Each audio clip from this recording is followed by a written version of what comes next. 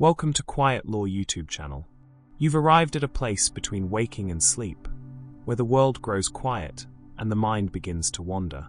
This is a journey through time, through cultures, through the peculiar fears and hopes that have shaped human belief for thousands of years. Tonight, we will explore superstitions, not as curiosities to be laughed at, but as windows into the souls of our ancestors, who looked at the world with different eyes and saw meaning in every shadow, every sound, every small ritual of daily life.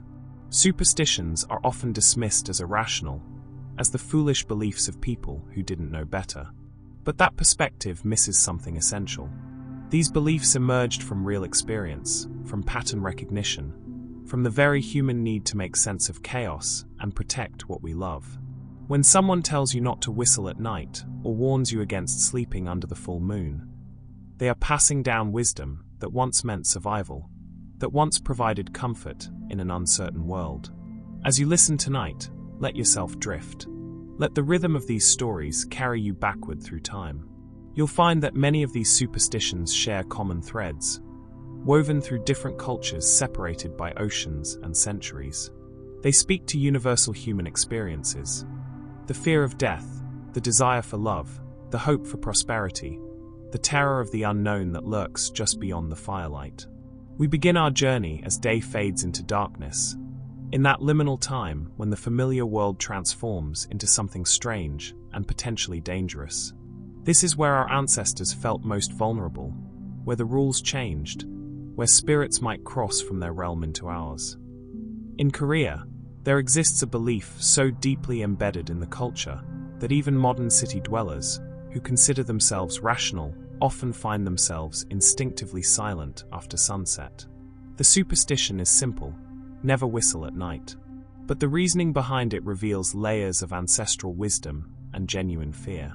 The Korean tradition holds that whistling after dark summons spirits and demons.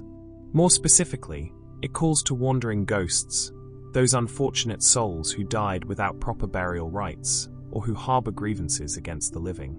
In traditional Korean cosmology, the world of spirits and the world of humans exist side by side, separated by a veil that grows thinnest when darkness falls. Sound, particularly melodic sound, can pierce this veil. Whistling, with its clear, carrying tone, acts like a beacon in the spirit world. Imagine standing in a crowded, noisy place. You might not notice someone speaking, but a sharp whistle cuts through everything. The Koreans believed spirits experienced our world similarly. During the day, the noise and energy of human activity creates a barrier, but at night, in the quiet, a whistle rings out like a dinner bell. There are practical origins to this belief as well. In rural Korea, whistling at night could attract wild animals or alert bandits to your presence. Villages were small islands of light and safety in vast darkness. Drawing attention to yourself after sunset was genuinely dangerous. Parents would tell children about the spirits not just to preserve spiritual safety, but physical safety as well. The superstition served both purposes seamlessly. Over generations, the practical warning and the spiritual warning merged until they became indistinguishable. Some Korean folklore suggests that snakes, particularly supernatural snakes with the ability to take human form, are drawn to whistling at night. These snake spirits, called amyugi, were said to be dragons in training, powerful but not yet ascended to full dragon status. They resented humans and would investigate any sound that suggested easy prey. An amyugi could swallow a person whole, or worse, drag them into a river or well, never to be seen again. Moving eastward across the sea to Japan, we encounter another nighttime prohibition, one that seems mundane until you understand the weight of belief behind it. In Japan, cutting your nails after the sun goes down is considered deeply unlucky. The specific consequence varies by region, but the most common belief is that if you trim your nails at night, you will not be present at your parents' deathbeds. You will miss the chance to say goodbye, to fulfill your filial duties, to close the circle of care that defines the parent and child relationship. This superstition has roots in language and in practical reality. In Japanese, the phrase for cutting nails at night, yosum, sounds very similar to words associated with death and the shortening of life. Language in Japan is filled with such homophones, and avoiding words or actions that sound like bad omens is a common practice. Speaking or acting out something that resembles misfortune is believed to invite that misfortune into reality. The universe, in this view, pays attention to patterns and echoes. But there's a more tangible origin as well. Before electric lights, cutting nails at night meant working by candlelight or in near darkness. This was genuinely dangerous. A slip of the blade could cause serious injury. In an era before antibiotics, even a small cut could become infected, potentially leading to blood poisoning, fever, and death. Many people did die from infections that began with minor wounds. Parents would warn their children against cutting nails at night, not out of mystical concern, but out of very real fear of injury. The superstition about missing your parents' death may have emerged as a more emotionally resonant way to communicate this danger. Fear of infection is abstract. Fear of abandoning your dying parents is visceral. There's also a Buddhist element to this belief. In Buddhist tradition, care for one's parents, especially in their final days, is a sacred duty. It's an opportunity to repay the debt of life and love. Missing this moment is a spiritual catastrophe, a failure that would follow you through subsequent reincarnations. By connecting nail cutting at night to this profound spiritual failure, the superstition gained tremendous power. It wasn't just about safety anymore. It was about your eternal soul.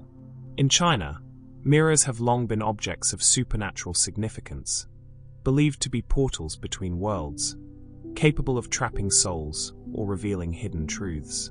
The superstition about sleeping with a mirror facing your bed is particularly prevalent and continues to influence bedroom arrangement even in modern Chinese homes. The belief states that if you sleep facing a mirror, your soul, which leaves your body during sleep to wander the dream world, might become confused upon seeing its own reflection. It might think the reflection is the true body and attempt to enter the mirror rather than returning to your physical form.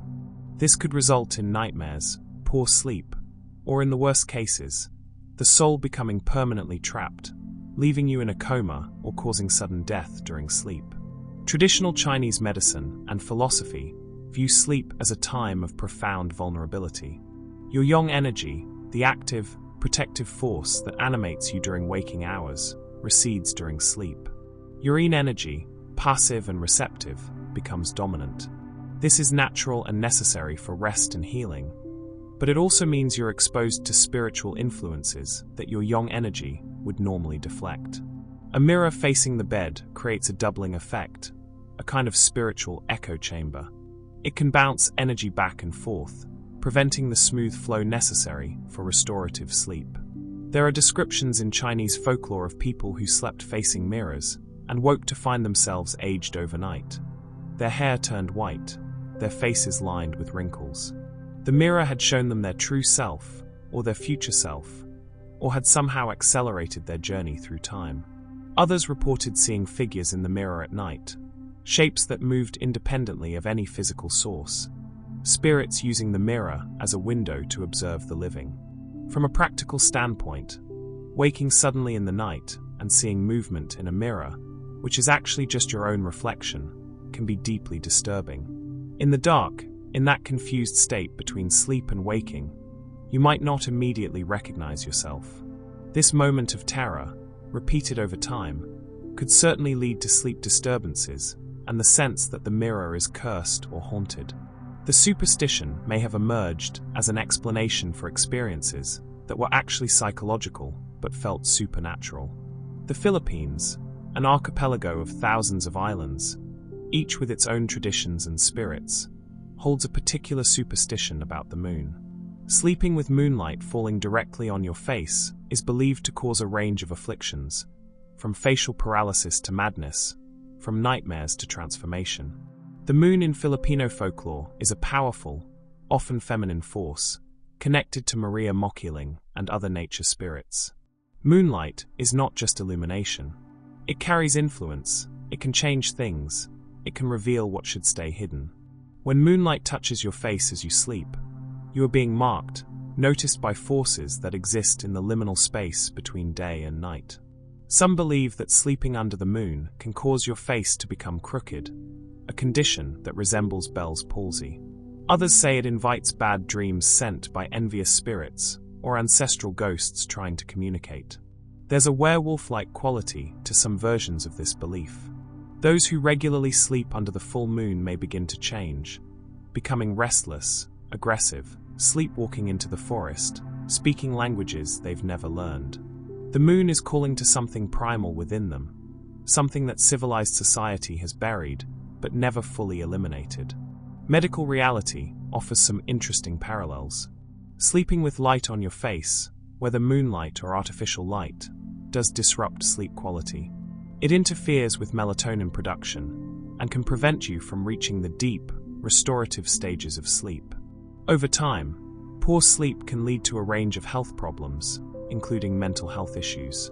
People in rural Philippines, sleeping in houses with open windows, would have noticed that those who slept where the moon shone on them often seemed more tired, more irritable, more prone to illness.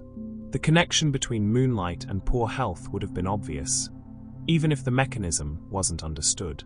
There's also the simple fact that moonlight, especially full moonlight, is bright enough to wake you partially throughout the night. Each time you surface from deep sleep, you're vulnerable to night terrors, to sleep paralysis, to that horrible experience of being conscious but unable to move, often accompanied by a sense of presence in the room. These experiences, which we now understand as misfires in the sleep cycle, would have been interpreted as spiritual attacks, as evidence that the moon had cursed you. In Thailand, names carry power.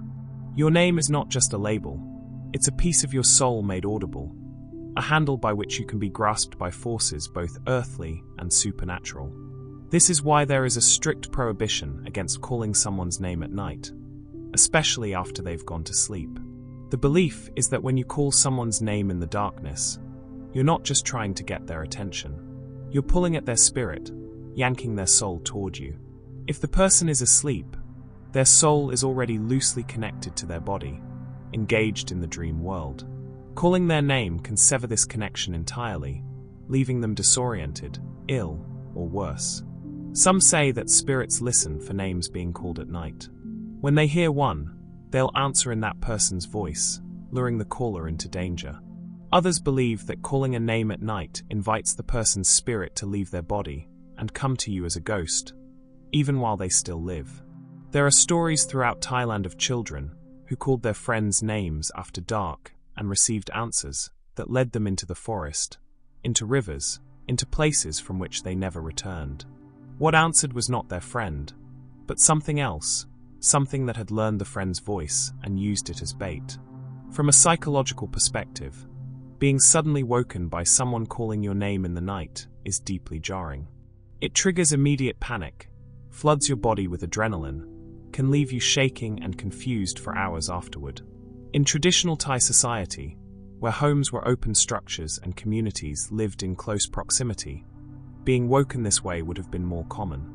The superstition may have emerged as a social convention, a way to ensure that people didn't unnecessarily disturb each other's sleep, wrapped in supernatural justification to give it force.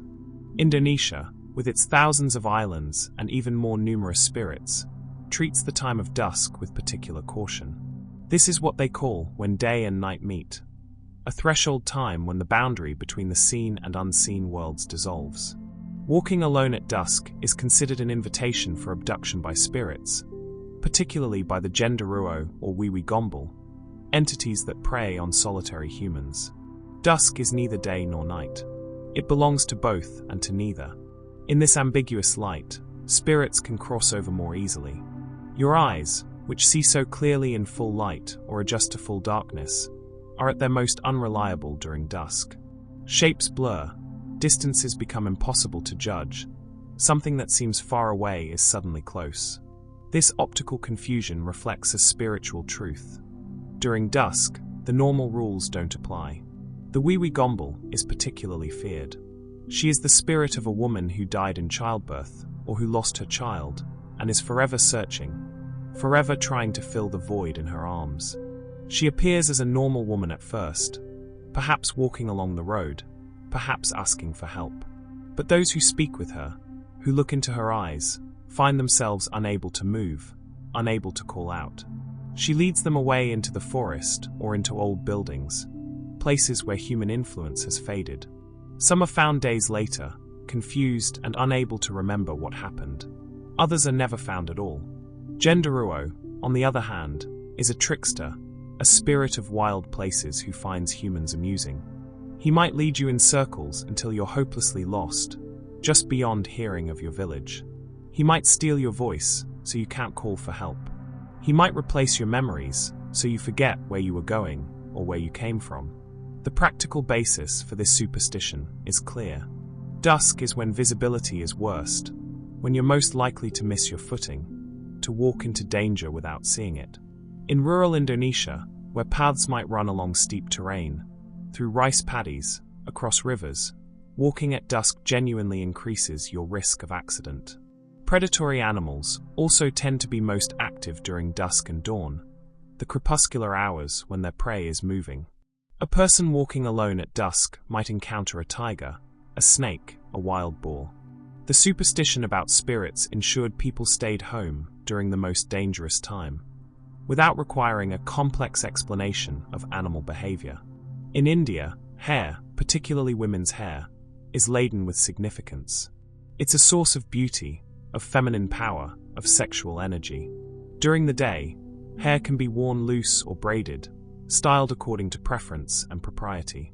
But at night, letting your hair down, allowing it to flow freely in the darkness, is considered an invitation to malevolent spirits and a sign of dangerous vulnerability. The belief is that loose hair at night attracts churales, the spirits of women who died during childbirth or who suffered greatly in life. These spirits are envious of living women, jealous of their wholeness and their potential for happiness. They are drawn to displays of feminine vitality, and long, loose hair is exactly such a display. A churale might possess a woman whose hair is down, entering through the crown of the head where spiritual defenses are weakest. Alternatively, she might steal the woman's beauty, leaving her aged and haggard by mourning. There's also a connection to sexuality and propriety. In traditional Indian society, a woman's loose hair was intimate, something seen by her husband and family, but not displayed publicly. Letting hair down was associated with the marriage bed, with privacy and vulnerability. To have your hair loose at night, especially if you were outside or visible to others, suggested improper behavior or intentions. The superstition reinforced social norms by attaching spiritual consequences to breaches of modesty. From a practical standpoint, sleeping with long hair loose can be uncomfortable and even dangerous. Hair can become tangled around your neck, can cover your face and restrict breathing, can catch on things, and cause you to wake suddenly. In hot climates, loose hair traps heat against your head and neck, making sleep difficult. The practice of braiding hair at night, justified by superstition, actually had genuine health and comfort benefits. The superstition about opening umbrellas indoors has spread so widely that many people follow it without knowing why, without being able to point to a specific culture of origin. It's become one of those global superstitions, adapted and adopted across continents, though the reasons given for the bad luck vary.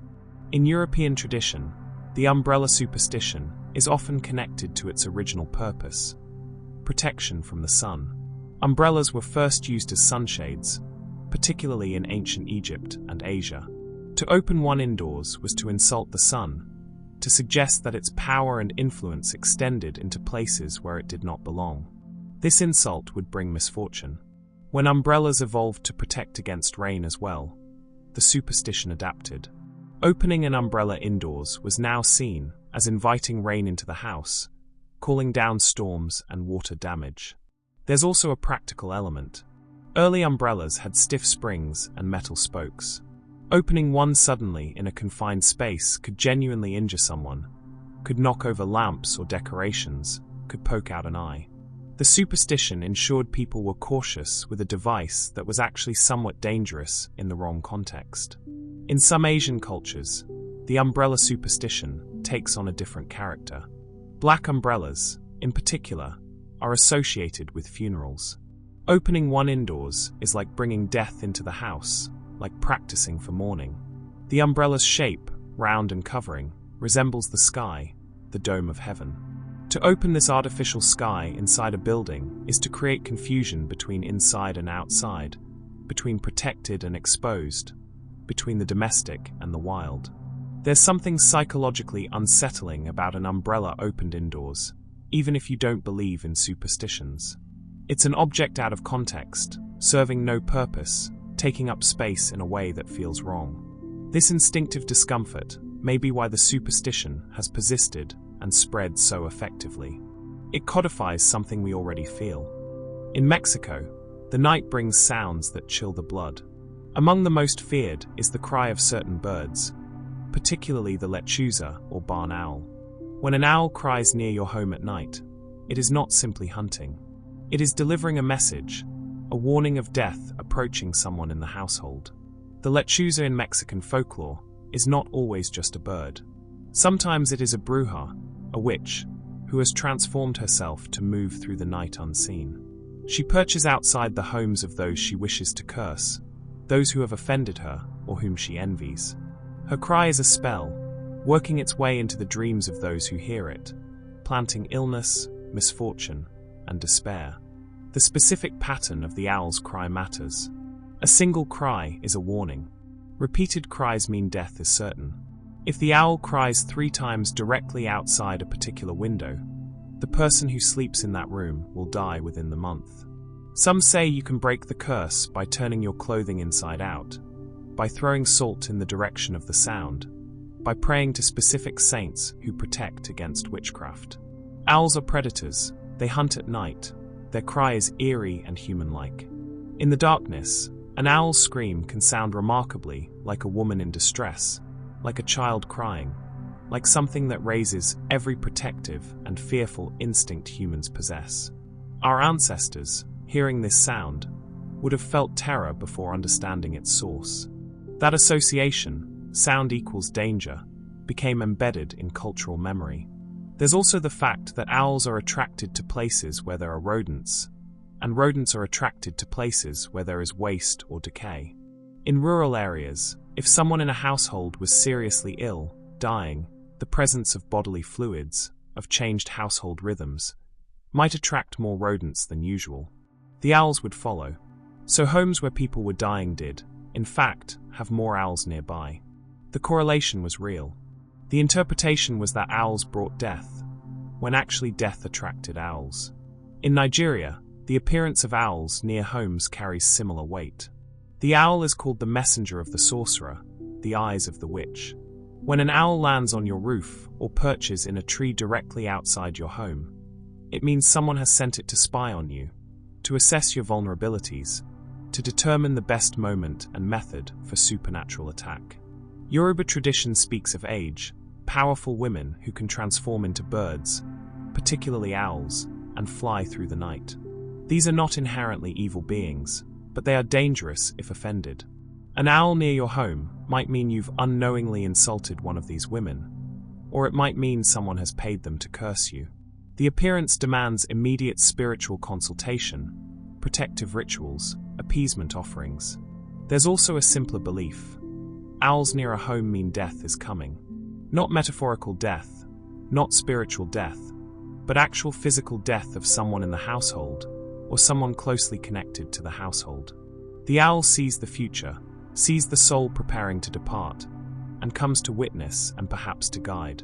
Night birds in general, not just owls, are treated with suspicion. Birds should be silent at night, should be roosting, hidden and still. A bird that cries out in darkness is unnatural, is overriding its own instincts, which means it must be under the control of something else, or it must be something other than it appears. Human brains are pattern-seeking machines. We notice when things happen in unusual sequence. If an owl appears near a house, and then someone in that house dies, we remember. We tell others. Over time, through the inevitable workings of coincidence and selective memory, a pattern seems to emerge. Owls precede death. The fact that owls appear near thousands of houses where no one dies is forgotten. The memorable cases, the frightening cases, become the evidence for the superstition. As night deepens and we retreat into our homes, we enter spaces that should offer safety and comfort. Yet even here, within walls built by human hands, superstition follows. The home is not just a physical structure. It is a spiritual territory, a place where we negotiate constantly with unseen forces, where every object and every action carries potential meaning. What we do with our possessions, how we arrange our spaces, the small rituals we perform or avoid, all of these become part of an elaborate system of protection and invitation. We protect our luck, we guard against misfortune, we perform small acts of magic disguised as housekeeping. The superstitions of the home are often the most persistent because they're woven into daily life. You don't need a special occasion to encounter them. Every meal, every cleaning, every moment of sitting or standing becomes an opportunity to observe or violate ancient rules. These are the superstitions that grandmothers enforce with sharp looks and sharper words, that mothers pass to daughters with warnings wrapped in love. In China, shoes occupy an unusual position in the hierarchy of household objects. They are necessary, mundane, barely worthy of thought. Yet they carry meaning that transcends their function. Shoes touch the ground, the lowest place, the realm of dirt and contamination. They travel between the clean space of home and the polluted space of the outside world. They are boundary crossers, and boundary crossers are always dangerous. This is why placing shoes on a table is considered one of the most severe breaches of household luck. The table, particularly the dining table, is sacred space. It is where the family gathers, where food is shared, where nourishment and connection happen. The table is elevated, clean, associated with eating, and therefore with life itself. To place shoes, objects of the lowest realm, onto this elevated, pure surface is to invert the natural order. It is to bring the outside inside, to contaminate the clean with the dirty, to mix categories that must remain separate. The consequences of this violation are said to be immediate and severe. Death will visit the household within the year. Some specify that it will be the death of the household head, the father or eldest member. Others say simply that death will come, but not specify who will be taken. The certainty of the superstition is what gives it power. Not bad luck, not potential misfortune, but death, specific and inevitable. There are historical reasons for this belief that extend beyond symbolism. In traditional Chinese society, poverty was widespread and death from disease was common. Shoes, walking through streets where human waste, animal waste, and general refuse accumulated, were vectors for disease. They carried pathogens, parasites, bacteria. Placing shoes on a surface where food would later be placed was a genuine health risk. People who did this more casually, who were less vigilant about separation between clean and contaminated, would indeed experience more illness, more death.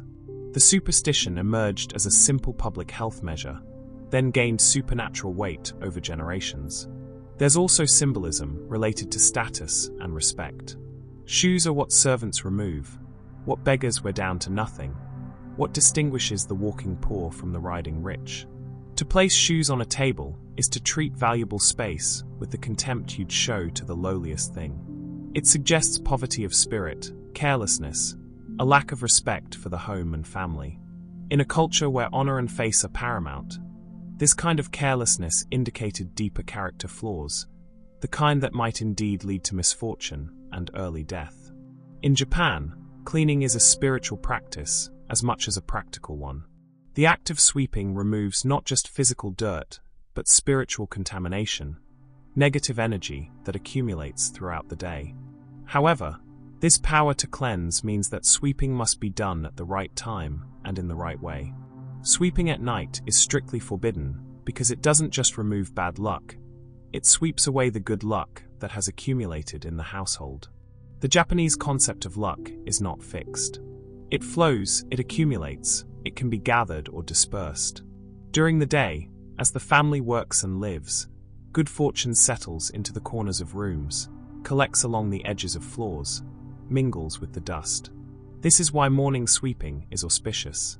You're removing the previous day's bad energy before the new day begins. But night sweeping disrupts fortune that has only just arrived. You're throwing away blessings before they've had time to take root, to transform into tangible good fortune.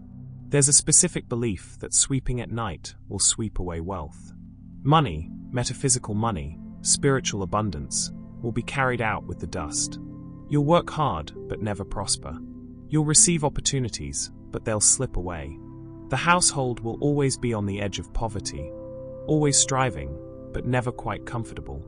Some versions of this superstition specify that sweeping at night will anger the kami, the spirits that inhabit all things.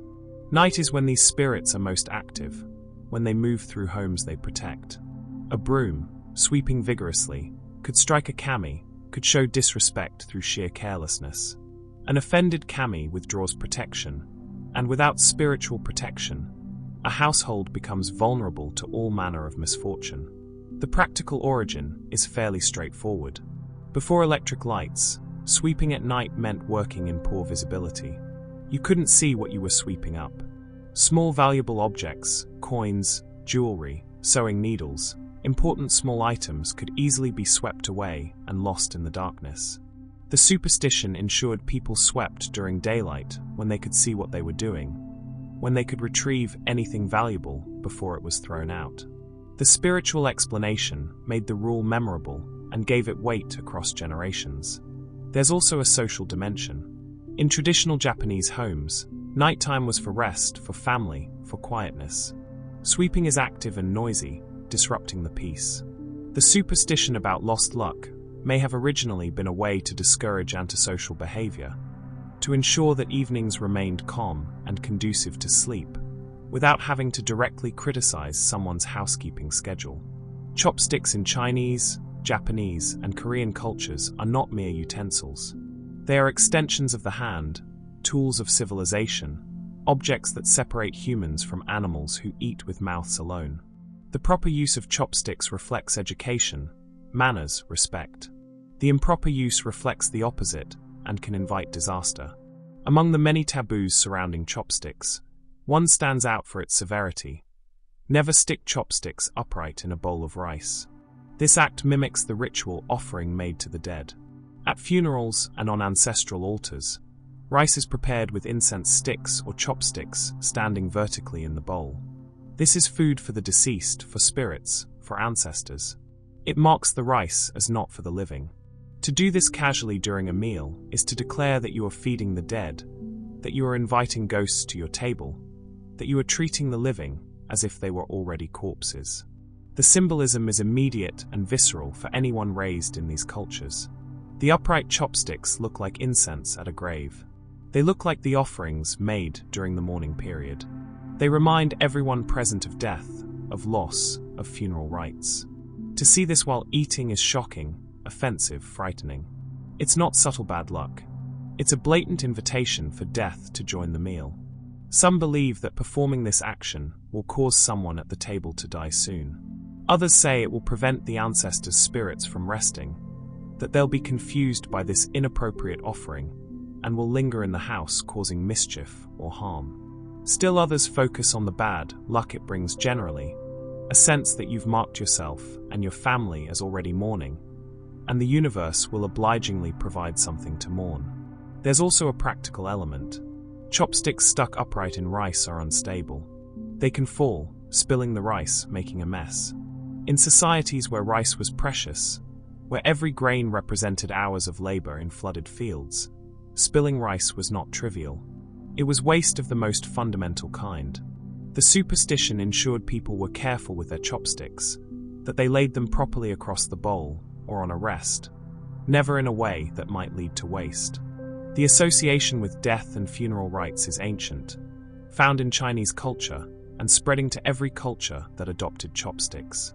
It's one of the first things children are taught about table manners, often with great emphasis and severity.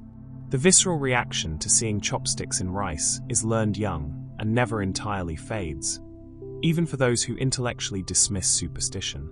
In Europe, mirrors have always occupied an uneasy position between tool and talisman. The ability to see your own face, to capture your reflection, seemed magical for most of human history. Early mirrors were polished metal, expensive and rare, owned only by the wealthy. Glass mirrors, clear and accurate, were even more precious. These were objects of power, and breaking one was considered a catastrophe. The most well-known version of this superstition states that breaking a mirror brings 7 years of bad luck. The specificity of 7 years is important. Not a lifetime of bad luck, not permanent curse, but 7 years precisely. This number has significance across cultures, biblical importance, mystical weight. 7 years is long enough to be terrifying, but finite enough to be believable. The reasoning behind the superstition involves the soul. Mirrors were believed to hold a piece of your soul, captured in the reflection. When you looked into a mirror, you weren't just seeing light bounced back. You were seeing your soul made visible. Breaking the mirror broke this captured soul fragment. Until your soul could repair itself, regenerate the missing piece, you would experience misfortune. The 7-year period represents a complete cycle of physical regeneration. In ancient belief, the body completely renews itself every 7 years. When your body finished its renewal cycle, your soul would also be whole again. Some versions of the superstition specify that you can mitigate the damage. Grinding the broken mirror pieces into powder so fine that they can never reflect again will limit the curse. Burying the pieces by moonlight, or throwing them into running water, or touching them to a tombstone, all of these actions supposedly break the spiritual connection and reduce or eliminate the bad luck. From a practical standpoint, mirrors were extraordinarily valuable.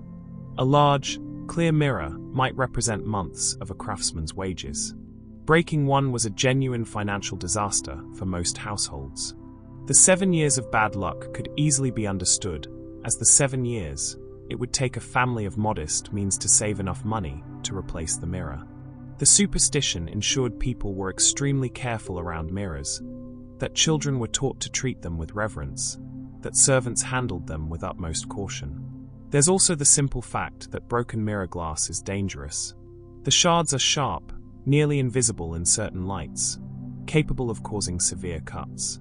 In an era before antibiotics and modern wound care, a deep cut could lead to infection, fever, death.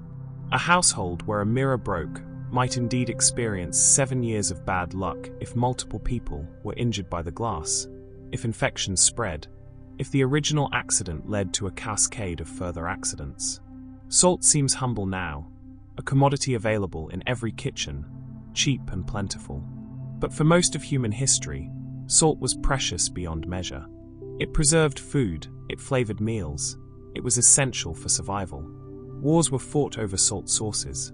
Trade routes existed primarily to move salt from places that had it to places that didn't. In this context, spilling salt was not just waste, it was a small disaster. The superstition about salt, particularly strong in the United Kingdom, but found across Europe, treats spilled salt as an omen of terrible luck unless immediately countered. The belief states that spilling salt invites quarrels, brings discord into the household, and generally opens the door to misfortune. The reason connects to salt's value and its use in sacred contexts.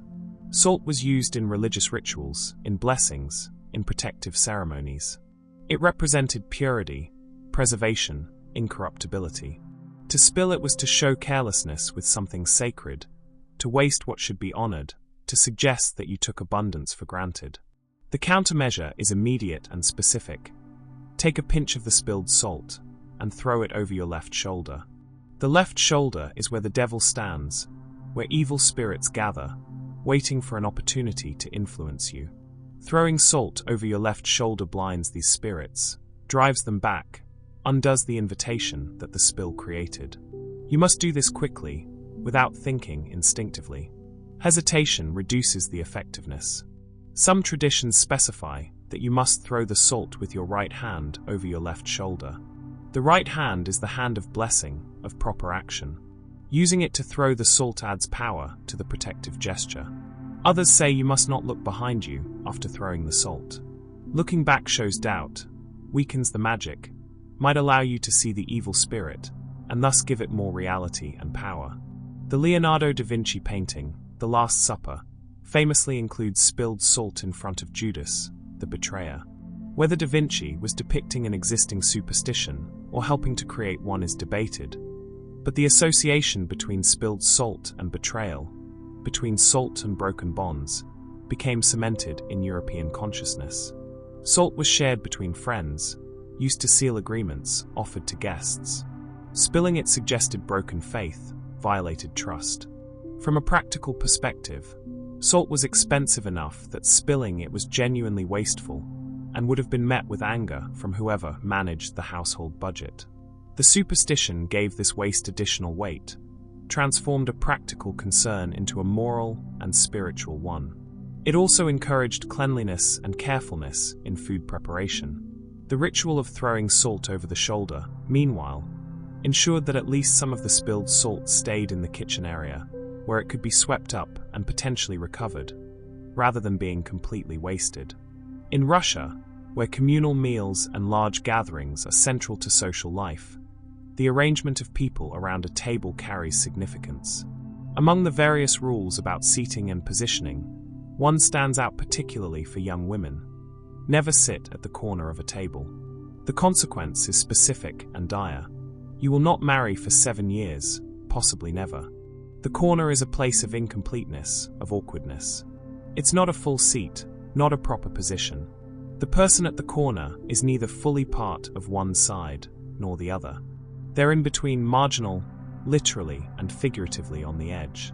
For a young woman in a society where marriage was not just expected, but necessary for social and economic survival, this marginality was frightening. To sit at the corner was to position yourself as marginal in life, to declare yourself neither here nor there, to embody liminal status.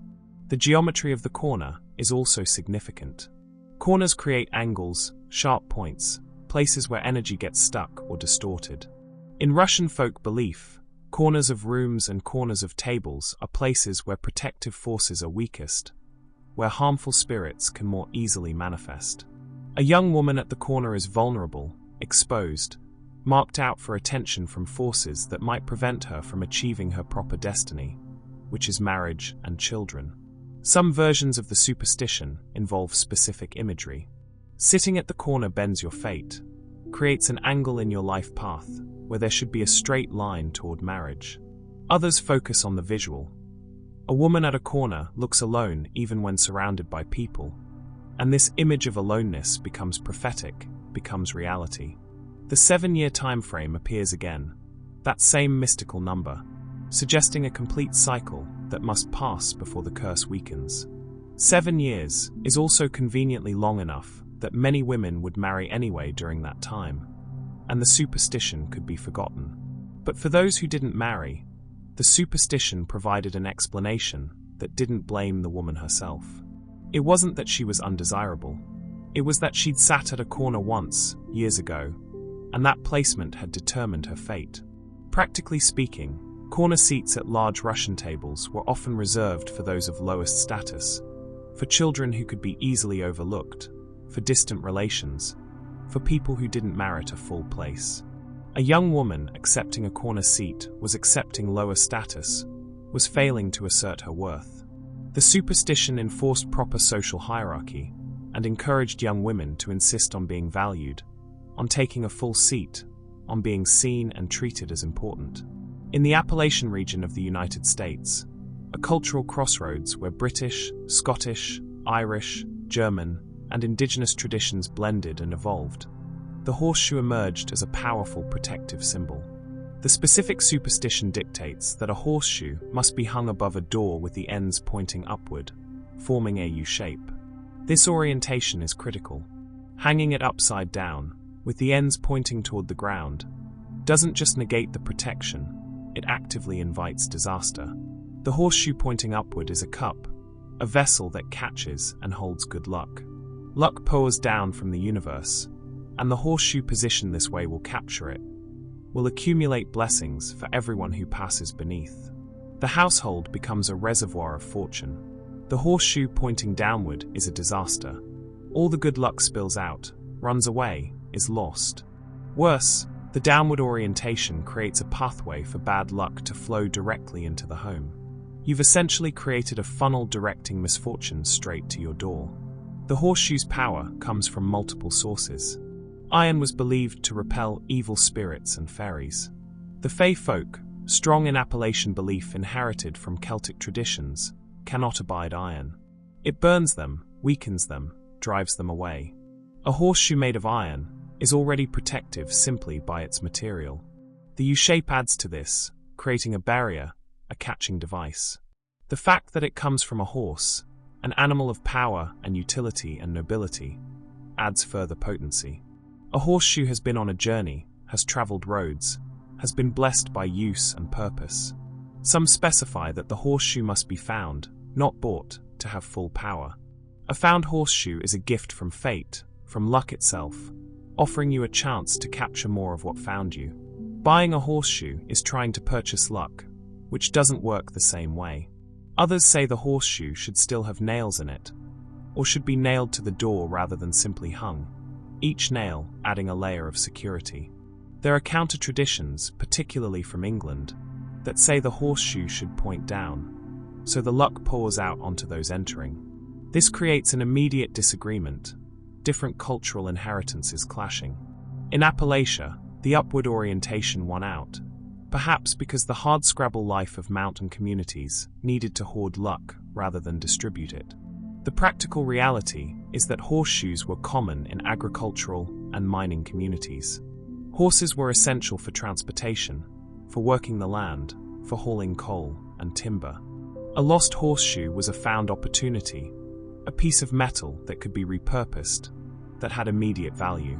Hanging it above the door kept it visible, kept it available if needed for repair, but also marked the household as resourceful, as connected to the labor and life of the region. In Scandinavia, where long winter nights and isolation created a rich inner life of folklore and superstition, whistling indoors is considered an invitation for trouble.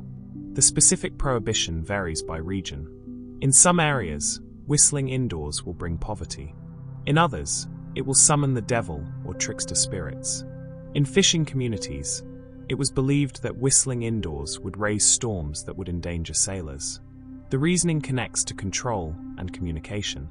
Whistling is how you call animals, how you signal across distances, how you attract attention. To whistle indoors is to call to something, but because you're not outdoors in the normal context for whistling, you're calling to things that shouldn't be called. You're sending a signal into the spirit realm, and whatever hears it will come. In Norwegian folklore, the Nis, a small household spirit that protects the farm and family, is temperamental and easily offended. Whistling indoors is considered disrespectful noise, the kind of casual carelessness that suggests you don't take the Nis seriously, that you've forgotten he exists. An offended Nis will withdraw his protection, or worse, will actively sabotage the household. Crops will fail, animals will sicken, small disasters will accumulate until the family makes amends. The connection to weather, particularly in fishing communities, is more specific. Sailors believed that whistling could control the wind. Out at sea, a calm might be broken by whistling, calling the wind to fill the sails. But this power had to be used carefully. Whistling indoors, away from the sea, could still call the wind, could create storms that the whistler had no ability to stop or direct. Fishermen would return to find their sons or wives had whistled indoors, and they would feel a chill, knowing that somewhere out on the water, an unnatural storm was forming. There's a practical element related to communication. In small homes where multiple generations lived together, whistling was loud, piercing, disruptive. It made conversation difficult, disturbed those trying to sleep or work. The superstition about poverty or summoning evil was a way to enforce household peace, to make the rule about not whistling feel important enough to follow without constant parental enforcement. The seasonal nature of Scandinavian life meant that indoors time was precious. During the long dark winters, the home was sanctuary, a carefully maintained bubble of warmth and safety against the hostile frozen world outside. Anything that disrupted this sanctuary, that made it feel less safe or comfortable, was regulated by superstition as much as by social convention. Iceland, an island nation built on volcanic rock, has an intimate and cautious relationship with stones. The land itself is alive, geologically active, prone to earthquakes and eruptions. The rocks are not just objects. They are the bones of the earth, the substance of giants, the homes of hidden people, the alpha, who live in another dimension but occupy the same physical space. Bringing rocks inside, particularly certain kinds of rocks from certain places, is considered extraordinarily dangerous. The belief is that rocks belong where they are. They have been there for centuries, perhaps millennia. They have accumulated history, energy, relationships with the land and with the hidden folk. To take a rock from its place and bring it into your home is to disrupt these relationships, to commit a kind of theft, to show disrespect to beings who are powerful and prone to taking offense. The alpha might follow the rock into your home. These are not small, cute fairies from children's stories. They are the hidden people, the elf folk, as real to Icelanders as their human neighbors, more dangerous because they operate by different rules. If you've taken a rock from their dwelling place, they will come to retrieve it, and while they're in your home, they might cause havoc. Objects will go missing, people will fall ill, accidents will happen with unusual frequency. Some rocks are more dangerous than others. Rocks from ancient sites, from churchyards, from places where battles were fought. These carry concentrated history and spiritual energy. Bringing them inside concentrates that energy in an inappropriate space. Your home is a place of daily life, of mundane activity. Introducing something charged with deep time, or violence or sanctity, creates an imbalance. There are documented cases in modern Iceland where construction projects were altered to avoid disturbing rocks believed to house alpha. Roads were rerouted, buildings redesigned. This is not quaint folklore. This is active belief affecting concrete decisions. Workers who ignored warnings and disturbed protected rocks experienced unusual numbers of accidents and equipment failures, which only reinforced the belief. The practical element involves stability and safety. Bringing rocks inside, especially large ones, adds weight that structures might not be designed for. It creates tripping hazards. It brings in dirt and potentially insects or small animals that were living under the rock. The superstition ensured people were cautious about what they brought into their homes, that they respected the landscape as something that shouldn't be casually dismantled or rearranged. In Turkey, a country that bridges Europe and Asia, where ancient traditions mix with Islamic practice and regional folk belief, there exists a strong prohibition against sitting on cold floors, particularly for women, and particularly in relation to reproductive health. The belief is that cold from the ground will enter your body, will settle in your womb, will cause infertility, menstrual problems, difficult childbirth, or general illness. The Turkish concept of health involves balance, particularly temperature balance. The body should be warm, but not overheated, should maintain equilibrium. Cold is seen as actively dangerous, something that attacks and invades. When you sit on cold stone or cold tiles, you're opening a direct pathway for cold to enter your body's core. The pelvic area, where reproductive organs sit, is particularly vulnerable because it's close to the ground when sitting. The consequences for women are emphasized because reproductive health was central to a woman's value and identity in traditional society. A woman who couldn't bear children faced social isolation, potential abandonment by her husband, a life without the security that children provided in old age. Any behavior that might threaten fertility was therefore treated with extreme caution. Older women would physically pull younger women up from cold floors, would scold them, would tell stories of women who sat on stone steps and never conceived, or who had painful periods their whole lives, or whose children were born weak. These stories served as warnings, as enforcement of the superstition through social pressure and genuine fear. There is medical validity to some of this concern, though not in the direct way the superstition suggests. Sitting on cold surfaces can lower body temperature, which does slightly suppress immune function. Women who regularly sit on cold floors might be marginally more susceptible to urinary tract infections or other infections, which, if left untreated in an era before modern medicine, could affect reproductive health. The connection between cold and reproductive problems wasn't entirely invented, though the mechanism wasn't understood correctly. There's also simple comfort. Sitting on cold floors is unpleasant. The superstition ensured that homes had adequate seating, that cushions or rugs were provided, that people were comfortable. In a culture where hospitality is paramount, a guest sitting on a cold floor was a shameful failure of hosting. The dire warnings about reproductive health gave this cultural requirement additional weight. We carry our fate not just in our actions, but in our bodies, in the involuntary movements and sensations that arise without our conscious will. A twitch, an itch, a sudden sound only we can hear. These small bodily events were never considered random by our ancestors. They were messages, signals from the universe, or from our own deeper knowledge, trying to break through into consciousness. The body knows things the mind doesn't. The body receives information from sources the rational self cannot access. This is the foundation of physical superstitions, the belief that our flesh and bones are constantly in conversation with fate. These superstitions are perhaps the most personal, the most immediate. You don't need to wait for a special circumstance. Your body is always with you, always producing sensations, always offering opportunities to read the future or understand the present in deeper ways. An itching palm while walking through the market, a ringing ear during a business negotiation, a sneeze at the moment of departure. Each of these becomes laden with meaning, becomes a decision point. Do you proceed or wait? Do you hope or worry? The body has spoken, and you must interpret. In India, where the philosophy of karma and the intricate web of cause and effect permeate daily life, even the smallest bodily twitch is understood as meaningful.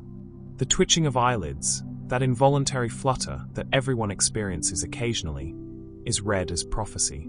The meaning depends entirely on which eye twitches, and whether you are male or female.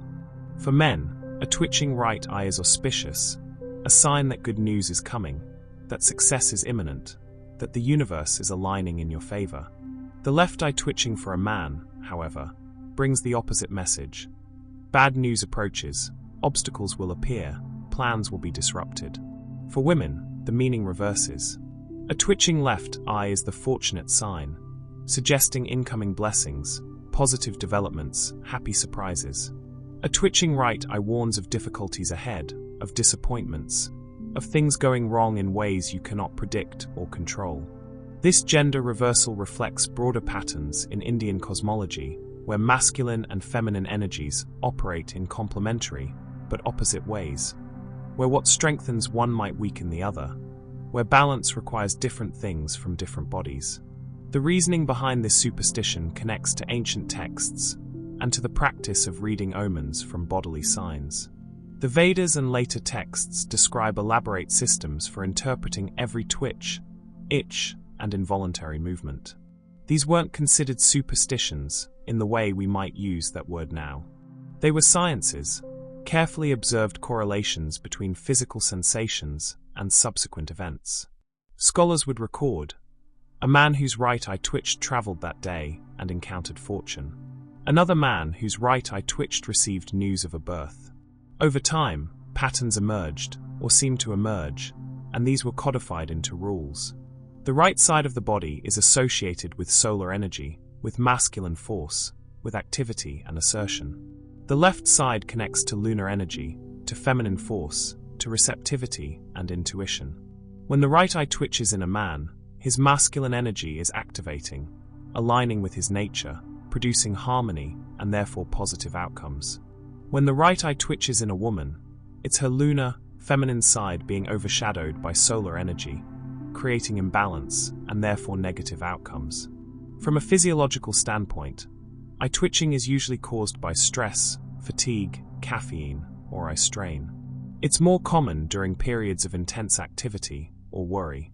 In traditional Indian life, a man who was stressed might be stressed because he was engaged in important business, in negotiations, in activities that could indeed lead to success or failure. The twitching wasn't predicting the future, so much as reflecting present circumstances that would naturally lead to significant outcomes. Women's stress, often related to household management and social dynamics, might similarly coincide with periods when good or bad news was statistically more likely. The superstition persists because of confirmation bias. When your right eye twitches and something good happens later that day, you remember. You tell others. When your eye twitches and nothing significant happens, you forget, or you interpret some small positive thing as the fulfillment of the omen. Over millions of people across thousands of years, the memorable cases accumulate and seem to prove the pattern. In the Caribbean, where African traditions blended with European influences and indigenous beliefs to create unique cultural practices, the itching palm is read as a clear financial omen. An itching right palm means money is coming to you. You will receive unexpected income, find money, be paid what you're owed, inherit something of value. An itching left palm means money is leaving you. You will have unexpected expenses, will lose money, will be forced to pay debts, will experience financial loss. The hands are your instruments of receiving and giving, of taking and releasing. The right hand, in most cultures, is the hand you extend in greeting, the hand you accept gifts with, the hand of receiving. The left hand is often the hand of giving, of paying, of releasing things from your possession. When these hands itch, they're preparing for their respective functions. The nerve endings are anticipating activity, and this anticipation manifests as sensation. The specific instructions for maximizing the fortune of an itching right palm vary by island and family tradition. Some say you should immediately clench your fist, trapping the luck inside your palm, holding it until the money actually arrives. Others say you should rub your palm on wood, transferring the itch to something solid and stable, ensuring that the money that comes will also be stable rather than flowing through your hands immediately. Still others recommend rubbing the itching palm against your pocket or purse, directing the incoming money to its proper destination. For an itching left palm, the goal is to prevent or minimize the loss. Sitting on your left hand is one recommended action, literally preventing the money from leaving by immobilizing the hand that would give it away. Rubbing the left palm on red fabric is another protection, using color magic to stop the outward flow. Some simply accept the coming loss, viewing the itch as fair warning to be prepared, to save more carefully, to anticipate the expense before it creates crisis. This superstition has roots in European palm reading traditions, where every line and mark on the hand was believed to reveal character and fate. It also connects to West African beliefs about the body as a communication device through which ancestors and spirits send messages. Caribbean culture, born from the violent mixing of displaced peoples, took elements from multiple sources and created something new, something that felt true to the people practicing it. Physiologically, palms itch for mundane reasons: dry skin, irritation, allergic reactions, the beginning of a rash. In tropical climates, where people worked with their hands constantly, where contact with plants, salt water, and rough materials was daily reality, itching palms were common. The superstition gave these common sensations meaning, transformed them into communication rather than mere discomfort. The connection to money specifically may relate to the fact that handling coins, especially older coins made of various metals, could cause skin irritation. People who were about to receive money, who were anticipating payment, might unconsciously touch their palms more often, might experience psychosomatic itching based on anticipation. Those about to pay money might experience similar anxiety-related sensations. The superstition codified these correlations. In Ireland, an island of poets and mystics where the veil between worlds has always been thin, ringing ears are understood as evidence that you are being discussed in your absence. Someone somewhere is talking about you, and the content and tone of their conversation affects which ear rings and how. A ringing right ear means the talk is positive. You are being praised, complimented, recommended, spoken of with love or respect. A ringing left ear means the opposite. You are being criticized, gossiped about, slandered, discussed with malice or contempt. The ears are your organs of receiving information, of hearing what the world has to say. When they ring without external cause, they're receiving information that isn't traveling through normal channels. The speaker is not near you, their voice is not vibrating air in your immediate environment, yet somehow the fact of being discussed creates a disturbance that you can perceive. The universe is allowing you to know that you are the subject of attention, and whether that attention is friendly or hostile. Some versions of the Irish superstition provide a method for identifying exactly who is talking about you. You recite the names of everyone you know, and when you say the name of the person discussing you, the ringing will stop. This gives the belief an interactive quality, transforms it from passive omen reading into active investigation. Others say you should bite your tongue when your ear rings, which will somehow cause the person gossiping about you to bite their tongue, revealing themselves through their sudden pain. There's a countermeasure for negative gossip signaled by left ear ringing.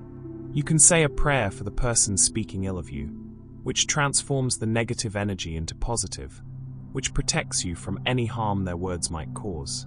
Or you can ignore it entirely, knowing that gossip has power only if you give it attention, only if you let it affect your emotional state. The wise person notes the left ear ringing, acknowledges that enemies or critics are speaking, and continues their day unmoved. The origin of this belief connects to the Irish tradition of the geis, the spoken curse or obligation that could shape a person's fate. Words had power in Irish tradition. A poet's satire could cause physical boils. A proper blessing could ensure victory in battle. Language was not separate from reality, it shaped reality. To be spoken about, then, was to be affected by that speaking. Good words strengthened you, bad words weakened you, regardless of whether you heard them directly. Medically, tinnitus, the perception of sound without external source, is extremely common and can have dozens of causes. Exposure to loud noise, ear infections, changes in blood pressure, neurological conditions, medication side effects. In pre-modern Ireland, where life was often hard and healthcare limited, tinnitus would have been frequent. Giving it meaning, making it a form of communication rather than a symptom, transformed an annoying or concerning sensation into something comprehensible. The right-left distinction may relate to the same solar-lunar, masculine-feminine divisions found in other cultures. It may also be simpler pattern recognition. When good things happened shortly after right ear ringing, people remembered. When bad things happened after left ear ringing, that too was remembered. The non-correlating cases faded from memory, and gradually a cultural consensus emerged about which ear meant what. In Japan, where attention to timing and auspicious moments shapes major life decisions, a sneeze at the moment of departure is a serious omen that must be heeded.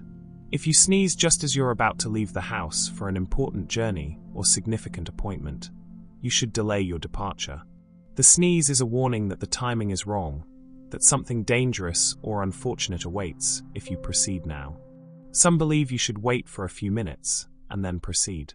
Others say you should postpone the entire trip if possible, that the sneeze has marked the day as inauspicious for your intended purpose. The sneeze is understood as your body's warning system, as a message from your deeper self or from protective spirits trying to prevent disaster. Your conscious mind has decided to travel, has made plans, has committed to action. But your unconscious mind, which has access to information your rational self cannot perceive, knows that danger lies ahead. It cannot speak to you in words, so it speaks in the only language available, physical sensation. The sneeze is a shout of warning from the depths of your being. There are levels of seriousness to this warning. A single sneeze is a caution, suggesting minor problems or inconvenience if you proceed. 2 sneezes increase the urgency, suggesting that the problems will be more significant. 3 sneezes in succession is a severe warning, indicating that real danger awaits, that the journey should absolutely be postponed if at all possible.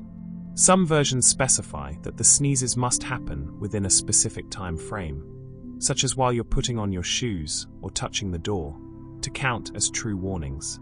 The response to the sneeze often includes small rituals. You might return fully into the house, sit down for a moment, drink some water, and then begin your departure again. This break resets the moment, creates a new beginning that isn't marked by the warning. Others recite a short prayer or protective phrase, asking for safe travel despite the omen. Still others take the warning as absolute and will reschedule important meetings or trips rather than proceeding under a bad sign. This superstition connects to the Japanese cultural emphasis on reading omens and selecting auspicious timing. There are entire calendar systems devoted to determining which days are good for which activities. Marriage, construction, business openings, all of these require consultation with these systems. The sneezer's omen fits into this broader framework where nothing significant should be undertaken without verification that the timing is right. Physiologically, sneezes are triggered by irritation in the nasal passages, by allergens, by sudden exposure to bright light, by rapid temperature changes. In Japan, leaving a climate-controlled home and stepping into different outdoor conditions could easily trigger a sneeze. The superstition may have emerged from pattern recognition. People who sneezed while leaving and proceeded anyway sometimes encountered problems. Perhaps the oncoming illness that was causing nasal sensitivity also impaired their judgment or reflexes, making accidents more likely. Perhaps the weather conditions that triggered the sneeze were also conditions that made travel dangerous. The correlation was noticed, remembered, and codified into wisdom. In India, where astrology and lunar calendars determine the timing of everything from weddings to haircuts, the day you choose to cut your hair is believed to affect multiple aspects of your life. Certain days are auspicious for haircuts, bringing strength, prosperity, and good fortune. Other days are inauspicious and should be avoided at all costs. The specific prohibitions vary by region and tradition, but some patterns are widespread. Tuesday and Saturday are almost universally considered bad days for haircuts in Hindu tradition. Tuesday is associated with Mars, the planet of war and aggression. Cutting your hair on Tuesday is believed to shorten your lifespan, to invite violence or conflict into your life, to anger planetary forces that should be appeased rather than provoked. Saturday belongs to Saturn, the planet of karma and limitations. A Saturday haircut brings poverty, delays, obstacles, the slow grinding misery of plans that never quite work out. Thursday, by contrast, is often considered the best day for haircuts. It belongs to Jupiter, planet of wisdom, expansion, and fortune. A Thursday haircut promotes growth not just of hair, but of wealth and knowledge. It ensures that when your hair grows back, it will be thicker, healthier, more lustrous. Some traditions extend this to say that cutting hair on Thursday will help you find a good spouse, will improve your relationships, will make you more attractive in both physical and spiritual ways. The prohibition extends beyond just the day of the week. Certain lunar phases are also considered wrong for haircuts.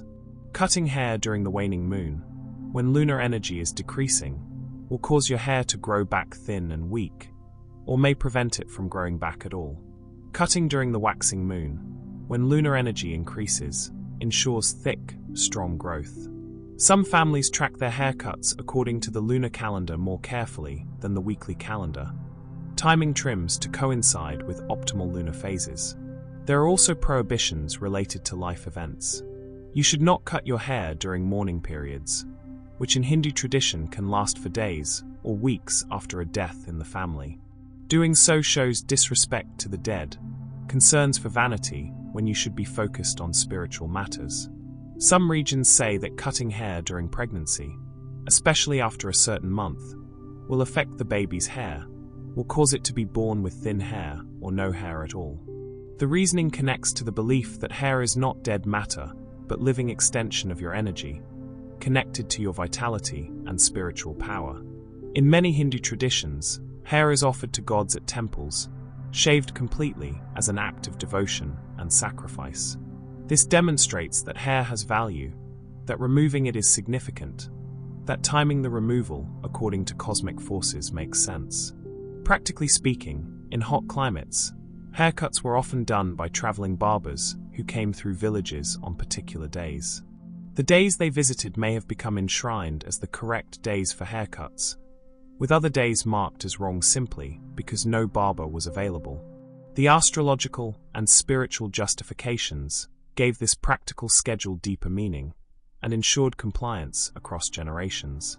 In China, where food is medicine and every ingredient carries specific properties that affect health and fate, the parts of the fish you eat are believed to influence your intelligence and success. Eating fish heads, particularly the brain and eyes, is considered highly beneficial for mental acuity, wisdom, and scholarly achievement. Parents will often give the fish head to children who are students, especially during important examination periods, believing it will enhance memory and comprehension. The reasoning is based on the principle of nourishing like. Eating brain enhances your brain. Consuming the fish's eyes improves your ability to see clearly, both literally and metaphorically, to perceive solutions to problems, to understand complex concepts. The fish head contains the fish's intelligence, limited though it may be, and consuming it transfers that capacity for navigation and survival to the human eater. There are specific beliefs about different types of fish. Fish that are known for clever hunting strategies or for long migrations are considered especially potent. Their heads contain not just physical nutrition, but spiritual essence, the quality that allowed them to succeed in competitive ocean environments. Eating such a head before an important test or business negotiation gives you access to these survival and success strategies. Beyond intelligence, fish heads are associated with becoming a leader, with rising to prominence. The head is literally the highest part of the fish, the part that leads. Eating it symbolically places you in the position of head, of leader, of the one who others follow. In business families, the family head often eats the fish head, reinforcing and renewing their position. Ambitious younger members eating the fish head signal their aspiration to leadership roles. The texture and appearance of fish heads are not appealing to many people, which makes consuming them an act of will, a small ordeal. This aspect of challenge adds to the belief in their power. Things that are difficult, that require you to overcome disgust or hesitation, are often seen as more spiritually potent than things that come easily. The person who can eat the fish head demonstrates strength of character, determination, qualities that do indeed correlate with success. Nutritionally, fish heads, particularly the fatty tissues around the brain and eyes, are rich in omega-3 fatty acids, which modern science has confirmed are beneficial for brain function and development. Traditional Chinese observation of people who regularly ate fish heads being sharper, having better memory, being more successful in intellectual pursuits wasn't wrong. The mechanism wasn't spiritual transfer of intelligence, but the correlation between diet and cognitive function was real. In Nepal, nestled in the Himalayas where Buddhist and Hindu practices interweave with older animist traditions, dawn is considered a particularly powerful time. The moment when night transitions to day, when darkness surrenders to light, is charged with spiritual energy. Walking barefoot at dawn allows you to absorb this energy directly through your feet, connecting you to the earth during its most receptive moment. The belief is that morning dew carries blessings from the night, that it has absorbed moonlight and starlight, that it contains the essence of dreams and the messages of ancestors who are most active during the dark hours. When you walk barefoot through this dew, you're receiving these blessings, allowing them to enter your body through the soles of your feet. Your feet have numerous nerve endings, pressure points that in both Ayurvedic and Chinese medical traditions correspond to every organ and system in your body. Stimulating these points with dew-covered grass or soil at dawn is believed to promote health, clarity, and spiritual alignment. There are specific instructions for how this walking should be done. You must walk deliberately, consciously, not rushing but moving with purpose. You should walk on grass if possible, or on soil, natural surfaces that maintain their connection to Earth's energy. Concrete or paved surfaces don't carry the same benefit.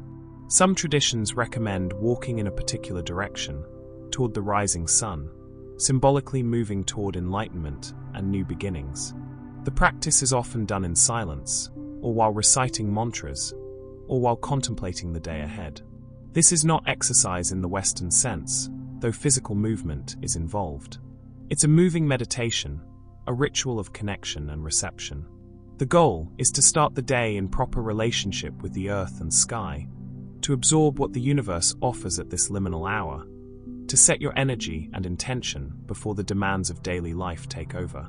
In some Nepali communities, parents encourage children to walk barefoot at dawn to improve eyesight. The specific connection between feet and eyes isn't anatomically obvious, but in traditional medicine systems, everything is connected. The stimulation of foot points at dawn, combined with the practice of looking toward the gradually brightening eastern sky, exercises the eyes in low light, strengthening them. Children who followed this practice, so the belief goes, would have keen vision into old age. From a medical perspective, walking barefoot on natural surfaces does provide sensory stimulation that can improve balance and proprioception. Morning exposure to natural light, even before full sunrise, helps regulate circadian rhythms, improving sleep quality and mood. The dew does provide slight moisture to feet that might be dry. None of these benefits are mystical, but they are real, and they would have been noticed by people who practiced dawn walking versus those who didn't. In the Philippines, where Spanish Catholic influences overlay indigenous animist beliefs, sleep position carries significance. Sleeping on your back is believed to invite sleep paralysis and to make you vulnerable to encounters with supernatural entities. The specific entity varies by region. Sometimes it's a Dewend, a dwarf-like earth spirit. Sometimes it's a Bangangot, a demon that sits on the chest of sleeping men and suffocates them. Sometimes it's simply referred to as being pressed by something invisible. The reasoning is that sleeping on your back exposes your chest and throat, the most vulnerable parts of your body. Your heart is unprotected. Your breath is easily restricted. You're presenting yourself as open, defenseless, an easy target for entities that feed on fear or life energy. When you sleep on your side, you're protecting these vital areas, presenting a smaller target, maintaining some level of defensive positioning even in sleep. The connection to sleep paralysis is particularly strong. This medical condition, where you wake but temporarily cannot move, often accompanied by a sense of pressure on the chest and the feeling of a malevolent presence, is terrifying when you don't understand what's happening. In Filipino culture, this experience is explained as supernatural attack. The entity has pinned you down, is feeding on your fear, might be trying to steal your soul or your breath. There are protective measures beyond just changing sleep position.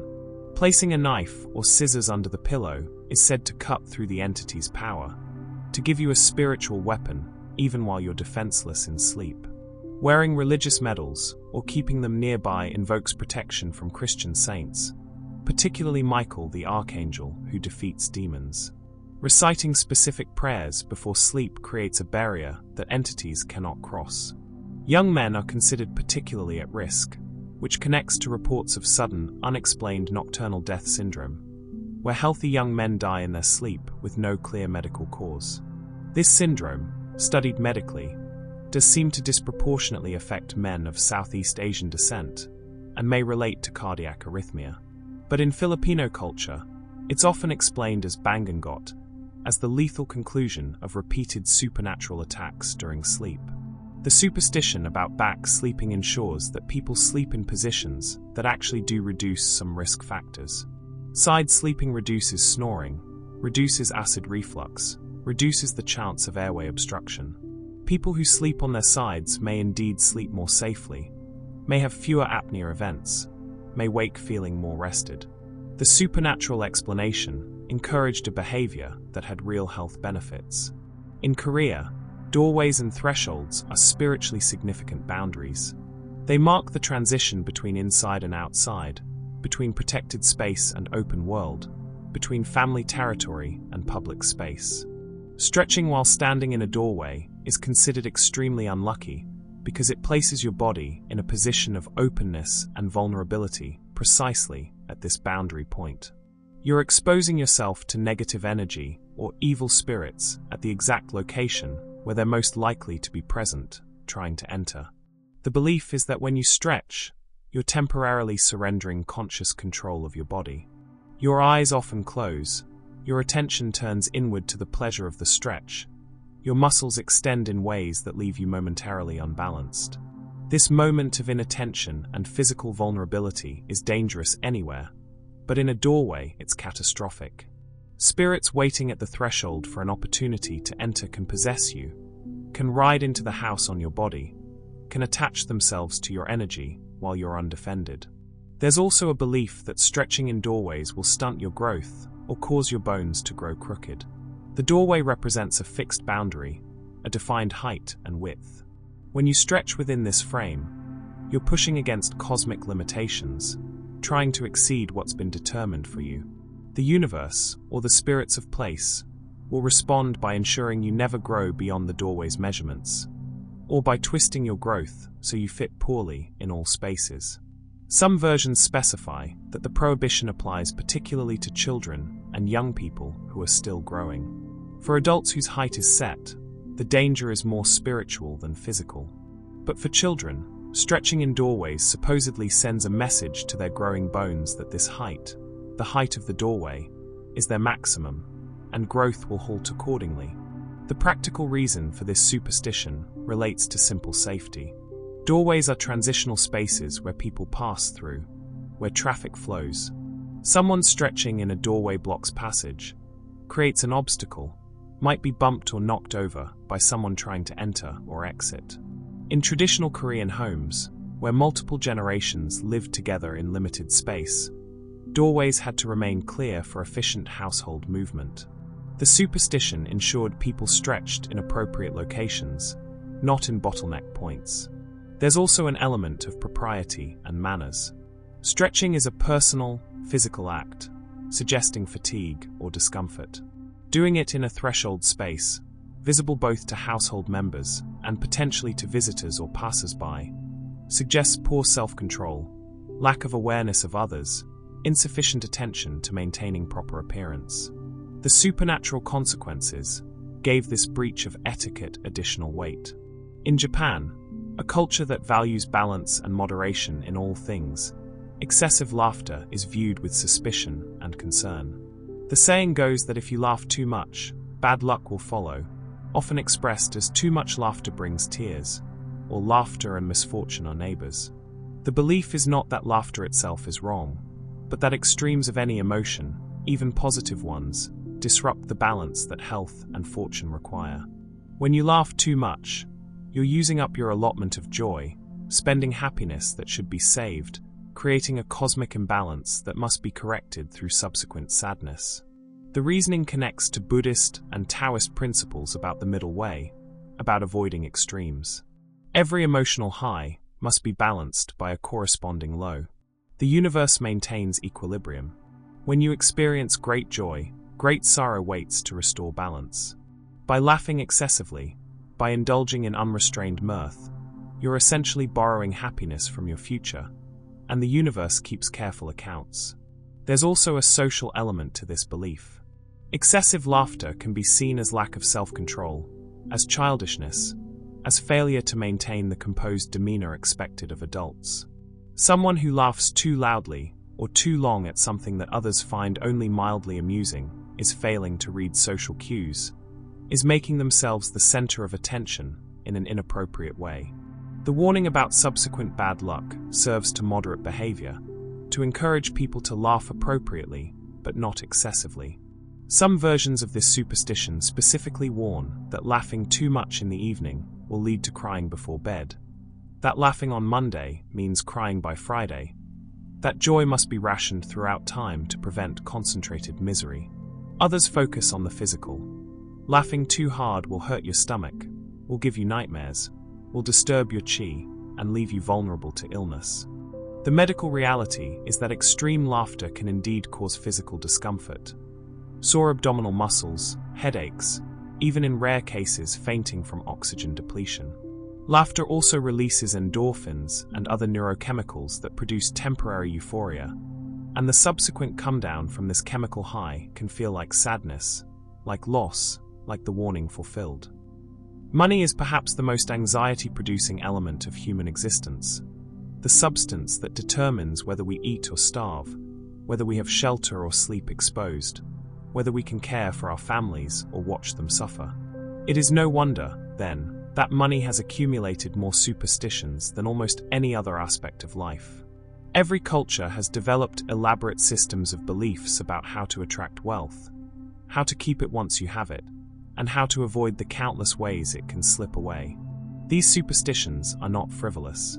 They represent generations of observation about prosperity and loss, about the mysterious ways fortune flows towards some and away from others.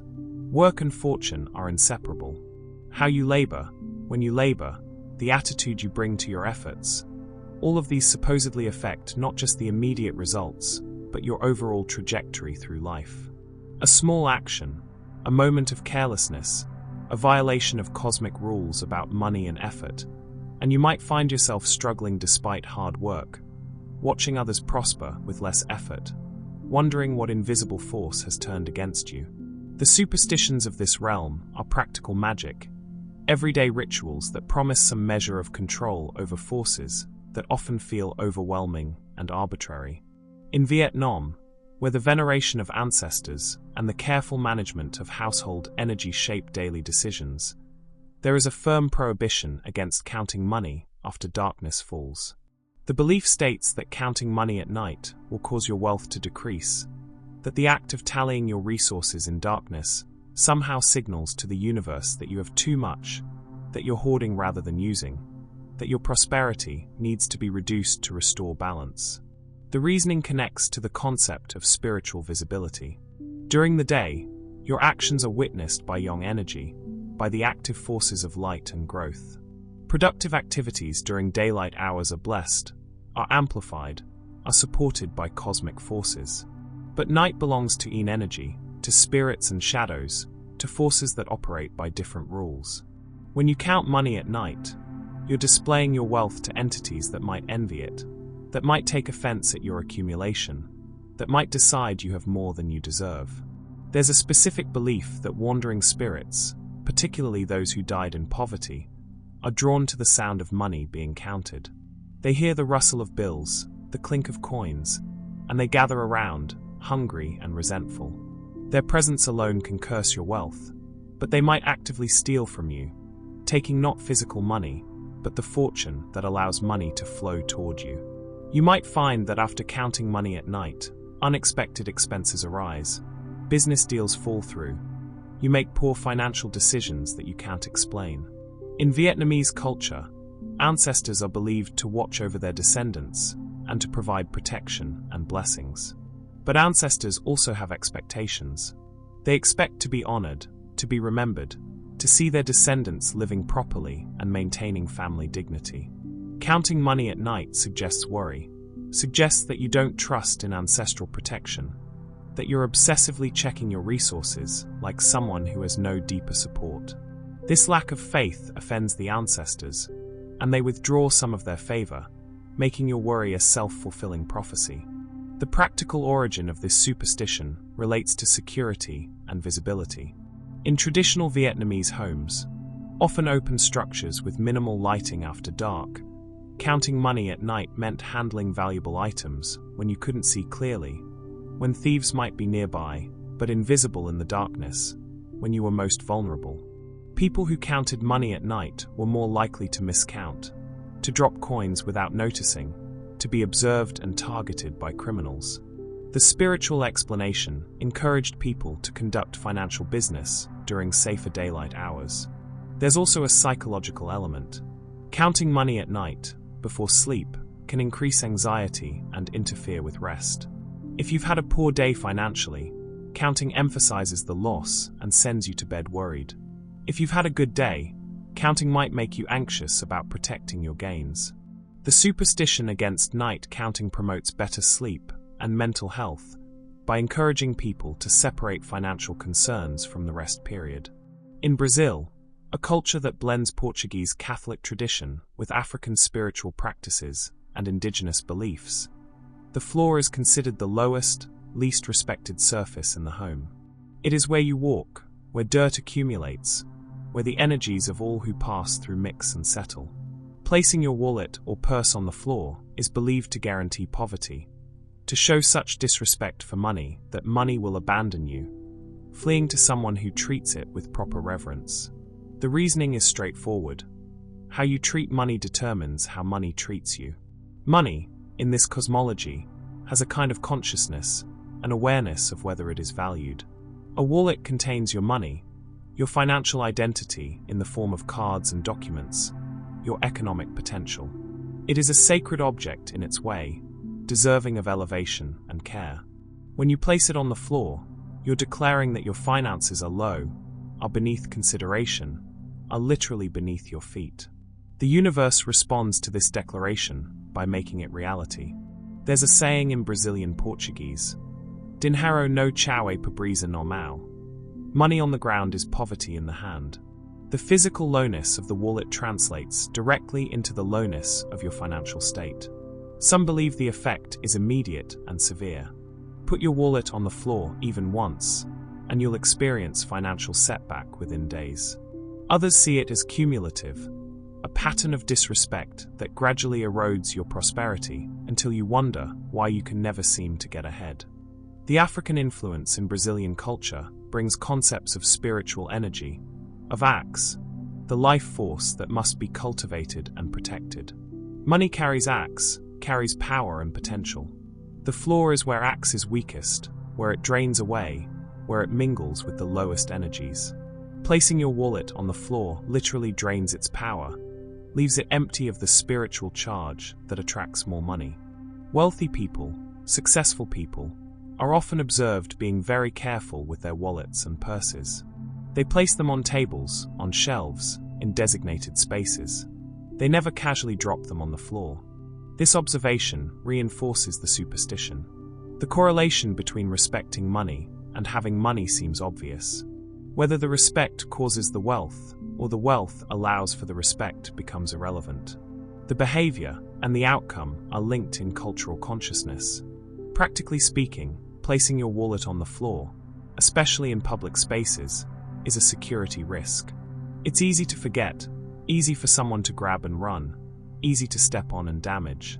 Wallets on the floor get dirty, wear out faster, are more likely to be lost. The superstition ensures people are mindful of valuable items, keeping them secure and clean. The financial consequences of losing a wallet, of having cards stolen, of having to replace everything, are severe enough to seem like a curse. In Japan, where we encountered the prohibition against whistling at night and whistling indoors, there is yet another context in which whistling is forbidden. While working, the belief is that whistling while you work will cause money problems, will prevent you from prospering in your business or employment, will mark you as someone who takes their responsibilities too lightly to deserve success. The reasoning centers on respect and attention. Work deserves your full focus, your serious engagement. Whistling suggests that you're not fully present, that you're treating your labor as something casual, that you're not giving it the respect it requires. In Japanese culture, work is not just a means to earn money. It's a reflection of character, a form of social contribution, something that should be approached with dedication and gravity. The whistler is failing to honor this understanding, and failure to honor work means work will not honor you with prosperity. There's a specific belief in merchant and shopkeeper culture that whistling will drive customers away. The sound creates an atmosphere of casualness that makes potential buyers feel the business is not serious, not professional, not worthy of their patronage. They'll walk past without consciously knowing why. The whistle has unconsciously signaled to them that this is not a place where quality matters, where transactions are conducted with proper attention. In some work contexts, particularly traditional crafts and construction, whistling is believed to invite accidents. The distraction of producing the sound, the indication that your mind is elsewhere, makes mistakes more likely. A craftsman who whistles while working will ruin materials, will make errors that require expensive fixes, will injure himself through inattention. The financial consequences of these accidents accumulate until the whistler is struggling economically, proving the superstition correct.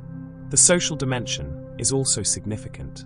In Japanese work culture, maintaining group harmony and showing proper seriousness are essential. An individual whistling while others work silently is breaking social cohesion, is declaring themselves separate from the group, is suggesting they're above the shared effort. This social violation has consequences in terms of support and opportunity. The whistler may find themselves excluded from advancement, passed over for good projects, subtly but consistently penalized by colleagues who view them as insufficiently committed. Practically, whistling in many work environments is genuinely problematic. It can mask important sounds, communication from co-workers, warnings, the sounds that indicate machinery is malfunctioning. In precision work requiring concentration, whistling from one person can break the focus of others, leading to collective decreased productivity. The superstition codifies good workplace behavior in terms that give it weight beyond mere preference. In China, the first customer of the day, particularly for a retail business, carries enormous significance. How this transaction goes, whether it results in a sale, how much the customer spends, even the customer's demeanor, all of these supposedly determine the fortune of the entire day and potentially influence the business's prosperity for much longer. A good first customer brings a wave of good customers. A bad first customer sets a negative pattern that will repeat throughout the day. The belief is that the first transaction opens a channel, establishes a flow. Money coming in early and easily means money will continue to come in. The first customer is not just an individual making a purchase. They are an omen, a representative of fortune itself, testing whether your business deserves prosperity today. Shopkeepers will go to great lengths to ensure the first sale happens, sometimes offering significant discounts, sometimes refusing to sell certain items as the first transaction if they're associated with bad luck. There are items that are considered particularly unlucky as first sales. Clocks, because they sound like the word for death, scissors or knives, because the sharpness suggests cutting relationships or cutting fortune.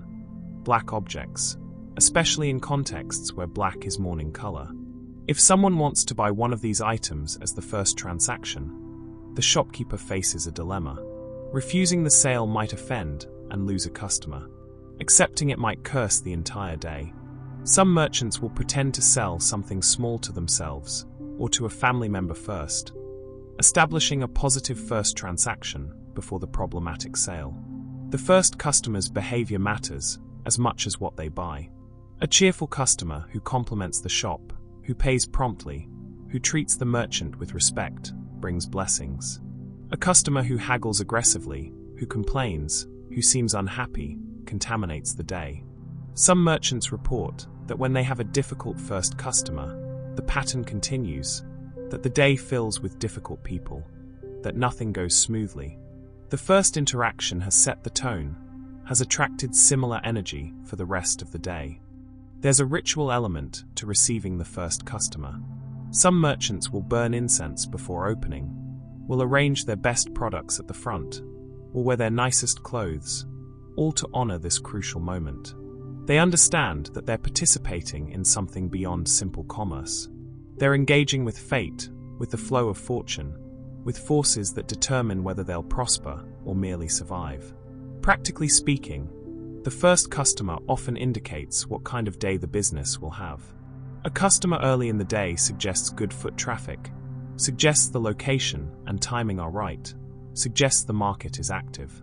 If this customer buys, it confirms that the products are priced correctly, are desirable, are being presented effectively. The first sale boosts the merchant's confidence and energy, which affects how they interact with subsequent customers, which does indeed influence total daily sales. The superstition captures a real dynamic, even if the mechanism isn't mystical. Across cultures, in what might be the most universal of all superstitions, dreaming of teeth falling out is interpreted as an omen of death or serious loss. The specific meaning varies. The European tradition suggests death of a family member. In Chinese culture, it indicates death of a parent specifically. In Middle Eastern traditions, it might mean loss of property or status. But the core association between tooth loss dreams and something being taken from you is remarkably consistent across unrelated cultures. The reasoning centers on teeth as symbols of vitality, of the ability to consume life, of power and wholeness. Teeth are how we break down the world to nourish ourselves. They're visible markers of health, beauty, and strength. Losing teeth means losing power, losing the ability to fully engage with life. When teeth fall out in dreams, your unconscious is processing anxiety about loss, about vulnerability, about things being taken from you that you cannot replace. In psychoanalytic interpretation, which has influenced how many modern people understand this dream, teeth represent various forms of power. sexual power, social power, economic power. Their loss indicates castration anxiety, fear of powerlessness, worry about aging and decay. But long before Freud, cultures interpreted tooth loss dreams as prophetic. The dream was not your mind processing anxiety. The dream was information from the spirit world, from ancestors, from fate itself, warning you that loss approaches. Some traditions specify the meaning based on which teeth fall out and how. Upper teeth falling means death of someone in the older generation. Lower teeth means someone younger. Teeth falling without pain means sudden, unexpected loss. Teeth falling with blood and pain means prolonged suffering before the loss occurs. The more detailed the death omen system becomes, the more ways there are to interpret the dream into something that seems to prove its prophetic power. There are protective measures prescribed for those who have this dream. Telling someone the dream immediately upon waking supposedly neutralizes its power, releasing the bad omen into the air rather than allowing it to concentrate and manifest. Writing the dream down and burning the paper sends the message back to the spirit world, rejecting what it predicted. Ritual cleansing, prayer, offerings to protective spirits or deities, all of these can supposedly break the connection between dream and reality. Physiologically, teeth grinding during sleep, dental problems, jaw tension, all of these can manifest in dreams as teeth issues. People under stress, people dealing with real loss or anticipating it, are more likely to grind their teeth and more likely to dream about teeth. The dream and the real-life stress are both symptoms of the same underlying anxiety.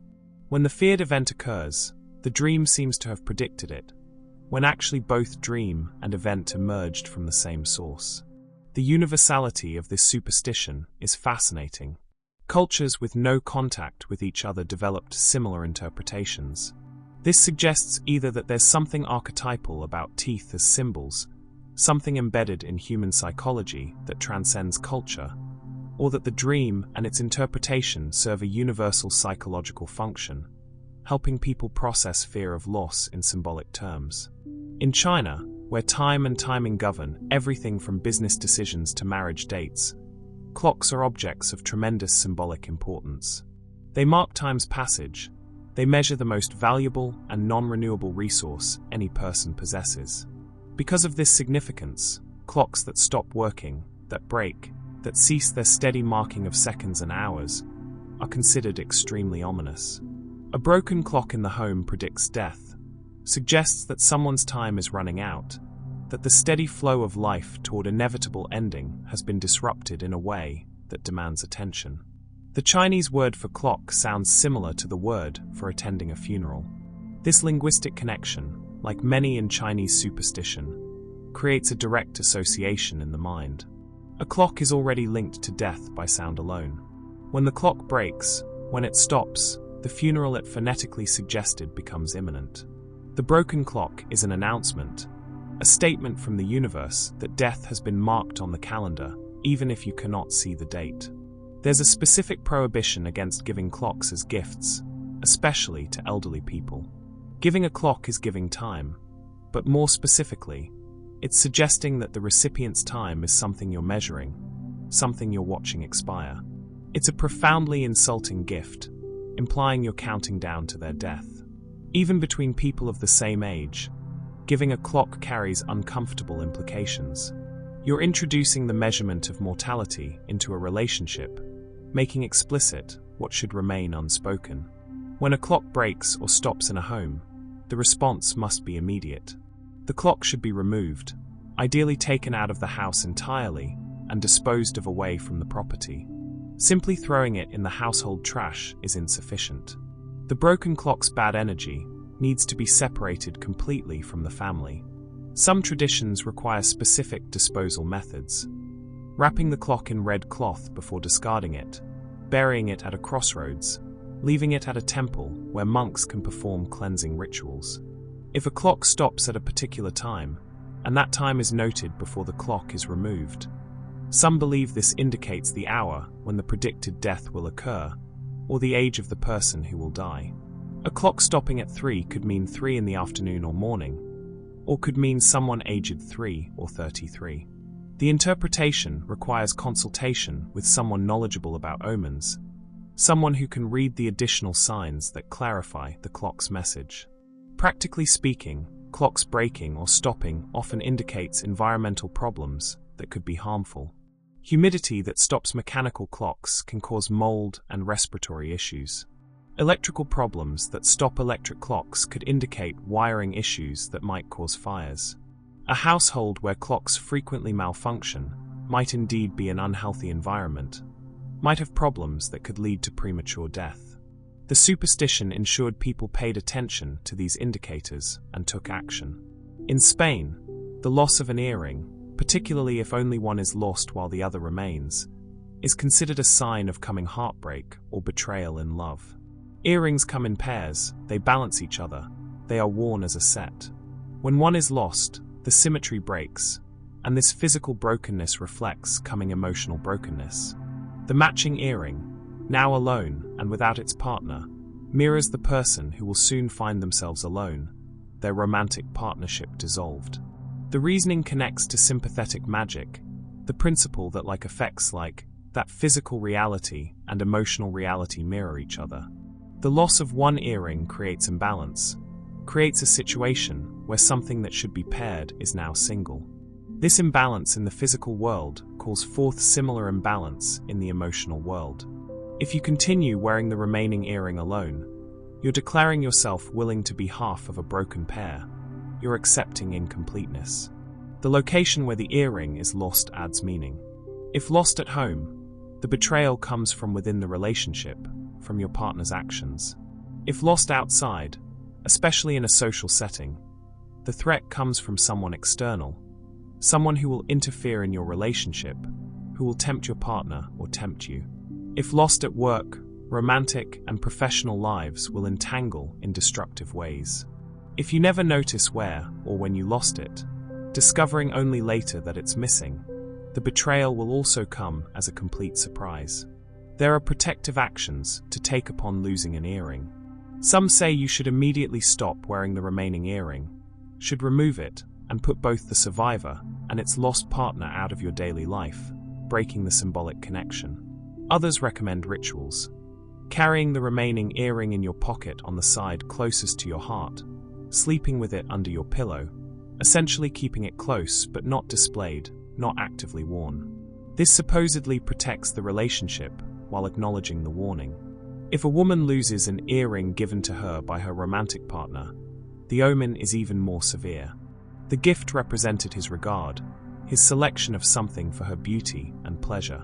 Losing it suggests she doesn't value what he's given, doesn't treasure his affection, is careless with his love. Even if she didn't intend this message, the universe reads the loss this way, and he will consciously or unconsciously begin to withdraw. Practically, earrings are small and easily lost, with post-style earrings being particularly prone to falling out unnoticed. Women who wear earrings regularly will, statistically, lose many over a lifetime. The superstition creates meaning from common occurrence. When a relationship ends and the person remembers losing an earring weeks or months before, the connection is made, the pattern is seen, and the superstition is reinforced. In Italy, Friday the 17th is considered the unluckiest possible date, a day when everything that can go wrong will go wrong, a day to avoid beginning any new enterprise or making any significant decisions. This superstition is specifically Italian, distinct from the broader Western fear of Friday the 13th, and its roots combine linguistic wordplay with historical catastrophe and biblical reference.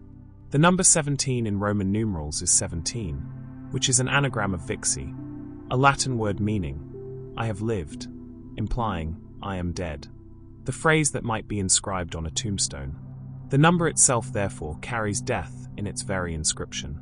When this deathly number coincides with Friday, the day of Christ's crucifixion, the day already shadowed by religious tragedy and betrayal, the combination creates a vortex of misfortune. There's also a connection to the biblical flood, which according to Genesis began on the 17th day of the second month. The destruction of the world, the drowning of humanity except for Noah's family, occurred on the 17th. This catastrophic association embeds itself in collective consciousness for cultures steeped in biblical narrative. 17 becomes not just unlucky, but specifically associated with divine punishment, with cleansing destruction, with the world ending. Italian airlines reportedly see decreased bookings on Friday the 17th. Some people refuse to travel, refuse to schedule surgeries or important meetings, refuse to wed on this date. Buildings sometimes skip the 17th floor, going from 16 to 18, just as buildings in many Western countries skip the 13th floor. This isn't ancient superstition practiced by a few elderly people. This is active belief affecting modern economic behavior and architectural decisions. The response to Friday the 17th involves either complete avoidance of everything avoiding travel, postponing plans, staying home as much as possible, or alternatively, engaging in protective rituals. Carrying amulets, wearing red, performing small prayers or gestures to ward off evil. All of these supposedly provide some shield against the day's natural malevolence. Some Italians treat the day as inevitable misfortune and simply prepare to accept whatever goes wrong with resignation and dark humor. Historically, events that occurred on Friday the 17th in Italian history became absorbed into the superstition, creating a feedback loop. Anything bad that happened on this date was remembered, discussed, added to the catalogue of evidence. Good things that happened were forgotten or reinterpreted as having hidden costs. The selective memory across generations created an apparently consistent pattern of disaster. In Spain, the unlucky day is Tuesday the 13th, a different but related superstition to Italy's Friday the 17th. The saying goes, en martes, nite cases nite embarks, meaning on Tuesday, neither marry nor travel. Tuesday is considered the day of Mars, the Roman god of war, a day governed by aggressive, destructive energy. When this martial energy coincides with the number 13, already considered unlucky in many European traditions, the result is a day peculiarly prone to disaster. The association between Tuesday and Mars is linguistic. In Spanish, Tuesday is martes, directly connected to the god's name. Mars brings conflict, violence, the destruction of careful plans through sudden aggression or accident. Undertaking peaceful ventures like marriage or travel on Mars's day is inviting his interference, his tendency to disrupt and destroy. War energy and domestic harmony cannot coexist. The prohibition against marriage on Tuesday the 13th is particularly strong. A marriage begun on this day will be marked by conflict, by power struggles, by the kind of destructive arguments that erode love and respect. The couple will fight over everything, will find themselves unable to compromise, will hurt each other in ways they can't fully control. Some say such marriages will end in violence. Others simply predict early divorce, the marriage consuming itself through internal warfare. Travel on Tuesday the 13th invites accidents, delays, lost luggage, missed connections, every possible frustration and danger that travel can bring. Roads that are normally safe become sites of collision. Weather that was predicted to be fine turns stormy. Mechanical failures plague vehicles and planes. The traveler returns home, if they return at all, having experienced the truth of the superstition in ways that make them believers. The number 13's broader unlucky reputation in Western culture combines with Tuesday's specific Spanish association to create this day of concentrated misfortune. Some Spanish people refuse to schedule anything important on any Tuesday, with the 13th simply being the worst example of an already problematic day. Others focus their avoidance specifically on the 13th, treating other Tuesdays as ordinary. Businesses in Spain sometimes close or operate on reduced schedules on Tuesday the 13th, recognizing that customer traffic will be lower, that people are avoiding unnecessary activity. This creates a self-fulfilling prophecy where the day genuinely is worse for business, which reinforces the belief that it's an unlucky day, which further reduces activity, in a cycle that makes the superstition economically real regardless of its metaphysical validity. In Germany, a country of forests and fairy tales, where nature spirits and careful observation of omens have deep roots, Spiders are read as messengers of fortune or misfortune, depending on when you see them. The saying goes, spin am morgen bringt kummer und sorgen. Spin am Abend, a quickened und labend, meaning, spider in the morning brings worry and sorrow. Spider in the evening is refreshing and pleasing. But the full version includes midday. Seeing a spider at noon or in early afternoon predicts visitors, social interaction, news from afar. The morning spider, encountered as you wake or begin your day, is an omen that your efforts will be frustrated, that problems will arise, that the day will unfold with difficulty and disappointment. The spider's appearance early is a warning, but one you can potentially heed by being extra cautious, by perhaps postponing important activities, by approaching the day defensively rather than optimistically. Some Germans will actually return to bed briefly if they see a spider first thing upon waking, resetting the start of their day, giving themselves a chance to encounter something more auspicious as their first sight. The evening spider, by contrast, is a welcome guest, a sign that the day has gone well or that evening will bring pleasure and rest. Seeing a spider as darkness approaches suggests your home is protected, that the spider will catch any evil influences trying to enter during the vulnerable night hours. This spider is a guardian, choosing your home as worthy of protection, marking you as someone deserving of fortune's favor. The reasoning behind the different meanings, based on time, connects to observation of spider behavior. Spiders are generally most active at dawn and dusk, building webs or repairing them during these optimal hunting times. A spider visible in the morning might indicate that your home has the kind of clutter or neglect that allows spider populations to flourish, that you're not maintaining proper order. This disorder could indeed lead to problems throughout the day. An evening spider, however, suggests a healthy home ecosystem, a proper balance between clean living space and the acceptance that nature cannot be entirely excluded. There's also symbolic interpretation. The spider weaving its web is creating its future, building the structure that will catch its food, that will sustain its life. A spider in the morning is still building, suggesting your day too will be about work and effort without immediate reward. A spider in the evening has finished its work, its web is complete, suggesting you too can rest and enjoy the fruits of your labor. The spider's activity mirrors and predicts your own experience of time. Practically speaking, encountering a spider first thing in the morning when you're groggy and not fully alert is more likely to startle you, to cause you to react clumsily, potentially knocking things over or injuring yourself slightly. This minor accident early in the day could set a negative mood, could make you feel the day is going poorly, could lead to a self-fulfilling prophecy where your assumption of bad luck makes you careless or anxious, leading to actual problems. The evening spider, encountered when you're relaxed and winding down, doesn't create the same startled reaction, doesn't disrupt your emotional state. The superstition also serves a practical function of encouraging people to notice and track patterns in their environment. Sudden increase in spider presence could indicate seasonal changes, structural problems in the home that are allowing insects in, or other issues that deserve attention. By assigning meaning to spider sightings, the superstition ensures people remain observant, remain connected to their immediate physical environment in ways that modern life sometimes discourages. Love is the force that makes us most vulnerable, most hopeful, most willing to believe in magic. When we love, we want certainty in a realm defined by uncertainty.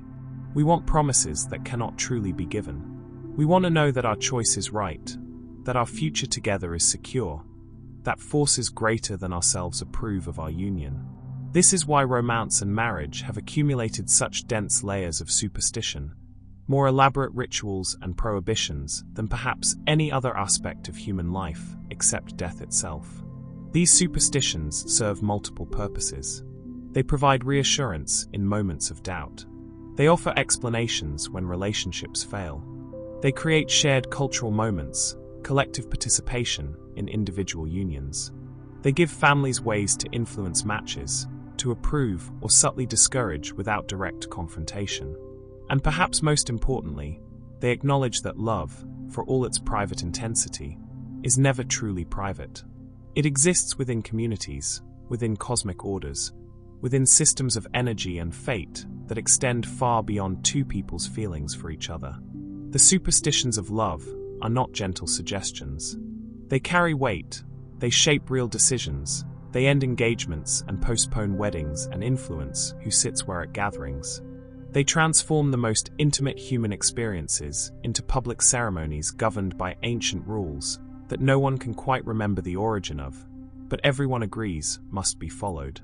In Latin America, where family gatherings are large and seating arrangements reflect complex social hierarchies and relationships, there is a strict prohibition against sitting between an established couple, inserting yourself physically into the space that should exist between romantic partners.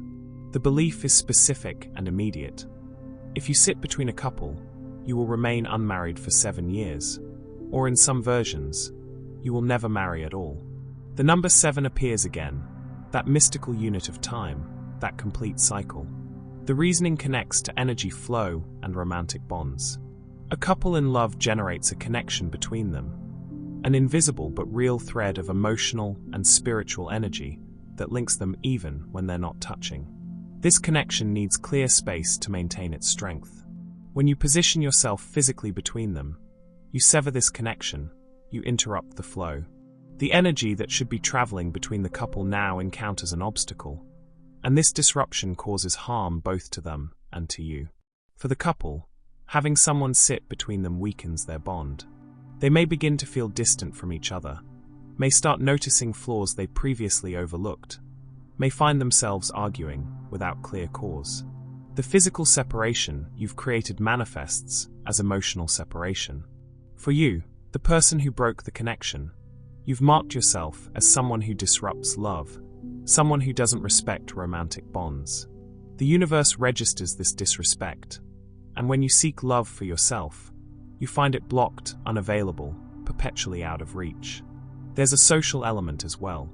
Couples sit together as a declaration of their status, as a public presentation of their partnership. They're telling everyone present that they are a unit, that they belong to each other. Someone sitting between them either doesn't recognize this pairing, which suggests social blindness and rudeness, or actively seeks to separate them, which suggests jealousy or romantic interference. Either way, the person who sits between a couple marks themselves negatively in social terms, and in communities where marriage depends heavily on reputation and social approval, this mark could indeed affect marriage prospects. The prohibition is enforced vigilantly at family gatherings, at parties, at any social event. Elderly relatives watch seating arrangements carefully and will physically prevent someone from sitting between a couple, will pull them up from a chair mid-sit, will loudly proclaim the rule to ensure everyone present knows and complies. Young people learn quickly that this is non-negotiable, that the consequences, supernatural or social, are too severe to risk. Practically speaking, the superstition ensures that couples can sit together, can maintain physical closeness in social settings, can present themselves as a unified pair. It prevents awkward situations where someone obliviously separates partners who want to be adjacent. It creates clear social understanding about respecting relationships, about recognizing partnerships, about giving established couples the consideration they deserve. In India, where the monsoon governs life and agriculture, where water is both blessing and necessity, rain on a wedding day is considered extraordinarily auspicious rather than unfortunate. Western culture sometimes views wedding rain negatively, as a disruption of outdoor plans. But in Indian tradition, rain is the universe's blessing, a sign that the marriage will be prosperous, fertile, and blessed by the gods. The reasoning connects to agricultural reality and spiritual symbolism. Rain brings abundance, makes crops grow, turns dry earth productive. A marriage blessed by rain will similarly be abundant, will produce children, will see the couple's resources multiply. The timing of rain specifically on the wedding day suggests that the gods have taken notice of this union, have chosen to mark it with their favor, have sent water as their gift and approval. In Hindu cosmology, water is purifying, cleansing, sacred. It washes away past karmas, prepares the ground for new growth. Rain on the wedding day cleanses the couple of their individual pasts, washes away the karma they accumulated as separate people, allows them to begin their married life with spiritual clarity. The marriage starts fresh, unburdened, with the blessing of cosmic forces. There's also symbolism in the joining of sky and earth that rain represents. The masculine sky releases water, the feminine earth receives it, and from this union comes life, comes growth, comes fertility. The wedding couple mirrors this cosmic union. They are participating in the same fundamental dynamic that governs existence. Rain on their wedding day confirms that their marriage aligns with natural order, with the way the universe functions at its most basic level. Specific types of rain carry different levels of blessing. A gentle rain, soft and sustained, predicts a gentle, harmonious marriage, steady affection, peace. A sudden thunderstorm predicts passion, intensity, a marriage full of strong emotions and dramatic moments, but also deep connection. Rain that starts exactly as the ceremony begins is the most auspicious, suggesting precise divine timing, the gods' direct involvement in blessing this specific union.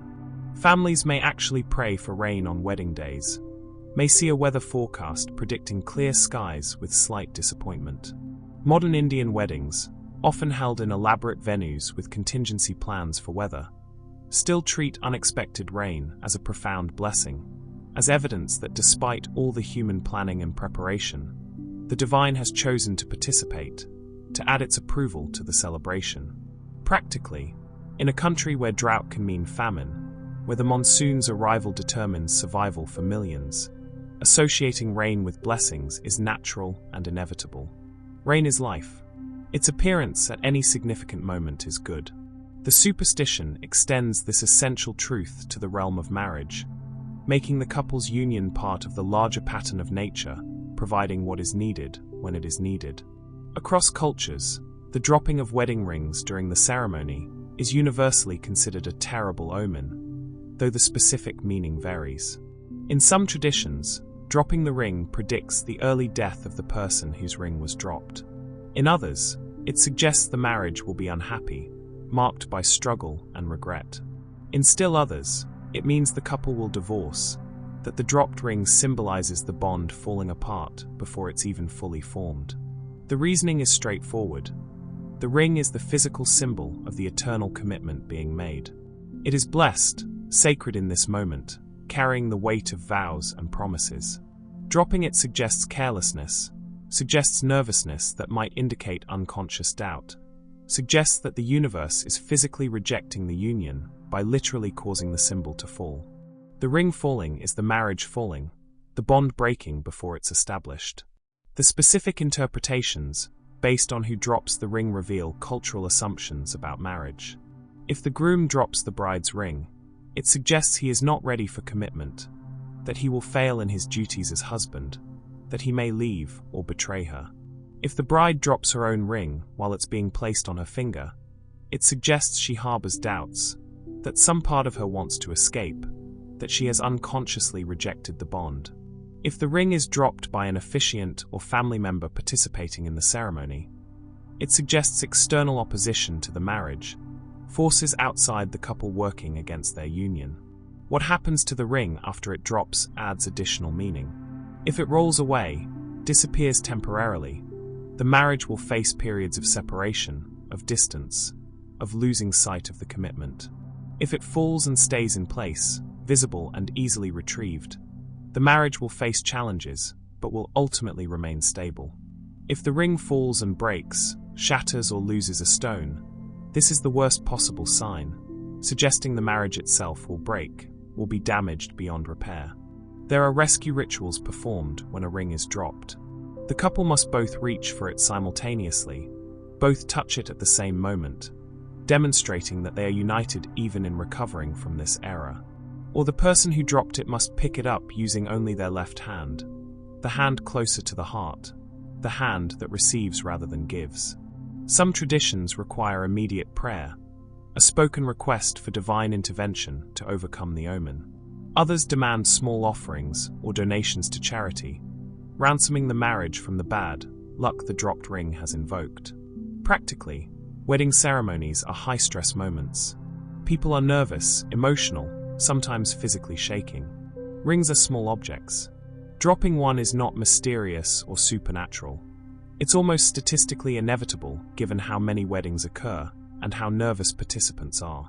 The superstition takes a common occurrence and loads it with meaning, transforms a moment of embarrassment into a cosmic warning that must be addressed.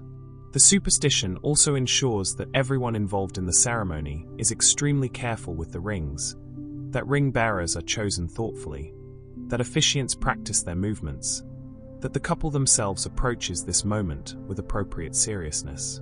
The fear of bad omens produces behavior that actually reduces the likelihood of rings being dropped, and when they are dropped anyway, the superstition provides a framework for processing the anxiety that naturally accompanies such a public mistake at such a significant moment.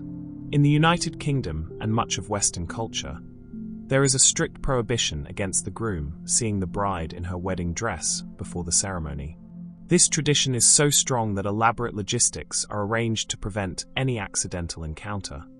Separate getting-ready locations, carefully timed arrivals, bridesmaids stationed as lookouts. The belief is that seeing the bride before the ceremony will doom the marriage to unhappiness, will curse the couple with bad luck, will somehow break the magic of the wedding day. The reasoning connects to historical marriage practices and notions of revelation and surprise. In arranged marriages, which were common throughout European history, the groom might not know his bride well, or might not have seen her recently. The wedding day was a revelation, the moment when he would see her fully prepared, presented in her finest form. This element of surprise was considered important, a dramatic moment that began the marriage with impact and intensity. Removing the surprise by seeing her beforehand would diminish the ceremony's power, would make the marriage start weakly, without the proper emotional foundation. There's also symbolism about thresholds and transitions. The bride before the ceremony is still herself as an individual, still belonging to her family of origin. The wedding dress represents her transition to married status, to new identity. For the groom to see this transformation in progress, rather than encountering her fully transformed at the altar, is to witness something not meant for his eyes, to violate the sacred privacy of her transition. This violation invites cosmic disapproval. In some versions of this superstition, the specific bad luck involves the groom having second thoughts, seeing her before the ceremony and being tempted to flee, to call off the wedding. The traditional phrasing about cold feet connects to this idea. The early glimpse breaks the spell, allows doubt to enter, gives the groom an opportunity to escape that he should not have. The ceremony itself, in this view, carries momentum that sweeps both participants forward. Interrupting this momentum with early viewing creates a pause where doubt can flourish. Modern interpretations often frame this tradition as being about preserving a special moment, making the first sight of the bride in her full wedding glory a powerful emotional experience. This romantic reframing removes some of the superstitious fear, but maintains the practice. Couples might not truly believe that seeing each other will curse the marriage, but they want that moment of walking down the aisle and seeing each other for the first time to be as impactful as possible. There are some who actively reject this superstition, who choose to see each other before the ceremony, who take photographs together beforehand. This rejection is sometimes framed as modern rationality, but it can also be interpreted as confidence in the relationship, a declaration that their love doesn't depend on superstitious observances, that they're strong enough to make their own rules. Whether this confidence itself tempts fate is a question that divides believers from skeptics. In China, where the arrangement of living spaces according to feng shui principles affects everything from health to prosperity, the sleeping position of couples carries significance beyond simple comfort. Sleeping head to head, with both partners' heads at the same end of the bed, pointing in the same direction, is considered essential for harmony. Sleeping with heads at opposite ends, feet near each other's faces, is believed to create conflict, to guarantee arguments and eventual separation. The reasoning connects to energy flow and the body's spiritual orientation. The head is where your consciousness resides, where your personal energy, your qi, is strongest and most concentrated. When couples sleep with their heads aligned, pointing the same direction, their energies flow in the same direction, harmonize, strengthen each other. They are literally aligned, and this physical alignment produces emotional and spiritual alignment. They wake thinking similar thoughts, wanting similar things, moving through life as a unified force. When couples sleep with heads at opposite ends, their energies flow in opposite directions, creating conflict at the most fundamental level. Every night, their essential forces move against each other, create friction, establish opposition as the baseline of their relationship. They will disagree about everything, will find themselves unable to understand each other's perspectives, will feel that they're pulling in different directions. The sleeping arrangement has programmed this opposition into the relationship at a level below conscious awareness. There's also symbolism about hierarchy and respect. The head is the noble part of the body, the governing part. The feet are the lowly part, the servants that carry you. To sleep with your head near your partner's feet is to place the noble near the ignoble, to create confusion about status and respect. Neither partner is properly honored, neither is properly serving. This confusion about roles and respect will manifest in daily life as arguments about responsibilities, about who should defer to whom, about the fundamental structure of the relationship.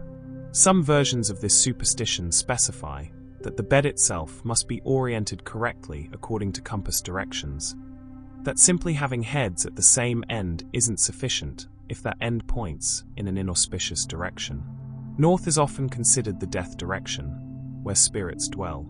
Sleeping with heads pointing north invites these spirits to influence dreams and disturb rest. East, the direction of sunrise, is generally most auspicious, promoting vitality and new beginnings. South and west have intermediate values, depending on the specific feng shui system being consulted. Practically, sleeping head to head is simply conventional, the way beds are designed and used in most cultures.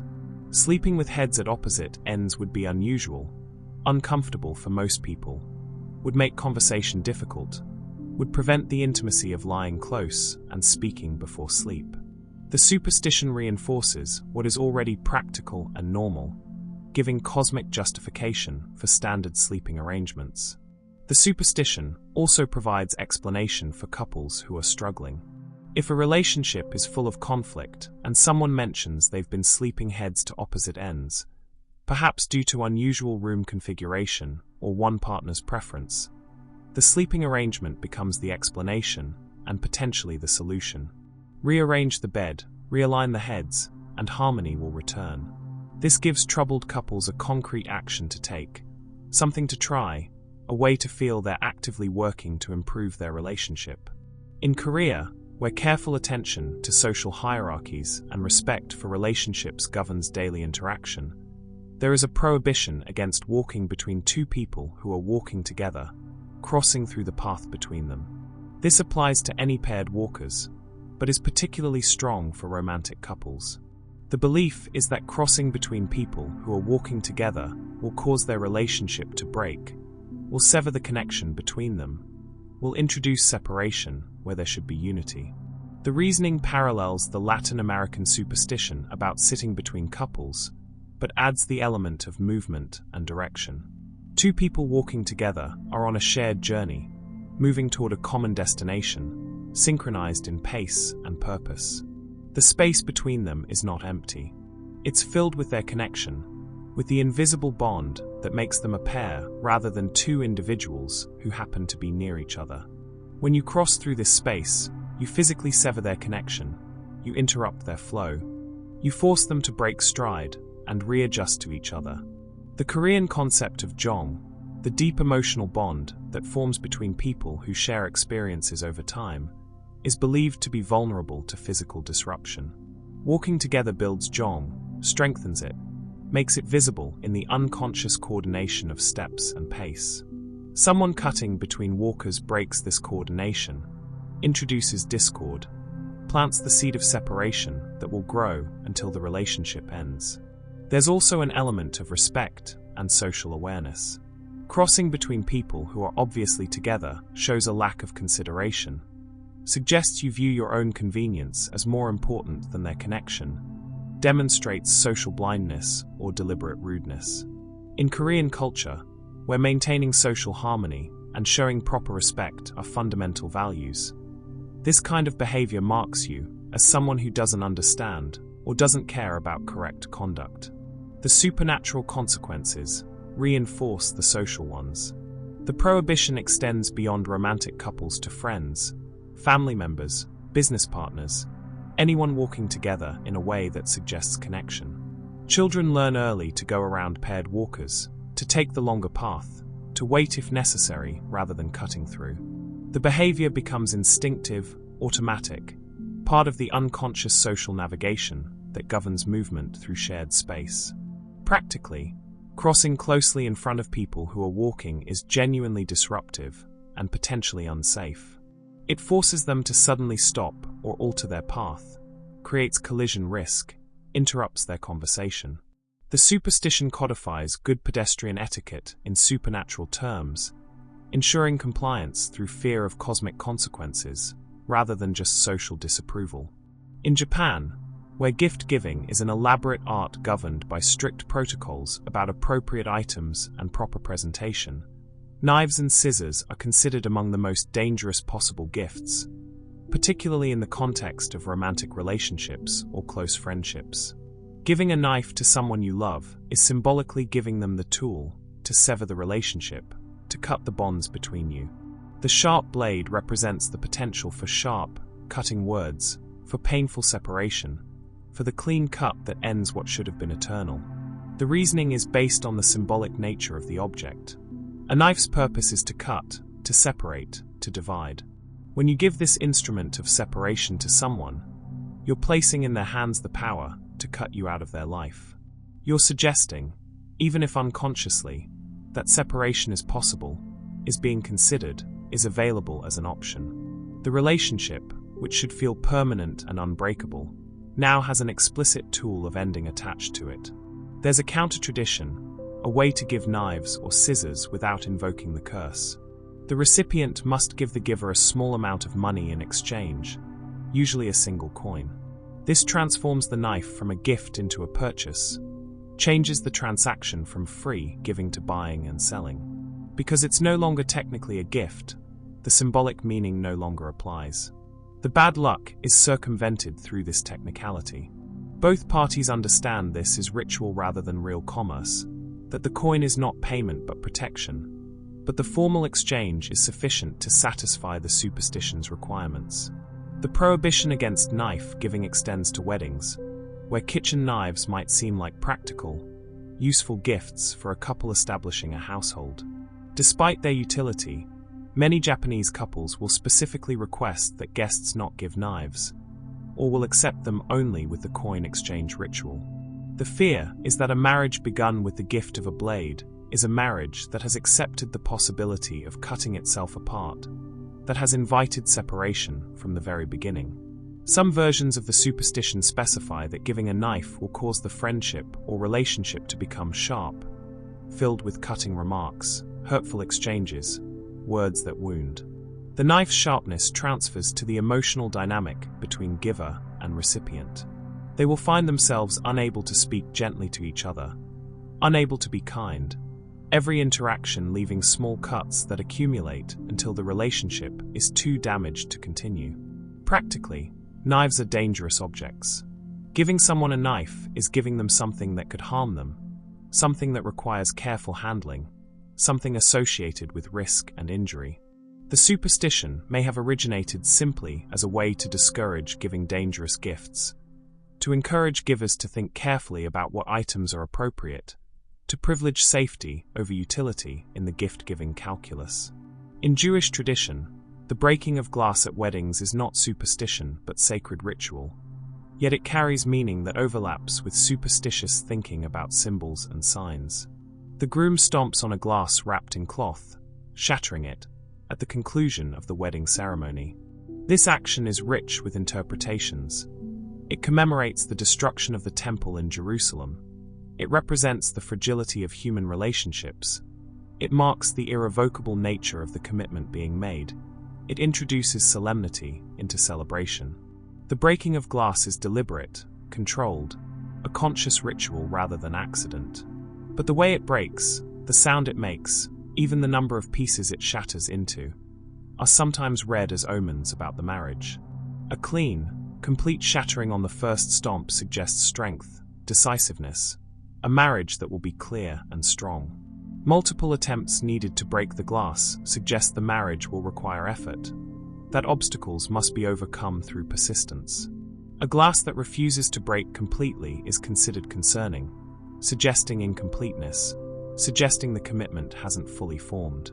The shout of Mazel Tov that follows the breaking is congratulatory, celebratory, but it's also a ward against any negative interpretation of the breaking. The community collectively declares good fortune, drowns out any possibility of bad omens with loud, joyful affirmation. The sound of breaking glass, which in any other context might be alarming or unfortunate, is transformed through ritual and collective will into the sound of blessing, of beginning, of a marriage properly launched. There's an element of sympathetic magic in the ritual. By deliberately breaking something at the wedding, you satisfy any cosmic requirement for breaking or loss. You've given destruction its due, acknowledged that nothing human is perfect or eternal, paid your tribute to entropy. Having made this acknowledgement, having performed this controlled destruction, you protect the marriage itself from being the thing that breaks. The glass breaks so the marriage won't have to.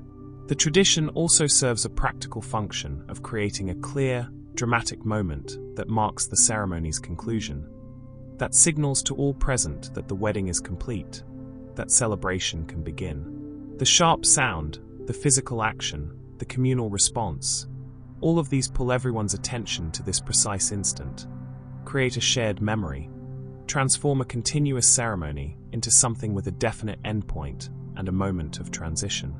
In Europe, particularly in English and Germanic traditions, pearls as wedding jewelry are considered deeply unlucky, associated with tears and sorrow. A bride who wears pearls will cry throughout her marriage, will experience sadness proportional to the number of pearls she wears.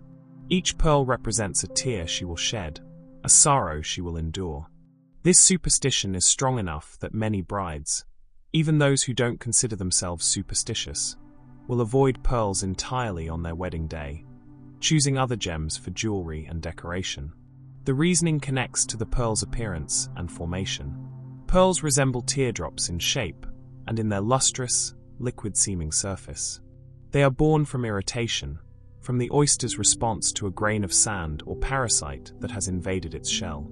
The oyster coats the irritant in layers of nacre, creating beauty from pain, but the pearl remains fundamentally a product of suffering. To wear this symbol of beautiful suffering at a wedding is to invite that same dynamic into the marriage. Beauty that emerges from pain, love that is constantly responding to irritation and hurt. The association between pearls and tears is ancient, found in multiple European cultures with slight variations. Some versions specify that the tears will be tears of grief, that the bride will mourn, possibly mourning her husband's early death. Others are less specific, suggesting general unhappiness, disappointments, the kind of quiet sadness that fills a marriage that isn't quite what was hoped for. The tears might not be dramatic or tragic, just the accumulated small sorrows of life not going as planned. There are those who reject this superstition, who deliberately wear pearls as a statement of defiance or confidence.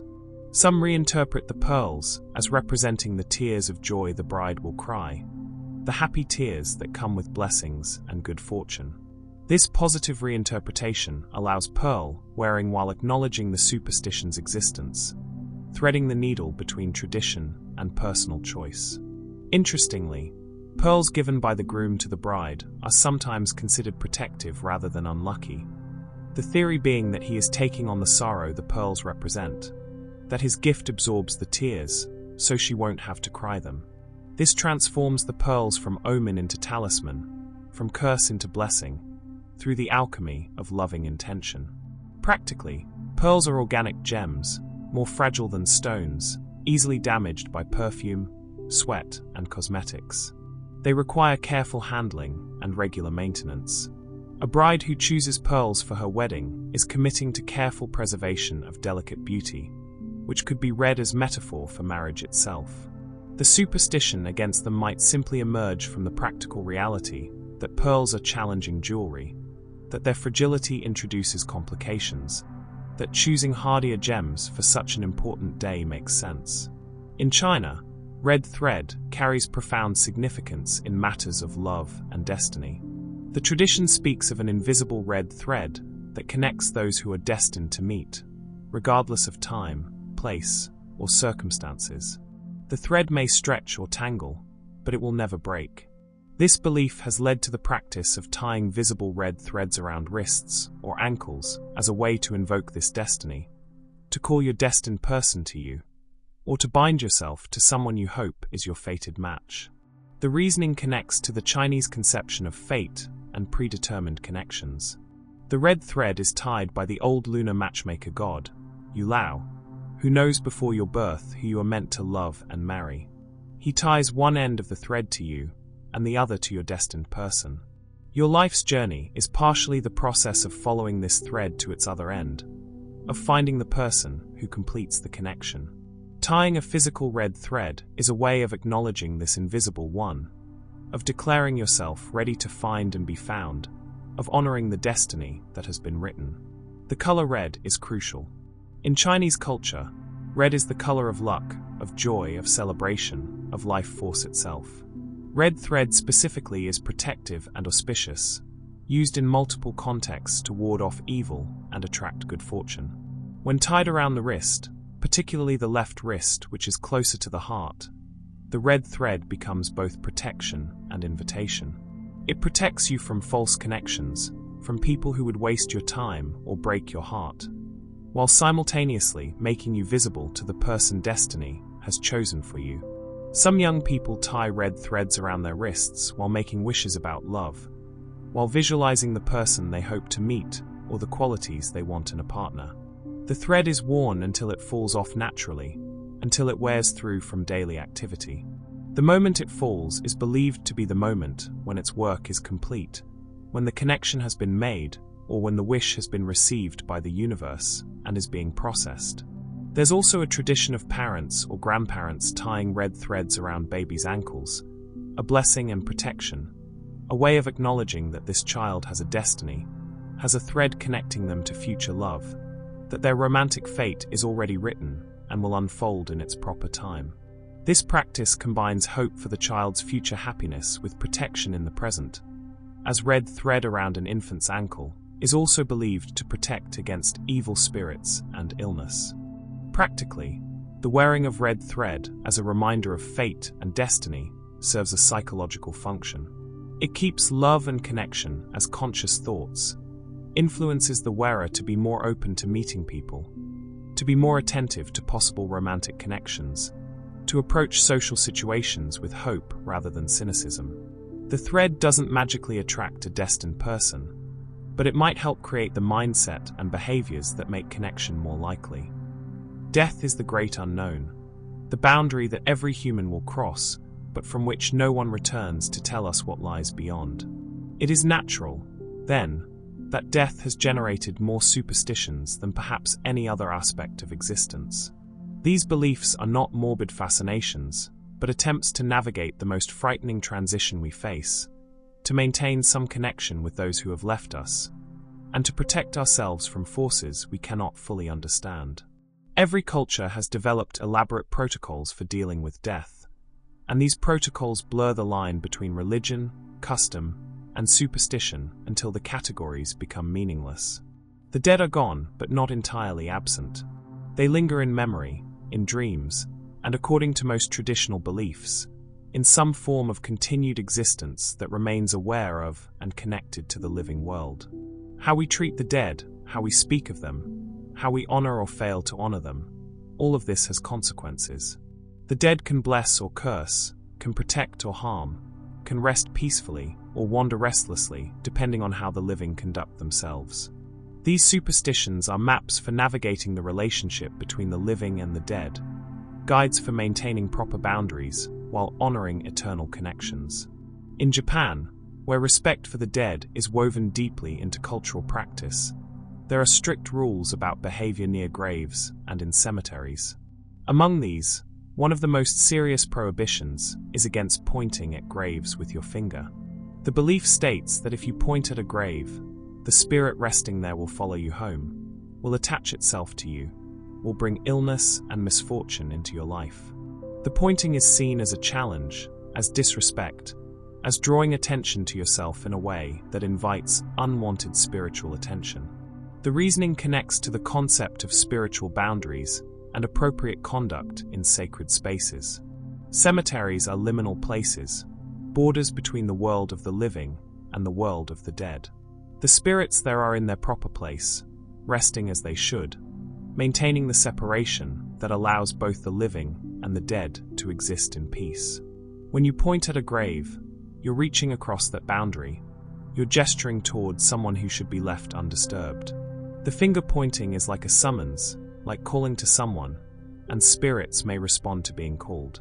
In Japanese culture, pointing at people is already considered rude, a gesture of accusation or disrespect. Pointing at the dead is exponentially worse because they cannot defend themselves, cannot respond to the accusation implied in the gesture, cannot ask why you're singling them out for attention. The rudeness becomes a spiritual offense, and spiritual offenses have spiritual consequences. The dead, feeling disrespected, insulted, called out inappropriately, may decide to follow the offender, to make their displeasure known. The specific consequence of illness connects to the Japanese understanding of vengeful spirits, of onryo, ghosts who died with strong negative emotions and who can cause physical harm to the living. While not every spirit at every grave is vengeful, disturbing any spirit through disrespectful behavior can activate their anger, can transform a peaceful dead person into a restless, harmful presence. The illness that follows pointing at graves is the spirit's way of punishing disrespect, of teaching the living to behave properly in spaces of death. There are cleansing rituals prescribed for those who have pointed at graves, either accidentally or in ignorance. Visiting a shrine and being purified by a priest can sever the connection between you and the spirit that followed you home. Salt baths, specifically using coarse salt, which has purifying properties in Shinto tradition, can cleanse the spiritual contamination.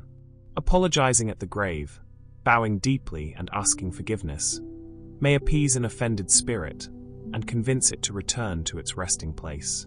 Practically, the prohibition against pointing at graves encourages general respectfulness in cemeteries. It ensures that visitors move quietly, carefully, without dramatic gestures or careless behavior. It teaches children from a young age that cemeteries are serious places, that the dead deserve consideration, that your conduct near graves reflects your character and your understanding of sacred space. The fear of spiritual consequences creates the behavior that social pressure alone might not achieve. In Ireland, where ancient burial sites dot the landscape and the land itself is considered layered with history and spiritual presence, there is a strict prohibition against taking stones from cemeteries or ancient graves. The belief is that removing even a small pebble from a burial ground will bring a curse upon you, will cause the dead whose rest you've disturbed to haunt you, will ensure that misfortune follows you until you return the stone and make amends. The reasoning connects to Irish beliefs about the sacredness of burial grounds and the power of physical objects connected to the dead. Every stone in a cemetery has absorbed the energy of that place, has been touched by mourners, has witnessed grief and loss, has become part of the boundary between the living world and the realm of the dead. Taking a stone is taking a piece of that boundary, is disrupting the careful separation that keeps the dead at rest and the living safe. Ancient burial sites, particularly pre-Christian cairns and dolmens, are believed to be especially powerful and dangerous. These are places where the ancient dead rest, people who died before Christianity, whose spirits might not follow Christian rules about proper haunting behavior. Disturbing these sites by taking stones is inviting contact with forces that modern religion has no power over, that operate according to older, stranger rules. The stones themselves may carry curses placed by druids or ancient priests specifically to protect the graves from desecration. There are numerous stories throughout Ireland of people who took stones from graveyards and experienced immediate and severe consequences. Accidents that occurred the same day, sudden illnesses with no clear cause, runs of bad luck so consistent and severe that the person finally made the connection to the stone they'd taken. Upon returning the stone and performing appropriate rituals of apology, the curse lifted, the illness resolved, fortune returned. These stories circulate constantly, reinforcing the superstition, ensuring that each generation knows the danger. The prohibition extends to seemingly innocuous stones, not just marked grave markers, but any rock from cemetery grounds. A child picking up a pretty pebble to keep as a treasure, a visitor absent-mindedly pocketing a small stone while walking through, even a stone that has rolled outside the cemetery boundary, but clearly originated from the graveyard. All of these are considered dangerous. The safest course is to touch nothing, to leave the cemetery exactly as you found it, to take only memories and leave only footprints. Practically, the superstition protects historical and sacred sites from being gradually dismantled by tourists and visitors. Without this belief, ancient stone monuments would have been completely scattered over centuries, taken piece by people who wanted souvenirs or who needed building materials. The curse serves as invisible but effective protection, ensuring these sites survive intact across generations. The fear accomplishes what laws and fences often cannot. In Jewish tradition, when someone dies, all mirrors in the house are covered with cloth for the duration of the Shiva, the 7-day mourning period. This practice is not considered superstition by those who observe it, but religious custom. Yet its reasoning overlaps significantly with superstitious thinking about mirrors, death, and the vulnerability of the soul during times of transition. The reasoning combines several elements. First, mirrors are instruments of vanity, and during mourning, attention should be focused entirely on grief, on honoring the deceased, on spiritual matters rather than physical appearance. Covering mirrors removes the temptation to check one's reflection, ensures that mourners remain focused on what matters. This is the rationalist explanation, the one most commonly offered by modern religious authorities. But deeper and older reasoning exists as well. Mirrors are believed to capture or reflect the soul. A person looking into a mirror during the period immediately following a death might see not just their own reflection, but the soul of the deceased, still lingering, not yet fully transitioned to the afterlife. This encounter could be traumatic for the living and could potentially trap the soul of the dead, preventing it from moving on to its proper destination. Covering mirrors protects both the living from frightening visions and the dead from being caught in reflective surfaces. There's also a belief that the soul of the deceased wanders the house for a period after death, visiting familiar places, saying goodbye in its own way. If mirrors are uncovered, the soul might see its own reflection and be confused, might try to enter the mirror thinking it's a doorway, might become trapped in the glass and unable to complete its journey. The covered mirrors protect the wandering soul, guide it toward the light rather than into reflective confusion. Some traditions specify that the mirror covering should remain in place for 30 days, rather than just the 7 days of Shiva, recognizing that the soul's transition is not immediate, that the dead remain connected to the living world for weeks after the body's death. Others say that mirrors in the room where the person died should remain covered for a full year, marking that space as particularly charged with the deceased's presence. The practice has psychological benefits as well. The covered mirrors transform the house, make it look different, create a visual reminder that this is a time set apart from normal life, a time when usual concerns about appearance and daily routine are suspended. This environmental change helps mourners enter the mental and emotional space appropriate for grief, helps mark the seriousness of what has occurred, prevents the dangerous normalcy that can interfere with proper mourning. Practically, the covering of mirrors is a visible sign to anyone entering the house that a death has occurred, that this is a house of mourning. It communicates immediately, without words, that visitors should conduct themselves appropriately, that this is not a time for casual conversation or everyday interaction. The covered mirrors are both protection and announcement, serving multiple functions through one simple act. In the Philippines, where emotional expression is generally encouraged and where family bonds are intensely important, there exists a surprising prohibition against excessive crying for the dead. The belief is that too much crying, too much grief, will burden the soul of the deceased, will make their journey to the afterlife difficult or impossible, will trap them in a state between worlds where they can neither rest nor return. The tears of the living become weights on the dead, anchoring them to earth when they should be ascending. The reasoning connects to Filipino beliefs about the soul's journey after death, and the continued connection between the living and the dead. When someone dies, their soul must travel, must leave the earthly realm, and move toward wherever souls are meant to go. This journey requires lightness, freedom, the ability to detach from worldly concerns. The grief of loved ones creates attachment, creates reasons for the soul to linger, to want to comfort the crying relatives, to try to communicate that they're all right. This attempt to comfort the living keeps the soul earthbound, interferes with its necessary transition. Excessive tears are also believed to cause the pathway to the afterlife to become wet and slippery, making the soul's journey literally more difficult. The image is of the dead having to climb or walk a difficult path, and the tears of mourners making this path muddy, treacherous, requiring more effort and causing the soul more suffering.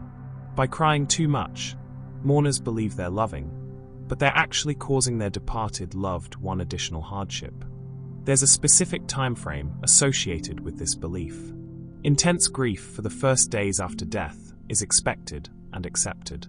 But prolonged, inconsolable weeping that continues for weeks or months is considered harmful to the deceased.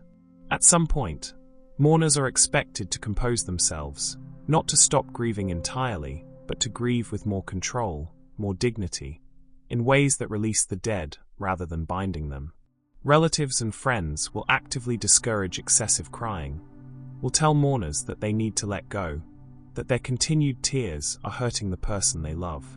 This belief serves an important psychological and social function. It gives grieving people a reason to try to control their grief, to move toward acceptance and healing. The continued well-being of the deceased depends on the mourners managing their emotions, which creates an external motivation for emotional regulation that internal motivation alone might not provide. People who might otherwise sink into paralyzing, extended grief have a reason to try to function, to gradually return to life, for the sake of the dead person's peace. Practically, cultures that encourage emotional restraint after an initial mourning period are often cultures where survival requires continued functioning, where families cannot afford to have members incapacitated by grief for extended periods. The Philippines has historically been a place where life was hard, where every family member's labor was essential. The superstition about crying too much served to limit the time people spent in non-functional grief, ensured that the practical work of living continued even in the face of loss. In Mexico, where Dia de los Muertos celebrates the return of the dead, and where the boundary between living and dead is more permeable than in many cultures, there is nevertheless a prohibition against calling the dead by name during certain times, particularly at night or in cemeteries outside of proper ritual contexts. The belief is that calling a dead person's name summons their spirit, brings them to you whether you intend to or not, and this summoning outside of controlled ritual space can be dangerous for both the living and the dead. The reasoning connects to Mexican beliefs about names carrying power, and about the dead being always somewhat close, always somewhat listening. Your name is not just how you're identified. It's a handle on your soul, a way to compel your presence. This is true for the living, but it's especially true for the dead, who exist in a state where they're more responsive to being called, more likely to come when summoned, because they no longer have the weight and inertia of physical bodies to anchor them. During Dia de los Muertos, calling the names of the dead is not just permitted but essential. The ofrendas, the altars built for the dead, include the names of those being honored. Family members speak the names of departed loved ones, invite them explicitly to return for the celebration. But this is ritual calling, done at the proper time, in the proper context, with the proper protections and offerings in place. Calling names outside this framework is summoning without preparation, inviting the dead into situations where you cannot properly host them, where they cannot properly manifest, creating confusion and potential danger. The specific danger involves the dead becoming confused about whether they're being called back permanently, whether the living want them to stay, rather than just visit. A spirit called by name might try to remain, might attach itself to the person who called, might interfere with the living person's life in ways that seem loving, but are actually harmful. The dead don't always understand that their help is no longer welcome, that their protection is no longer needed, that the living must live without them. There's also danger to the dead themselves. Being called outside of proper ritual times can jar them, can pull them away from whatever peace they've found, can remind them too sharply of what they've lost. For the dead who have moved on, who have accepted their state and found rest, being suddenly summoned by a thoughtless name calling can be traumatic, can reopen wounds of grief and loss that had healed, can cause them suffering that the caller never intended. Children are taught early not to speak the names of dead relatives except in proper contexts, in planned remembrance, in ritual settings. This creates a reverence around naming, ensures that when names are spoken, it's with intention, with awareness, with the proper mental and spiritual preparation. The casual use of names, the thoughtless, "I wonder what grandma would think of this," spoken aloud at night, becomes impossible. Every naming becomes conscious, becomes significant. Practically, this prohibition helps communities manage grief and memory. If people could casually speak the names of the dead at any time, grief would be constantly retriggered, would have no boundaries, would interfere with the necessary work of healing and moving forward. By restricting name-saying to specific contexts, the culture creates space for both remembering and living, both honoring the dead and continuing with life. The dead get their time, the living get theirs, and the boundary between is maintained through careful use of names. In Eastern European tradition, particularly in Romanian and Russian folklore, there is a strong prohibition against photographing people while they're sleeping. The belief is that sleep is a state of vulnerability where the soul partially departs the body, where the person is defenseless against spiritual attack. A photograph captures not just the image but something of the essence, the soul, of the person photographed. Taking someone's picture while they sleep is capturing their soul at its most vulnerable, and this can cause illness, nightmares, or even death. The reasoning connects to older beliefs about images and souls that predate photography, but transferred seamlessly to this new technology. In many traditional beliefs, any image of a person, whether painted, drawn, or photographed, contains a piece of their soul, their life force. This is why some cultures initially resisted photography, feared it as soul stealing. For those who eventually accepted photography, these fears didn't entirely disappear, but became modified, focused on particularly vulnerable situations like sleep. During sleep, you're not consciously present in your body. Your awareness has drifted into dreams, into other realms. Your defenses are down, your spiritual protections weakened. This is why sleep is already considered a dangerous time, why so many superstitions focus on protecting people during sleep. Adding photography to this vulnerable state compounds the danger. You're being captured at the moment when you're least able to consent, least able to protect yourself, least able to maintain control over your own image and essence. The photograph itself becomes a dangerous object. It shows you in a state that resembles death, lying still, eyes closed, unresponsive. This image is considered a kind of curse, a symbolic representation of you as dead. Keeping such a photograph, displaying it, looking at it regularly, supposedly hastens actual death, makes the symbolic become literal. The universe sees the image of you as dead and begins to align reality with the image. There are specific beliefs about what happens to people whose sleeping photographs are taken. They will have nightmares, violent and persistent, that disturb their sleep for months or years. They will develop a kind of sleeping sickness, finding themselves constantly exhausted despite adequate rest, as if their soul cannot fully return to their body after being captured on film. In extreme cases, they will die in their sleep, their soul simply failing to return one night, trapped in the photograph, or confused by the existence of a captured image. Practically, photographing sleeping people without consent is a violation of privacy and dignity. Most people would be uncomfortable discovering they'd been photographed while sleeping, while defenseless and potentially in unflattering positions. The superstition codifies this discomfort, makes it a spiritual matter rather than just a preference, ensures that people respect the vulnerability of sleep and don't document it without permission. The supernatural consequences enforce respect for boundaries that might otherwise be casually violated. In the American South, particularly in Appalachian and rural communities, there is a prohibition against leaving a rocking chair rocking when no one is sitting in it. The belief is that an empty rocking chair in motion is being used by a spirit, and allowing this to continue will invite that spirit to remain in the house, will give it a physical anchor in the living world. The chair must be stilled immediately, stopped from its movement, to prevent ghostly occupation. The reasoning connects to the observation that rocking chairs sometimes continue to move slightly after someone has gotten up, the momentum carrying forward for a few rocks before friction brings it to rest. This natural continuation of movement seems eerie, seems like the chair is being moved by something invisible. Rather than attributing this to physics, traditional belief attributes it to spirits, to the dead who miss physical comfort, who want to sit and rock as they did in life. The specific danger of the rocking chair is that it's an invitation, a welcoming gesture. Spirits, particularly the spirits of dead family members who once sat in that very chair, might see it rocking and think they're being invited back, being told that there's still a place for them in the household. They settle into the chair, enjoy its comfort, and then find it difficult to leave, become confused about whether they're still alive, whether they belong in this house with these people. The living inadvertently trap the dead in a liminal state by leaving the chair in motion. There are stories throughout the South of empty rocking chairs that rock by themselves, with no one having set them in motion, no draft or movement to explain their activity.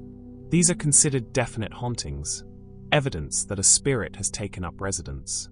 The recommendation is either to remove the chair from the house entirely, breaking the spirit's connection to it, or to perform a cleansing ritual while explicitly asking the spirit to move on, explaining that they're no longer alive, that they must go to their proper rest.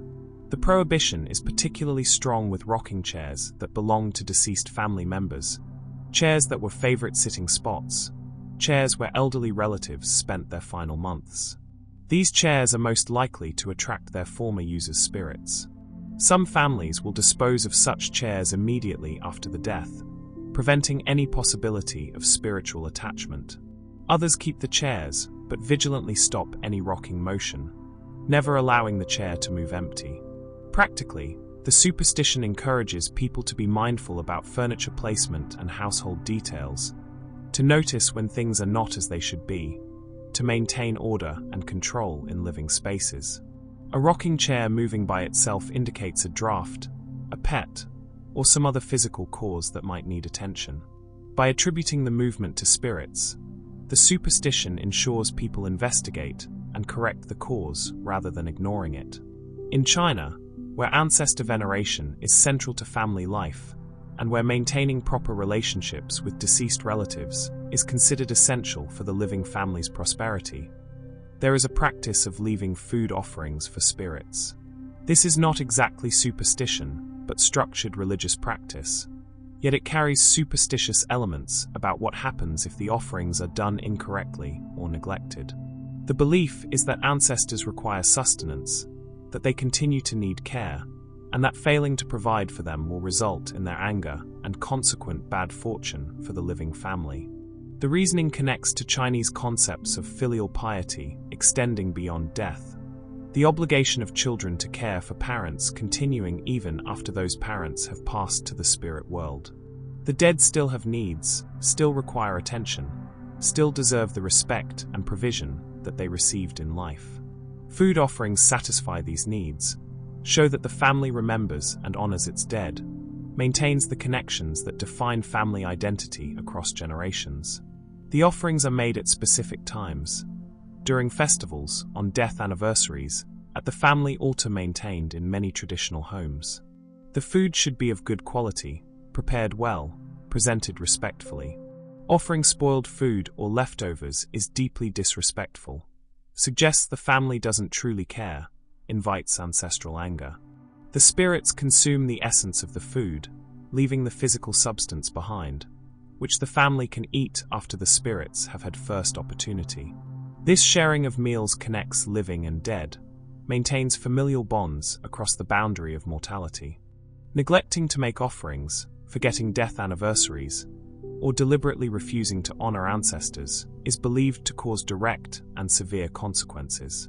The ancestors become hungry ghosts, angry and resentful, actively working against the family's prosperity.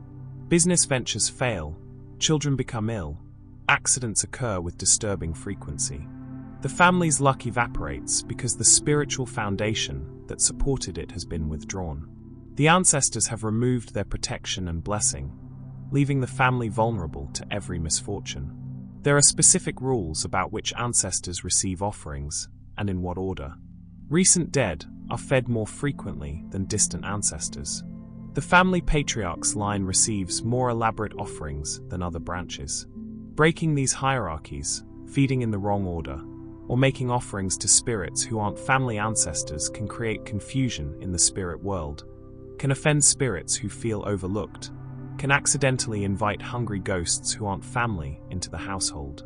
Practically, the practice of regular offerings creates structure for remembering the dead, ensures that no matter how busy life becomes, there are mandatory times when the family pauses to think about those who came before, to acknowledge the debt owed to previous generations. This regular remembrance strengthens family identity, maintains awareness of family history, connects individuals to a larger story that extends beyond their own lifetime. Across many cultures, lighting candles for the dead is a universal practice that blends religious observance with superstitious belief. The candle flame represents the soul, represents continued life in another form, represents the light that guides the dead through darkness. The specific beliefs about candles vary by culture, but common elements appear everywhere. Candles must burn fully without being extinguished. The quality of the flame indicates the dead spirit's state, and improperly lit or poorly maintained candles bring bad luck. The reasoning connects to ancient fire worship and the symbolism of light overcoming darkness, of warmth defeating cold, of life defeating death. A candle lit for a dead person is a prayer made physical, a visible representation of remembrance, a beacon that tells the dead they are not forgotten. The dead, seeing the light, know they are loved, are comforted, are able to find their way if they wish to visit, are reminded of the world they left, but also given something beautiful to balance the loss. In Catholic tradition, candles are lit in churches for the dead, often placed before images of saints who are asked to intercede for souls in purgatory. The candle burns as a proxy for the person who lit it, continuing the prayer long after the lighter has left. The longer the candle burns, the longer the prayer persists, the greater the benefit to the soul being prayed for.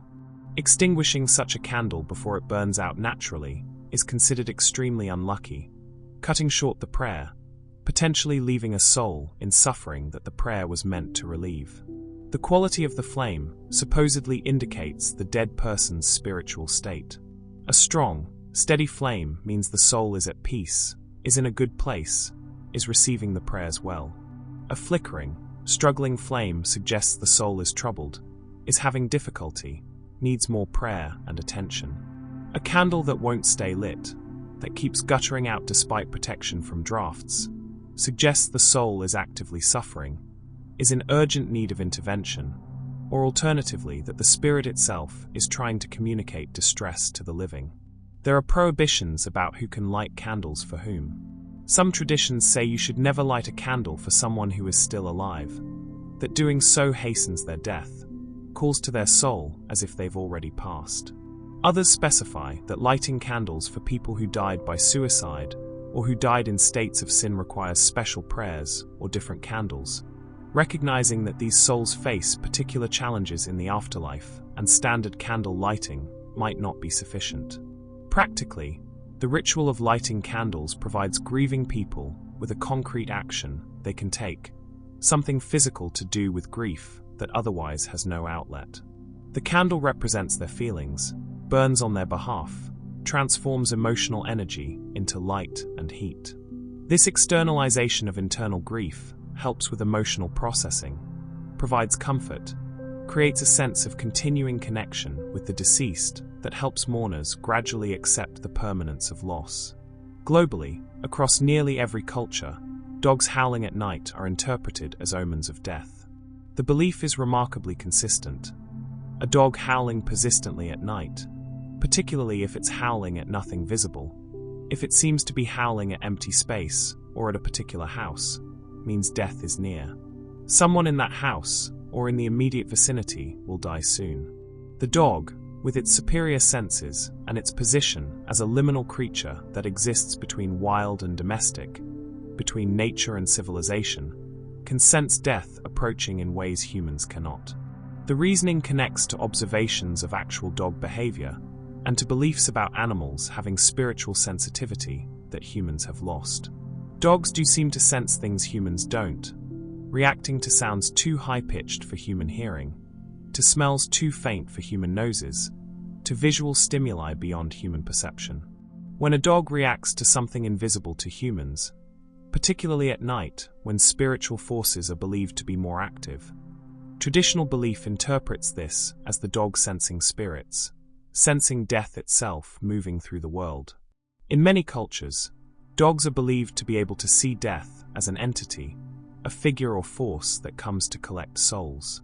The dog howls in response to seeing death approaching, howls as a warning, howls in distress at witnessing something humans are not meant to see. The howl is mournful because the dog knows what's coming, knows that someone will be taken, and grieves in advance of the loss. The specific pattern of the howling adds meaning. A dog howling directly at a house, facing the building and howling persistently, indicates someone in that specific house will die. A dog howling while looking at empty space, at something invisible, suggests death is passing through the area, and someone nearby will die, but not necessarily in the house the dog is near. A dog howling 3 times and then stopping abruptly is particularly ominous, suggesting death is imminent, possibly within hours. Different cultures have different responses to the death omen howl. Some say you should bring the dog inside immediately, preventing it from continuing to call death's attention to your location. Others say you should go out and comfort the dog, acknowledging what it senses, thanking it for the warning. Still others recommend counter-magic, throwing salt in the direction of the howl, saying specific prayers, performing small rituals to ward off the death the dog has sensed. Scientifically, dogs howl for many reasons. In response to sirens or other sounds, as a form of communication with other dogs, out of loneliness or anxiety, because of medical issues causing pain. Dogs with cognitive dysfunction, similar to dementia in humans, may howl at night for no clear external reason. None of these explanations are supernatural, but the correlation between night howling and subsequent deaths in the community would have been noticed throughout history, creating the superstition through selective memory and the statistical reality that in any community, someone is always dying or about to die. The superstition persists because it's difficult to disprove. Dogs howl at night fairly commonly, and within any reasonable time frame after a howling episode, someone in the general area will die. When this happens, the howl is remembered as an omen. When no one dies, the howl is forgotten or reinterpreted as having some other meaning. The pattern seems to confirm itself constantly, making the superstition feel validated by experience, by evidence that seems too consistent to dismiss as mere coincidence. Animals live in a different world than humans, perceive reality through senses we don't possess, operate according to instincts we cannot fully understand. It is no wonder, then, that our ancestors looked to animals as messengers, as interpreters of forces beyond human comprehension. When an animal behaves strangely, appears unexpectedly, or crosses your path at a significant moment, traditional wisdom suggests this is not random. It is a message, a warning, a sign that must be read and heeded. The animal kingdom exists alongside humanity, but remains fundamentally other, fundamentally wild even when domesticated. Animals retain connections to natural forces, to the rhythms of earth and sky, to the spiritual dimensions that civilization has taught humans to ignore. A bird that should be silent suddenly calls. A creature that belongs outside appears inside. An animal that should flee approaches instead. These disruptions of normal pattern are cracks in the ordinary world through which meaning flows, moments when the universe speaks in the language of fur and feather, scale and wing. These superstitions about animals are among the oldest, found in every culture, predating written language and organized religion. They represent humanity's original attempts to read the world, to find pattern in chaos, to believe that nothing happens without reason or significance. The animal omens are democracy of divination, available to everyone, requiring no special training or sacred texts. You need only eyes to see and the wisdom to interpret what crosses your path. In Europe, particularly in Britain, and throughout cultures influenced by British tradition, the black cat crossing your path is perhaps the most famous animal superstition. The belief is that a black cat crossing in front of you, intersecting your trajectory, brings bad luck.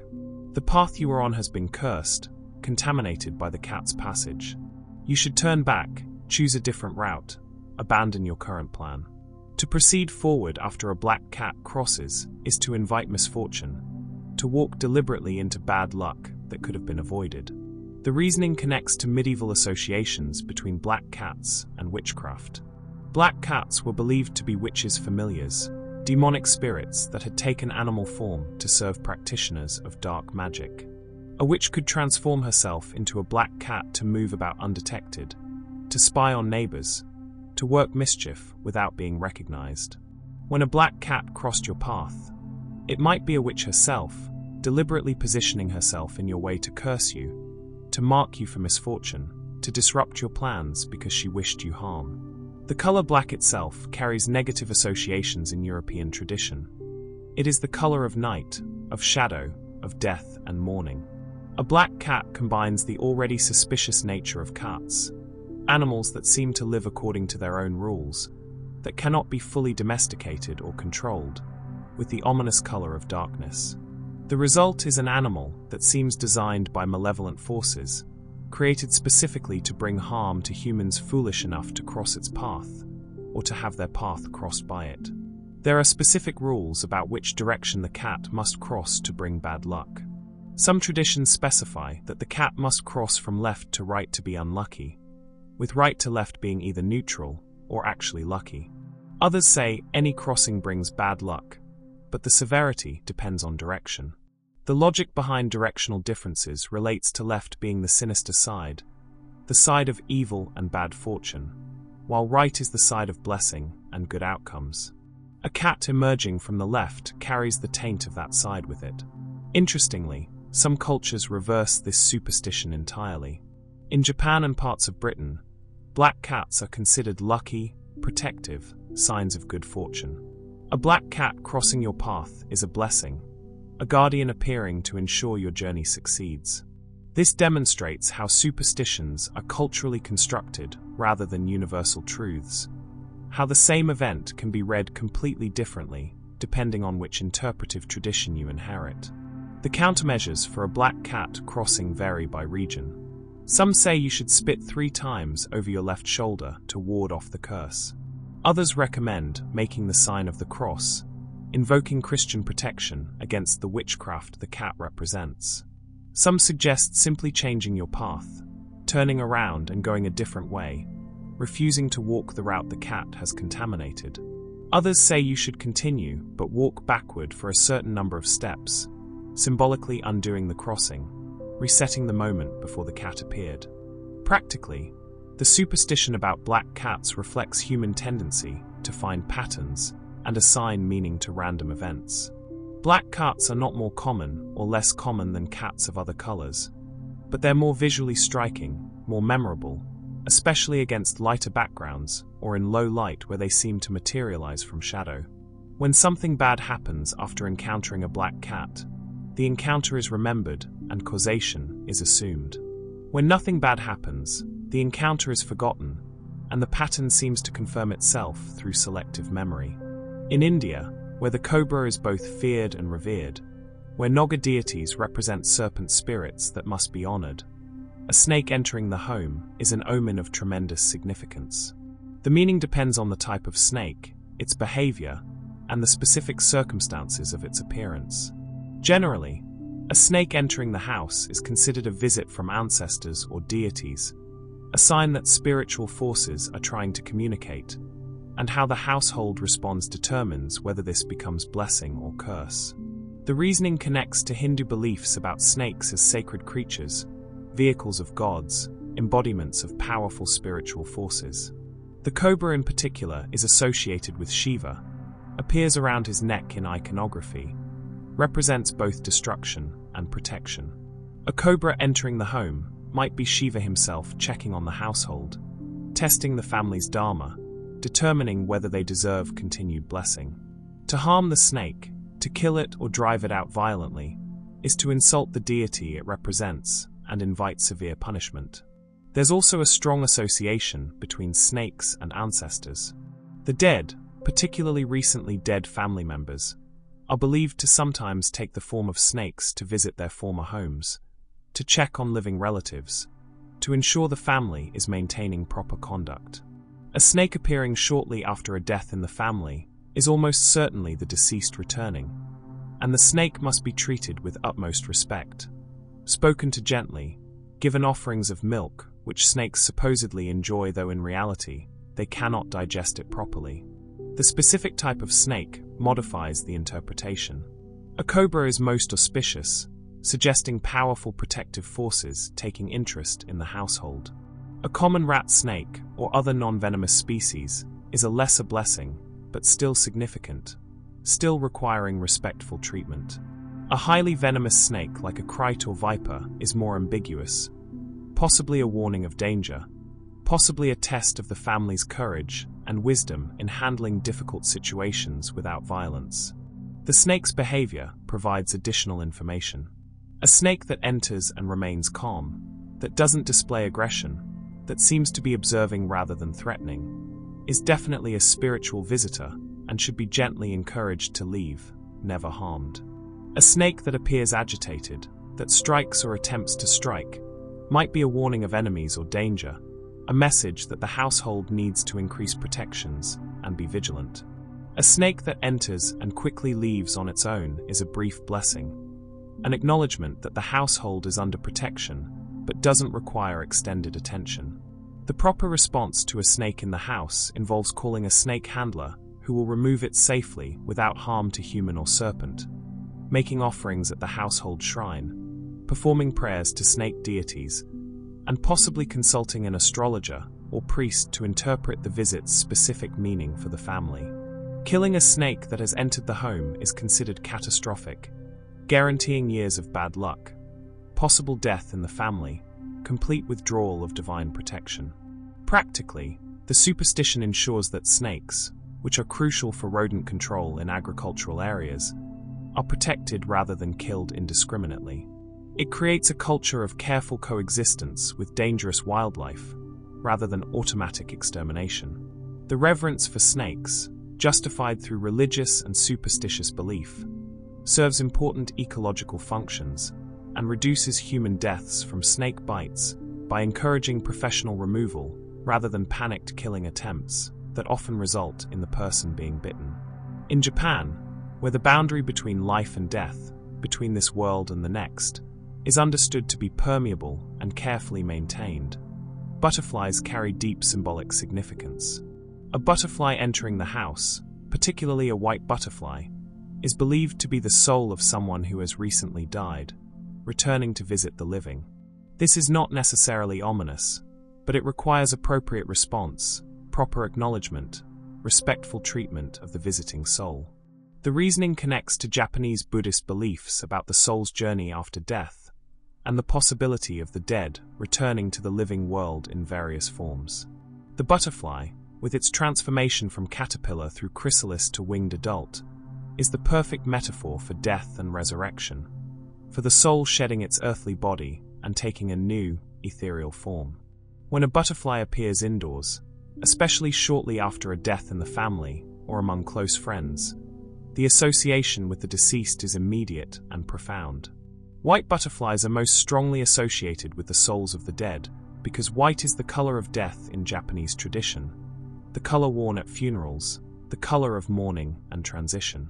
A white butterfly fluttering around the house, particularly if it seems to be seeking something, if it repeatedly approaches certain people or certain rooms, is read as the deceased trying to communicate, trying to say goodbye properly, trying to reassure loved ones that the soul persists beyond physical death. The proper response is to speak gently to the butterfly, to welcome it, to express love and remembrance for the deceased. The butterfly should not be captured or killed under any circumstances. This would be killing the soul itself, trapping it, preventing its journey to proper rest. Instead, doors and windows should be opened, allowing the butterfly to leave when it's ready, when it's completed whatever business brought it back.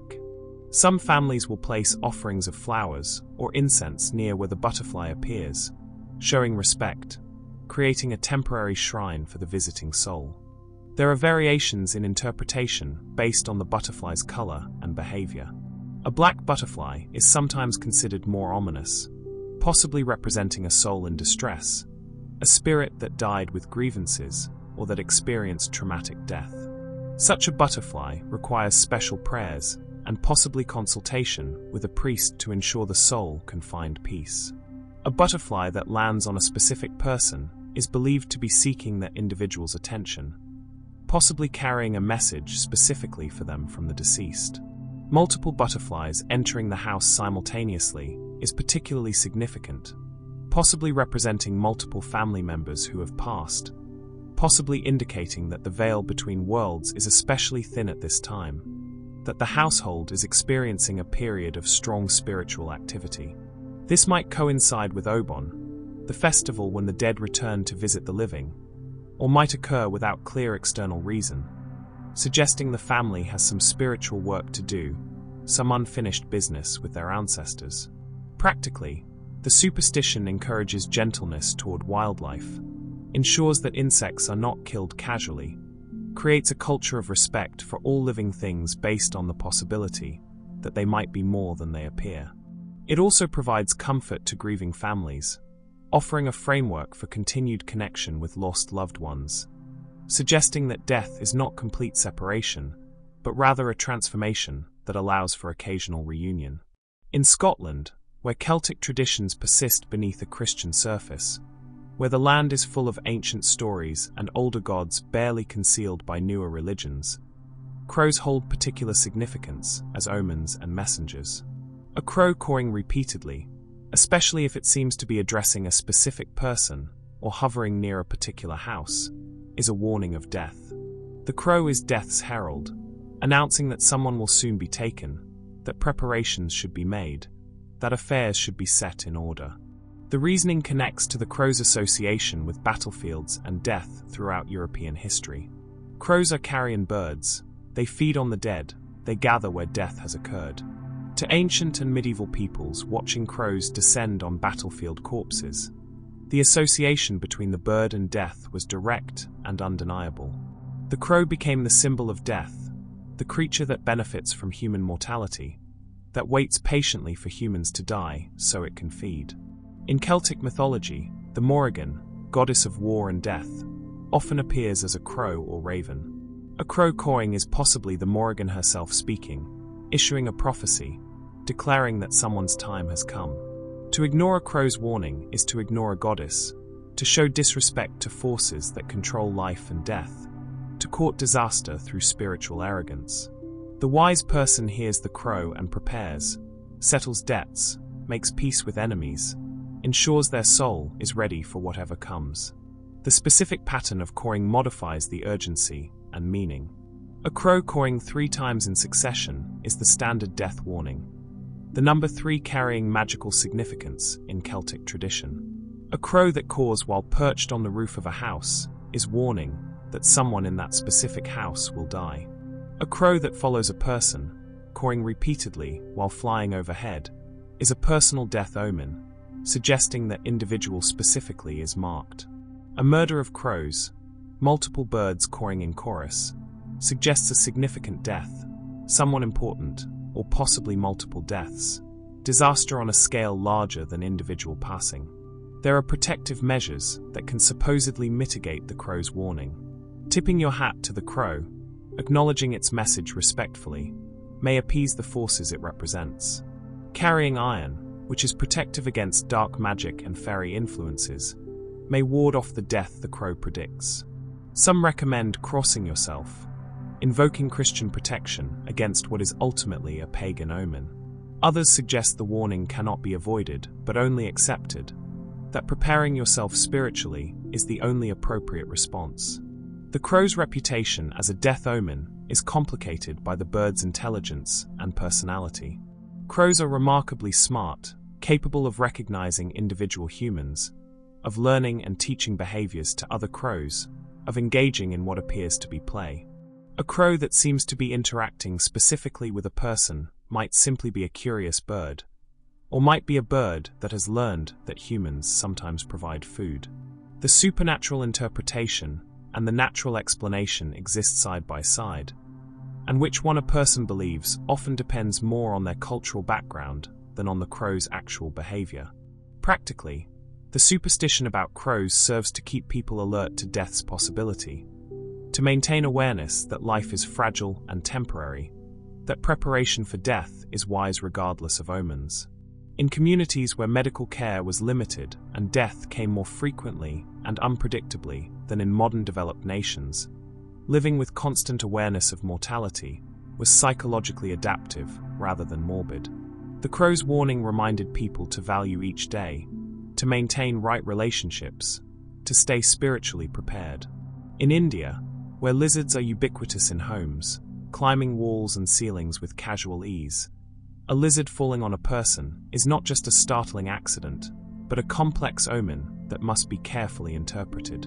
The meaning depends entirely on which part of the body the lizard lands on, with a detailed map of correspondences that assigns different outcomes to different landing sites.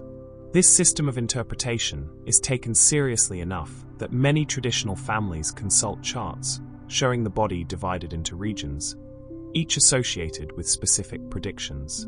The reasoning connects to ancient Indian practices of reading omens from unexpected events, the belief that nothing happens by pure chance, that every occurrence carries meaning if you have the wisdom to interpret it correctly.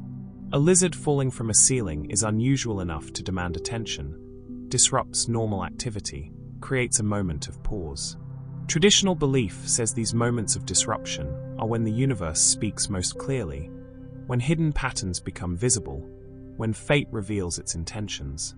The specific interpretations vary by region and by which interpretive tradition the family follows, but some general patterns exist.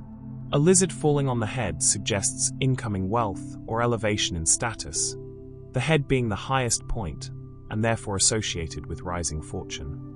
A lizard falling on the right shoulder is generally auspicious, predicting success in current endeavors, support from powerful people, things working in your favor. The left shoulder is more ambiguous or negative, possibly indicating obstacles, opposition, things being more difficult than expected. A lizard falling on the chest or stomach area might predict health issues or digestive problems, the body part affected corresponding to the area of impact. The back suggests betrayal, people working against you behind your back, hidden enemies or secret opposition. The hands have different meanings depending on right or left. The right hand predicts receiving money or gifts. The left hand might mean unexpected expenses or loss of resources. The feet generally suggest travel, journeys, movement away from current location. The time of day, when the lizard falls, adds another layer of interpretation. A lizard falling during auspicious hours strengthens positive predictions and weakens negative ones. A lizard falling during inauspicious hours does the opposite, amplifying bad omens and diminishing good ones. The direction the lizard runs after falling also matters. Running toward the east is favorable, toward the west less so, toward the north or south having intermediate values. There are cleansing rituals recommended when a lizard falls with a negative omen. Bathing immediately, washing away the lizard's touch and the bad luck it brought, is common. Visiting a temple and making offerings to specific deities who control the aspect of life the omen addressed, seeking divine intervention to override the prediction. Some consult astrologers who can provide more detailed interpretation and recommend specific remedies. Gemstones to wear, mantras to recite, charitable actions to perform. Practically, the superstition keeps people alert and observant, maintains attention to the environment and to physical sensations. In a culture where gecko lizards are everywhere, barely noticed, the falling lizard superstition ensures these animals remain visible, remain significant, remain part of conscious awareness rather than fading into background noise. It also provides explanatory frameworks for life's ups and downs, offers reasons when things go wrong or right, creates patterns of meaning in what might otherwise feel like random chaos. In China, where feng shui and the careful balance of natural forces shape decisions about everything from architecture to daily activities, frogs entering the home are generally considered auspicious omens of incoming wealth and prosperity. The frog, particularly associated with water and rain, represents abundance, the flow of resources, the arrival of that which is needed and desired. A frog hopping into your house is fortune literally jumping into your life, and the proper response is welcome, not fear or disgust. The reasoning connects to observations of frog behavior and to symbolic associations with water and wealth. Frogs appear in large numbers during and after rains, emerging from hiding, singing loudly, becoming suddenly visible everywhere. Rain is blessing, is abundance, makes crops grow, and brings prosperity to agricultural communities. The frog is rain's companion, rain's announcement, the creature that celebrates water's arrival. By extension, the frog celebrates and announces the arrival of prosperity, of resources flowing toward you as surely as rain flows toward earth. There's also association with the money frog or three-legged toad, Jin Chon, a creature from Chinese mythology that brings wealth to those it visits. This mythological frog carries a coin in its mouth, appears in homes of the prosperous, is invited through feng shui practices involving frog statues positioned to attract the real creature's spiritual essence. A live frog entering the house might be the Jin Chon manifesting in physical form, testing whether the household deserves the wealth it's prepared to bestow.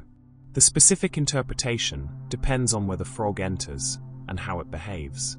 A frog hopping in through the front door is most auspicious, wealth entering through the main channel, arriving openly and obviously. A frog entering through a window or other secondary entrance is still positive, but suggests the wealth will come through unexpected sources, side ventures, surprising opportunities. A frog that enters and quickly leaves is a brief windfall, temporary prosperity. A frog that enters and stays, that seems reluctant to leave, predicts sustained wealth, long-term financial improvement. The color of the frog adds additional meaning. A green frog is standard good fortune, growth, natural prosperity. A golden or yellowish frog is exceptional luck, possibly major wealth, possibly a life-changing financial opportunity. A darker frog is less auspicious but not negative, perhaps representing steady accumulation rather than dramatic windfall. The size matters as well. A large frog is a large blessing, small frog a smaller but still welcome benefit. The proper response to a frog in the house is to allow it to leave on its own rather than capturing or killing it. Forcing the frog out is forcing fortune out, rejecting the blessing it represents. Killing a frog that has entered is catastrophic, destroying the very wealth it was bringing, guaranteeing financial difficulty, blocking the flow of resources that was trying to reach you. The frog should be gently encouraged toward an exit, thanked for its visit, allowed to depart when ready while carrying gratitude back to whatever forces sent it. Practically, the superstition encourages tolerance for wildlife, prevents people from automatically killing creatures that enter homes, creates coexistence with animals that are actually beneficial for controlling insect populations.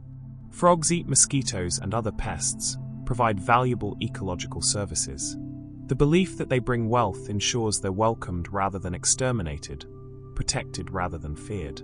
In Indonesia, where Islam overlays older animist traditions, where spirits and jinns exist alongside the teachings of the Prophet, chickens are standard domestic animals, familiar and common. But a chicken crowing at night is profoundly unnatural, is a disruption of cosmic order severe enough to demand immediate attention and response. Chickens crow at dawn, announcing the sun's return, celebrating light's victory over darkness. A chicken crowing at night is announcing something that should not be announced, calling to something that should not be called, potentially inviting disaster into the community.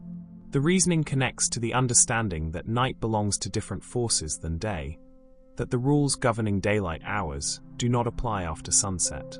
The chicken crowing at night is confused, possibly possessed, possibly being used by malevolent spirits to disrupt protective patterns. The crow that should greet the sun is instead greeting darkness, is declaring that night is day, is inverting natural order in ways that create spiritual chaos. The specific interpretation varies by region. In some areas, a chicken crowing at night predicts death, the bird announcing someone's passage from life, calling to the soul to depart. In other areas, it suggests an evil presence nearby, possibly a spirit, possibly a person practicing black magic, using the chicken's crow to amplify curses or to signal to other practitioners. Some believe it predicts natural disaster, earthquake, flood, fire, some catastrophe that will strike the community without warning. The response to night crowing is urgent. The chicken must be examined to determine why it's crowing. If it appears possessed or ill, it may need to be killed and buried with specific rituals to prevent the contamination from spreading. If it seems normal but simply disturbed, the coop should be checked for intruders, for snakes or rats that might have frightened the bird. Some recommend prayers and Quranic recitation to cleanse the area of whatever influence caused the unnatural crowing. The household where the chicken crowed, and often neighboring households as well, should perform protective rituals. Burning incense, reciting protective verses, ensuring that vulnerable family members, especially children and elderly, are watched carefully for the next several days. The community might gather to pray together, collective spiritual effort to ward off whatever the night crowing predicted or invited. There are attempts to find natural explanations. Bright lights confusing the chicken's circadian rhythm, illness affecting behavior, predators stressing the bird into unusual sounds. But in traditional Indonesian communities, these explanations are less satisfying than the spiritual interpretation. The chicken has warned of something, and wise people heed warnings regardless of their source or whether the mechanism is understood. Practically, the superstition keeps communities alert to unusual animal behavior, which can indeed indicate environmental problems or approaching danger. Animals often behave strangely before earthquakes or other natural disasters, responding to signals humans cannot detect. A community that pays close attention to animal omens, that treats unusual behavior as worth investigating, may actually have better early warning of genuine threats than communities that dismiss such signs as meaningless. In the Philippines, where ants are ubiquitous and managing their presence in homes is an ongoing challenge, there exists a superstition that goes against practical instincts to eliminate them. The belief is that ants entering the house, particularly in large numbers forming visible trails, predict incoming money or food, resources flowing toward the household. The ants are advanced scouts for prosperity, arriving before the wealth itself, marking the house as a place where abundance will soon appear. The reasoning connects to observations of ant behavior and symbolic interpretation of their activities. Ants appear in large numbers when there is food to harvest, when resources are available. They're attracted to abundance. Their presence indicates that something worth gathering exists nearby. By sympathetic logic, the ants entering your home are attracted to abundance that is on its way, prosperity that hasn't fully manifested yet, but that the ants can already sense, that they're positioning themselves to benefit from. The specific interpretation depends on the type of ants and their behavior. Large ants entering the house suggest large blessings, significant money or resources. Small ants suggest smaller, but still welcome benefits. Ants forming clear trails, organized and purposeful, predict that the incoming wealth will be steady and reliable. Scattered ants without clear organization suggest windfall profits, unexpected bonuses, money from surprising sources that arrives and departs quickly. The location where ants appear adds meaning. Ants in the kitchen predict abundance of food, groceries easily acquired, meals shared with family and friends. Ants in bedrooms suggest relationship prosperity, strengthening of family bonds, emotional richness. Ants near the front door indicate money entering the house, income from work or business. Ants appearing on religious altars or near family photographs suggest blessings from ancestors or saints, spiritual support manifesting as material benefit. The prohibition against killing the ants is strong. To kill ants that have entered your home is to kill the prosperity they represent, to reject the abundance they're announcing, to turn away blessings that were trying to reach you. The ants should be gently redirected outside, encouraged to leave without harm, thanked for their message. Some families will actually leave small food offerings for the ants, ensuring they're well-treated guests, hoping this generous response will increase the coming prosperity.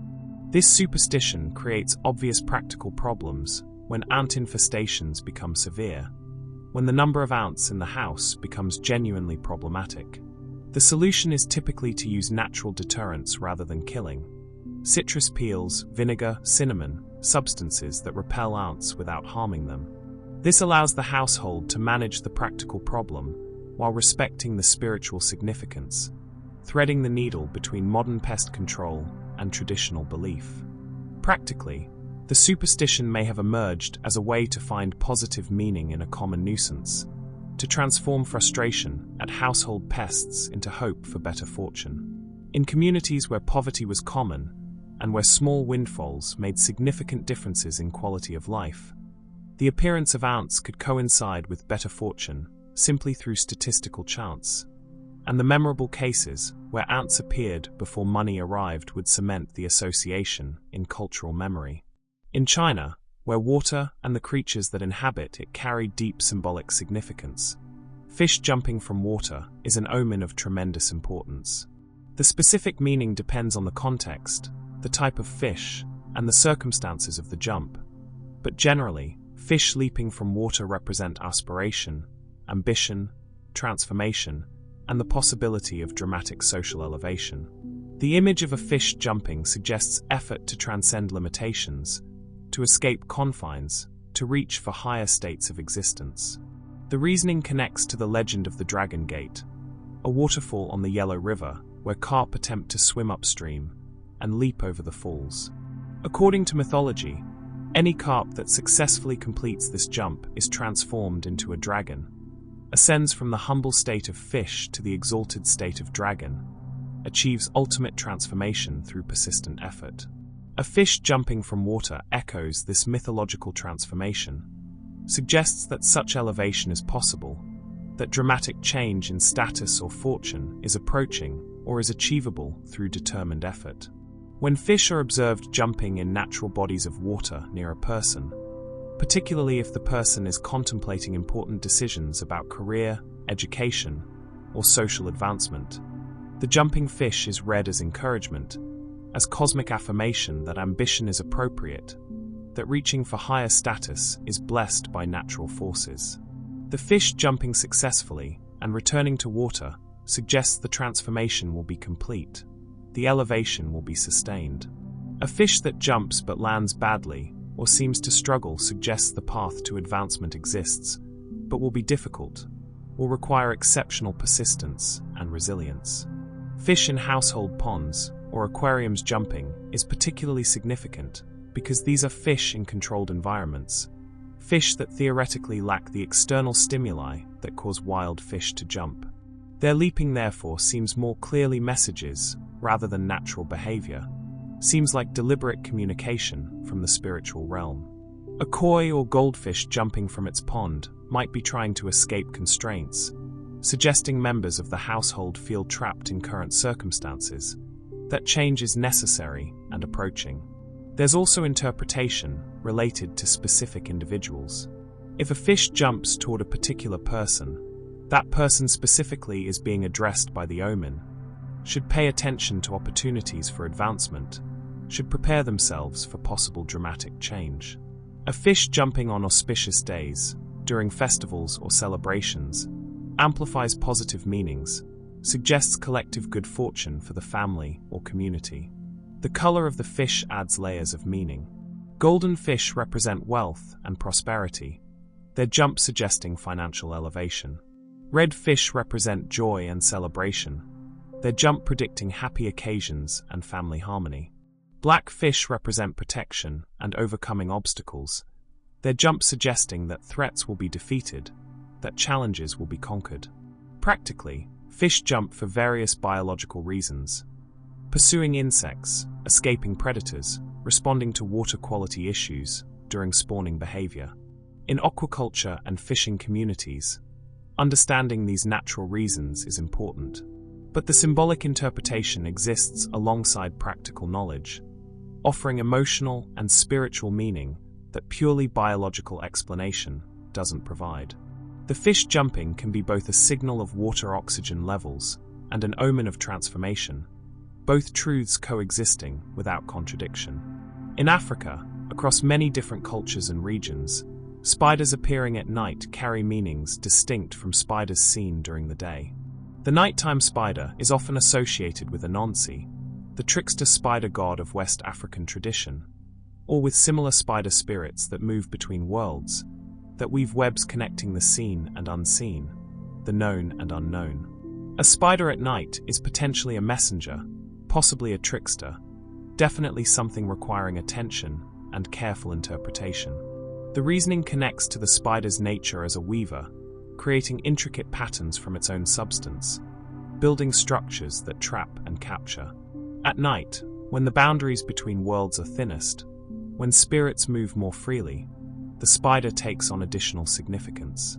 Its web is not just a hunting tool, but a pattern of fate being woven, a design being created that will affect human lives. The spider you see at night might be showing you a corner of this larger web, giving you a glimpse of patterns that will soon affect your destiny. The interpretation varies significantly by the spider's behavior and location.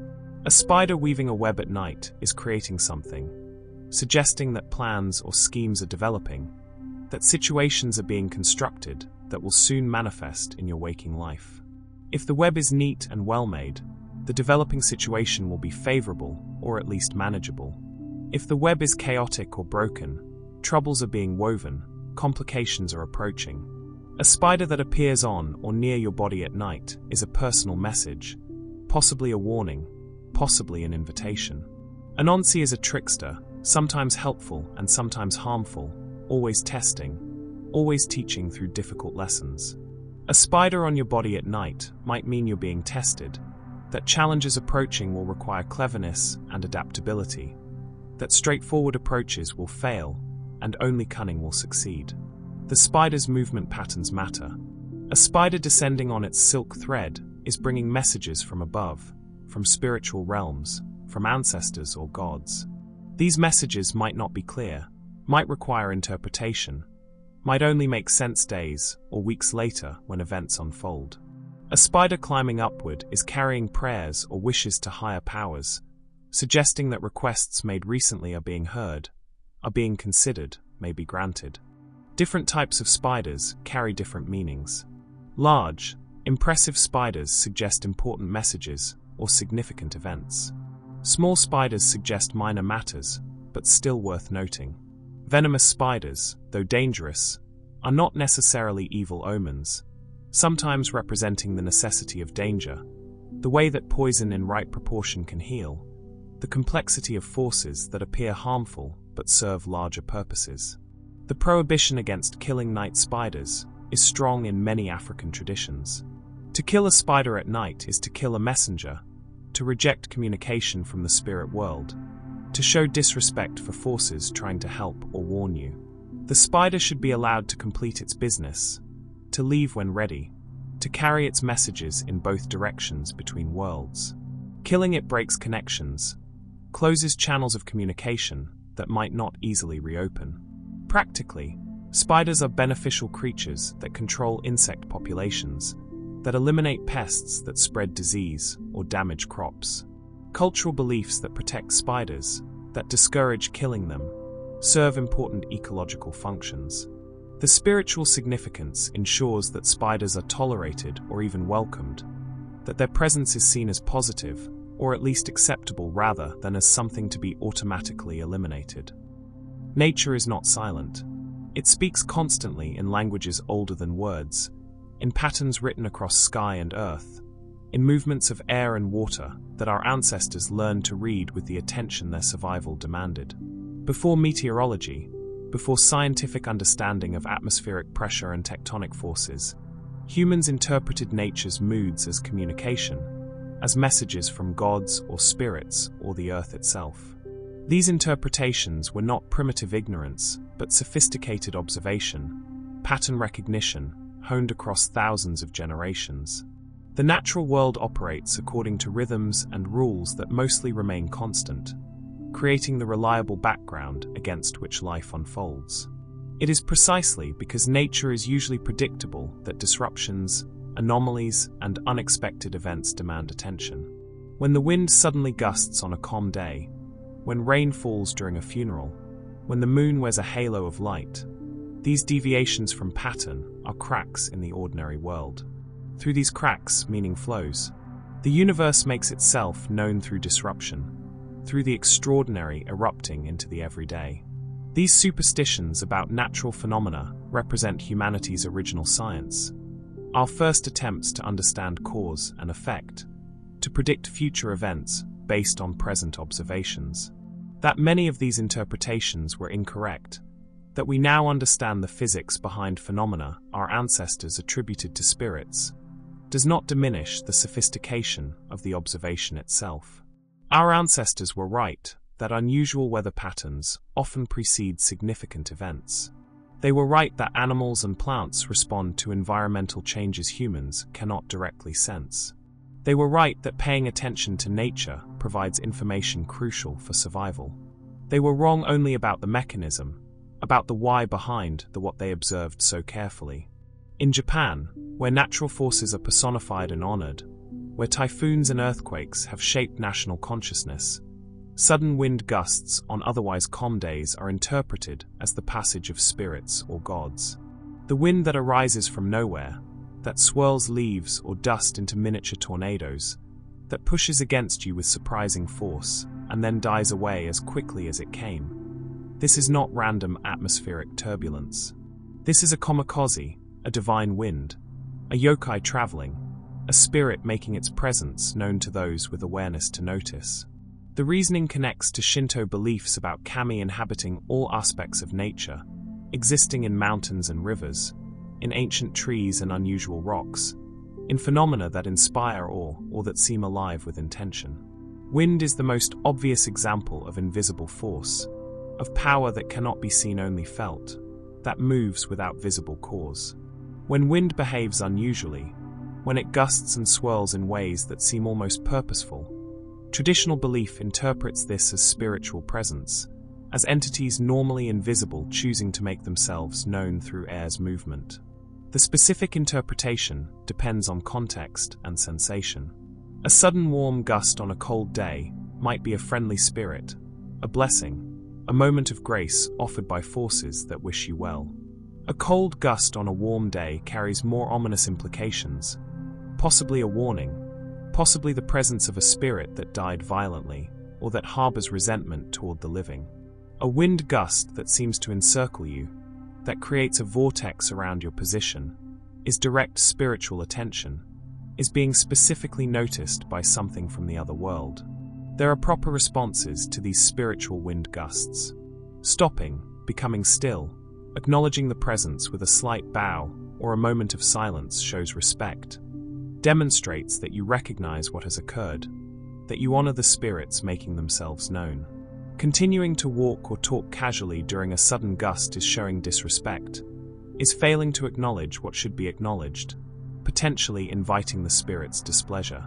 Some people recite brief prayers or protective phrases, establishing that they're respectful but also protected, open to spiritual presence but not vulnerable to spiritual harm. In certain locations, particularly near shrines or ancient sites, sudden wind gusts are more common and more significant. These are places where the veil between worlds is already thin, where spiritual activity is naturally higher. A gust at such a location is almost certainly a kami or ancestor making their presence felt, possibly responding to a visitor's prayers, possibly simply reminding humans that this space is sacred, is shared, is not entirely under human control. The connection between wind and spirits appears in Japanese language and literature.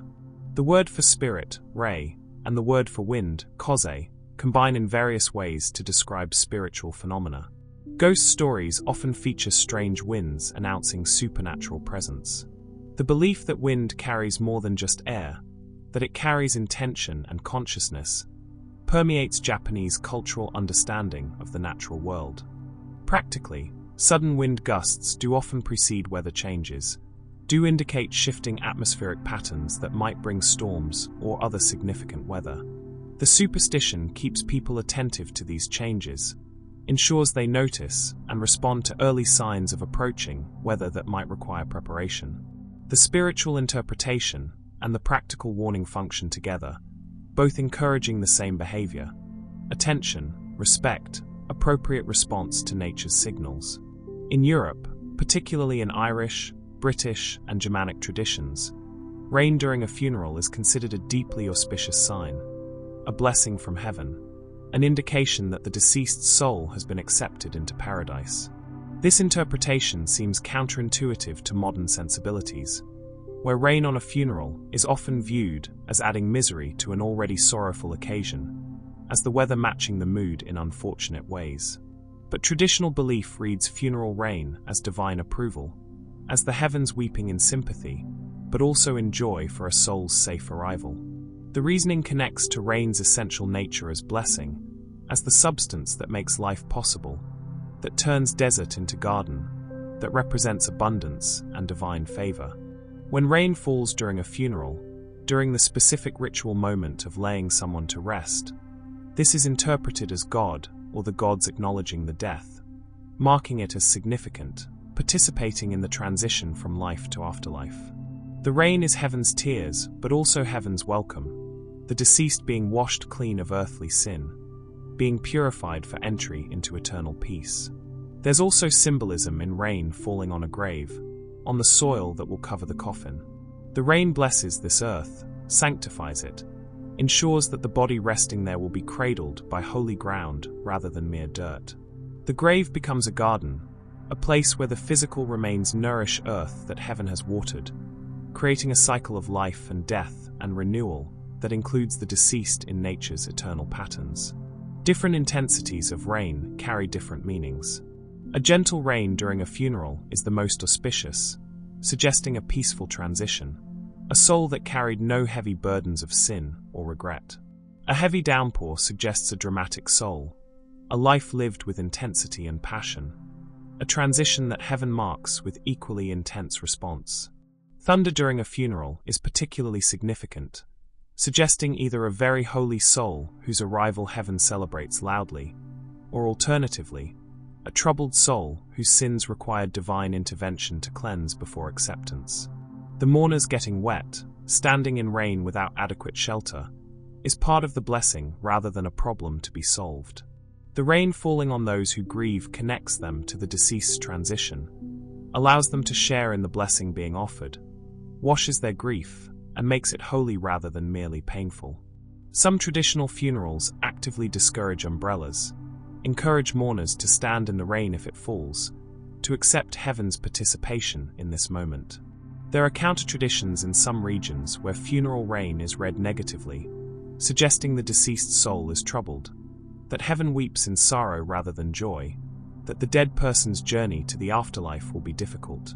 These interpretations are less common than the positive reading but exist, demonstrating that even within European tradition, nature's signs can be read in multiple ways, that cultural consensus isn't absolute. Practically, Rain during funerals in regions with frequent rainfall is statistically common enough that the superstition had to develop some interpretation.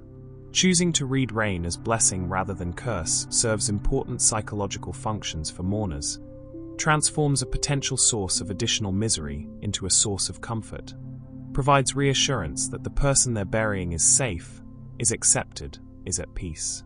The superstition doesn't change the weather, but it changes how the weather is experienced. In Hawaii, where rainbows are common due to the interaction of tropical sun and frequent rain, where the islands themselves seem caught between earth and sky, between ocean and heaven, rainbows carry deep spiritual significance. A rainbow appearing at night, visible in moonlight or in the glow of city lights, is considered an exceptionally rare and powerful omen. This is not a natural rainbow, but a supernatural one, a bridge being formed between worlds not meant to be bridged, a sign that the boundaries of reality are dissolving, that something impossible is becoming possible. The reasoning connects to Hawaiian beliefs about rainbows as pathways for spirits, as bridges the gods use to travel between the heavens and the earth. In daylight, rainbows are relatively common, are beautiful but not necessarily ominous. A rainbow at night, however, is the pathway appearing at the wrong time, is the bridge manifesting when it shouldn't, suggesting that spiritual traffic between worlds is unusually heavy, that something significant is happening in the realm of gods and ancestors. Night rainbows are associated with the death of chiefs or other important people, with moments of cultural transformation, with warnings of approaching danger. The pathway appears at night because a soul of great importance is traveling, because someone who deserves divine escort is making the transition from earthly life to ancestral existence. To witness this rare phenomenon is both blessing and warning. Blessing because you're being shown something sacred, warning because it indicates significant disruption in the normal order. There are protocols for those who see a night rainbow. You should not point at it, should not speak loudly or draw others' attention to it in disrespectful ways. The proper response is quiet acknowledgement, perhaps a prayer or chant, recognition that you're witnessing something holy. Some traditions say you should immediately check on family members and friends, ensure everyone is safe, as the night rainbow might be coming for someone you know, might be the pathway prepared for someone close to you. The scientific explanation for night rainbows, sometimes called moonbows or lunar rainbows, involves bright moonlight hitting water droplets at the correct angle, the same physics that creates daytime rainbows, but with much dimmer light source. This makes them rare but not impossible, occurring in locations with bright full moons and misty conditions. Hawaii's climate and geography create some of the world's best conditions for moonbows, making them less rare there than in most places, but still uncommon enough to retain their sense of wonder. The Hawaiian interpretation of night rainbows as spiritually significant transforms these rare events into moments of collective meaning, into shared experiences that connect communities to their cultural heritage and spiritual traditions. When a night rainbow appears, news spreads, people gather to witness it. The moment becomes a point of cultural connection that strengthens identity and reinforces traditional beliefs. Practically, the attention paid to night rainbows keeps people observant of rare natural phenomena, maintains awareness of the night sky and atmospheric conditions, encourages a relationship with nature that includes wonder and reverence rather than just utilitarian concern. This sense of nature as alive, as communicative, as deserving attention and respect, serves ecological and psychological functions beyond the specific supernatural beliefs.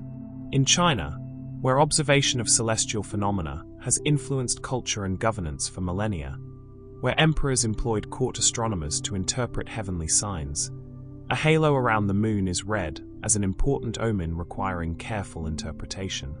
The moon halo, scientifically explained as light refraction through ice crystals in high-altitude clouds, appears as a luminous ring surrounding the moon, creating a dramatic and undeniably noticeable phenomenon that demands explanation.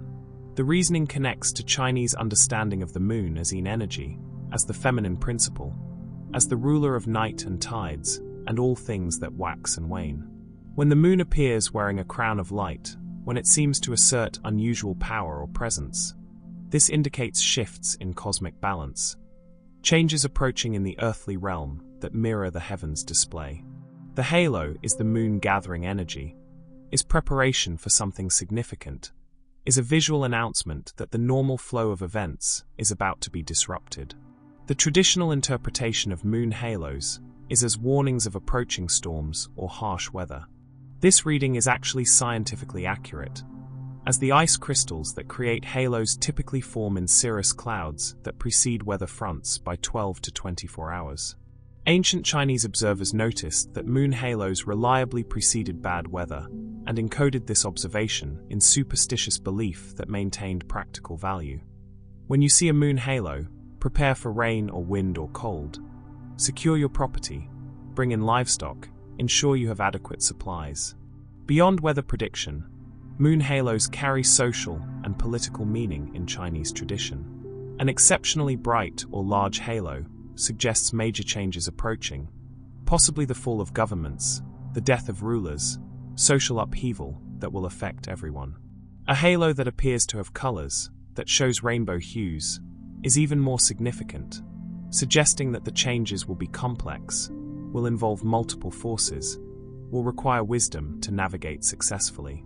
The number of stars visible within the halo adds additional interpretation. A halo with no stars inside suggests isolation, loneliness, separation from support. A halo with many bright stars suggests that despite coming difficulties, there will be allies and assistance, that you won't face challenges alone. The position of planets within the halo, if any are visible, connects to astrological interpretations about which areas of life the coming changes will most affect. There are protective actions recommended when a moon halo appears, ensuring that family matters are in order, that relationships are harmonious, that you're not engaged in disputes or carrying grudges. All of these reduce vulnerability to whatever changes the halo predicts.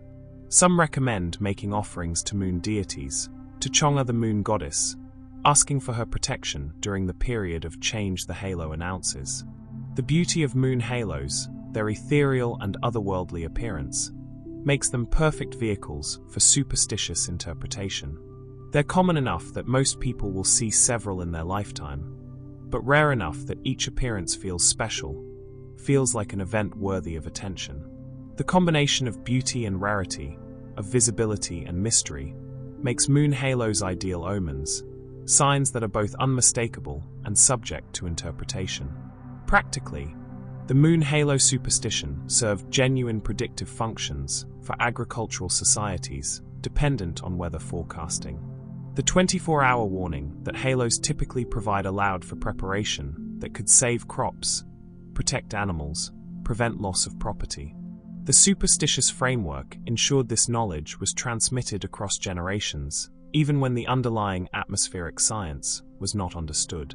In Japan, where the changing seasons are celebrated and observed with careful attention, where autumn leaves are subjects of pilgrimage and poetry, fallen leaves belong outdoors, belong on the ground or floating in streams, belong anywhere except inside human dwellings.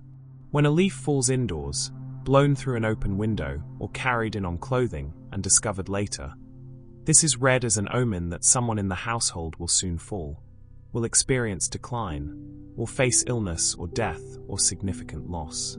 The reasoning is based on sympathetic magic and symbolic interpretation.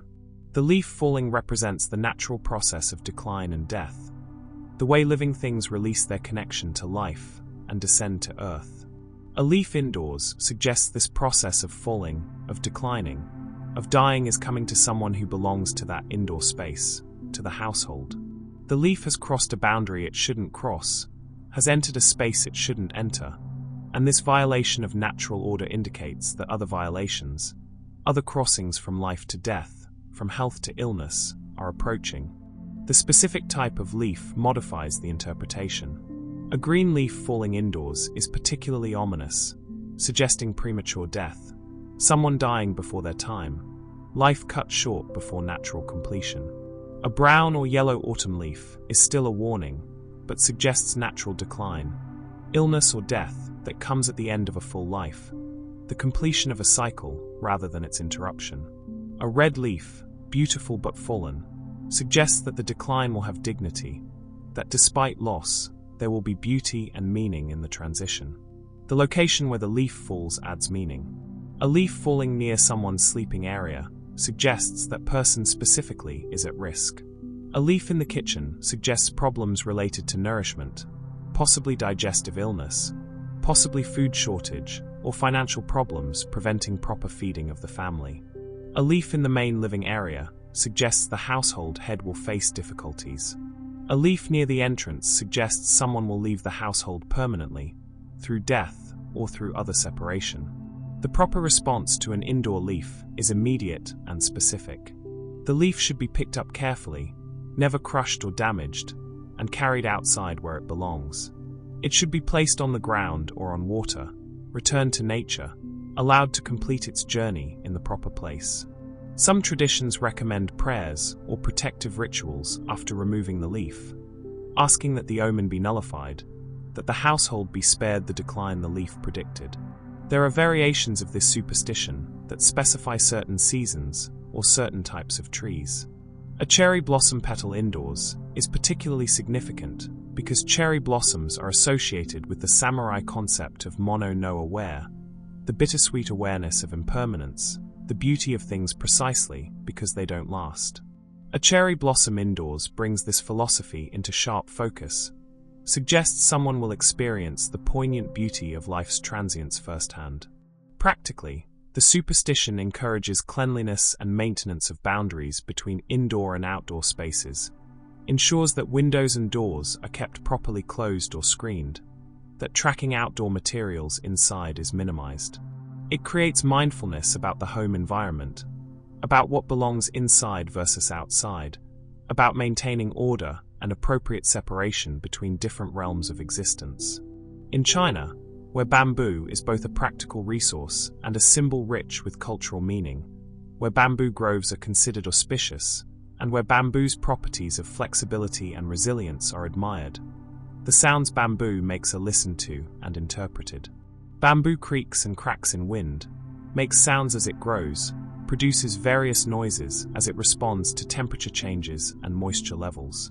When bamboo cracks loudly without obvious cause, when the sound seems to come from nowhere or occurs in patterns that seem meaningful, this is interpreted as communication, as warning, as the plant world speaking to those wise enough to listen. The reasoning connects to the belief that bamboo houses spirits, that bamboo groves are inhabited by entities that protect the land and communicate with humans who live nearby. Bamboo's rapid growth, its unusual properties as a grass that grows to tree-like proportions, its hollow structure that resonates and amplifies sound, all of these make it seem almost animate, almost conscious. When bamboo speaks through cracking sounds, it's the spirits within making themselves heard. Specific interpretations vary by the sound's characteristics. A single sharp crack is a warning, an alert that danger approaches, that attention is required. Multiple cracks in quick succession suggest multiple problems, complications, situations developing faster than expected. A slow, drawn-out cracking sound suggests gradual changes, slow developing situations that will require patience and long-term planning. Bamboo cracking at night is more ominous than daytime cracking, as night sounds always carry additional weight and concern. The location and context matter significantly. Bamboo cracking near a home suggests the household will face challenges, will need to bend like bamboo in strong wind, will need to demonstrate flexibility and resilience to survive coming difficulties. Bamboo in a grove far from human dwelling cracking loudly might be warning of natural disaster, of earthquake or landslide, of environmental changes that will affect the broader community. Bamboo used in construction cracking is immediate warning that the structure may fail, that repair or replacement is urgently needed. There are stories throughout Chinese history of bamboo cracking to warn of earthquakes, of bamboo groves that became agitated hours before seismic events, making sounds that alerted wise observers to evacuate or take precautions. While not scientifically documented as reliable earthquake prediction, bamboo is sensitive to ground vibrations and moisture changes, and it's plausible that bamboo's physical response to pre-seismic conditions could create audible sounds that careful observers learn to interpret. The response to unexplained bamboo cracking involves both practical and spiritual actions. Investigating for physical causes, checking for structural problems, assessing whether environmental conditions explain the sounds. But also spiritual preparations, ensuring household altars are properly maintained, that relationships with ancestors and local spirits are in good order, that protective rituals are current and correctly performed. The bamboo's warning is both practical and spiritual, and both dimensions require response. Practically, attention to bamboo sounds serves genuine safety functions in communities surrounded by bamboo forests or in homes built with bamboo materials. Bamboo cracking can indicate structural problems, can signal that construction needs maintenance, can warn of moisture damage or insect infestation. The superstitious interpretation ensures these practical warnings are heeded, are taken seriously, are responded to rather than ignored. In Nepal, where the earth itself is sacred, where the Himalayas represent the abode of gods, where geological forces are active and tangible, tremors and small earthquakes are relatively common experiences. But tremors that seem to have no natural cause, that occur in patterns that don't match seismic norms, that feel different somehow from standard earthquake activity, these are interpreted as communication from earth deities, as warnings from the land itself, as signs that cosmic balance has been disturbed and requires correction.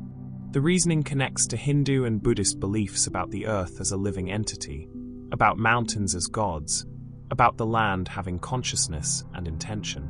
When the earth shakes, it's not merely tectonic plates shifting according to blind physics.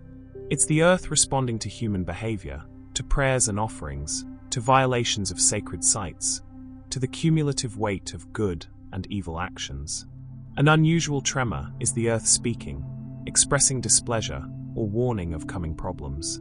The interpretation depends on context and characteristics of the tremor. A sudden sharp tremor is immediate warning, like the earth jolting someone awake, demanding attention to urgent problems. A slow rolling tremor suggests gradual changes, long-term shifts that are building towards significance. Multiple small tremors in quick succession suggest complexity, multiple causes combining to create instability. The timing adds meaning.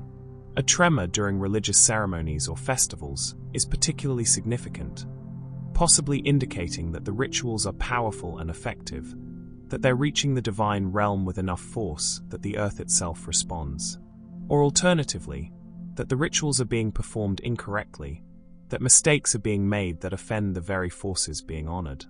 A tremor with no apparent human activity nearby, occurring in the deep night when everyone sleeps, is most mysterious and therefore most concerning. The location matters immensely. A tremor centered near a sacred site suggests something related to that deity or that spiritual place. A tremor near a village suggests issues specific to that community. Social problems, moral failures, spiritual neglect that has accumulated until the earth can no longer remain still. A tremor felt by one person, but not others nearby, is a personal message, a warning meant specifically for that individual about their own life and choices. The proper response to an unusual tremor involves spiritual diagnosis and correction.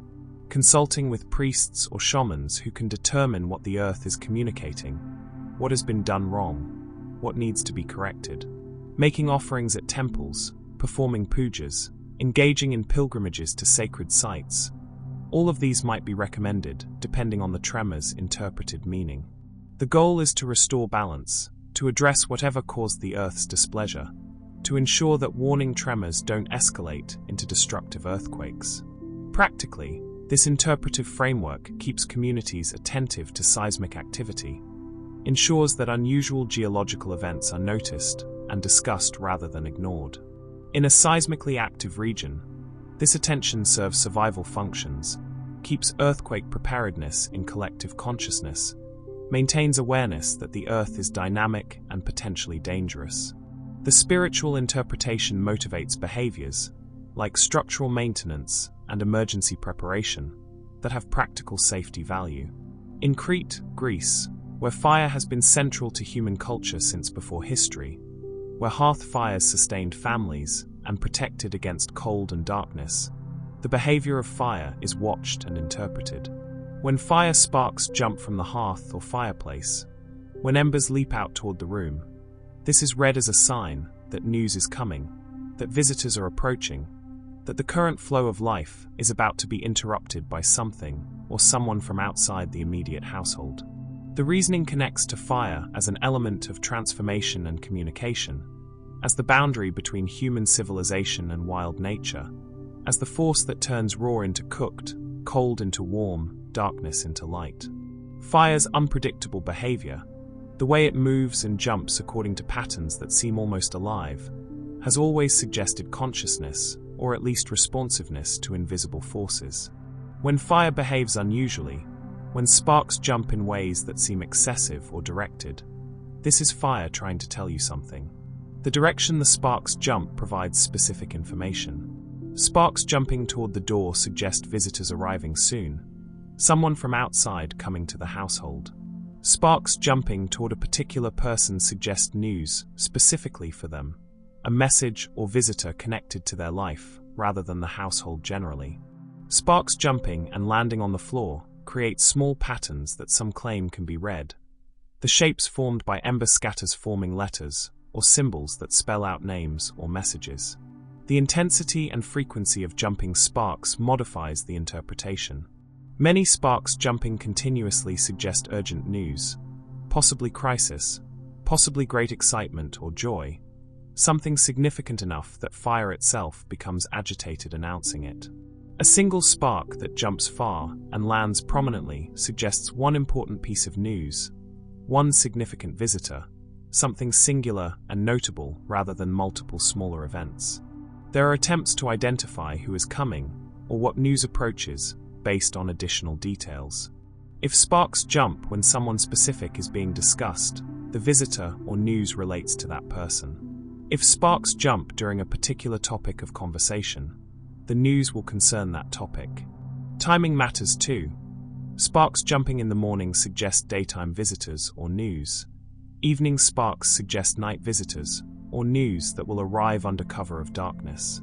The response to jumping fire sparks is preparation. Ensuring the house is clean and presentable, preparing food and drink for potential guests, making oneself emotionally ready for whatever news is approaching.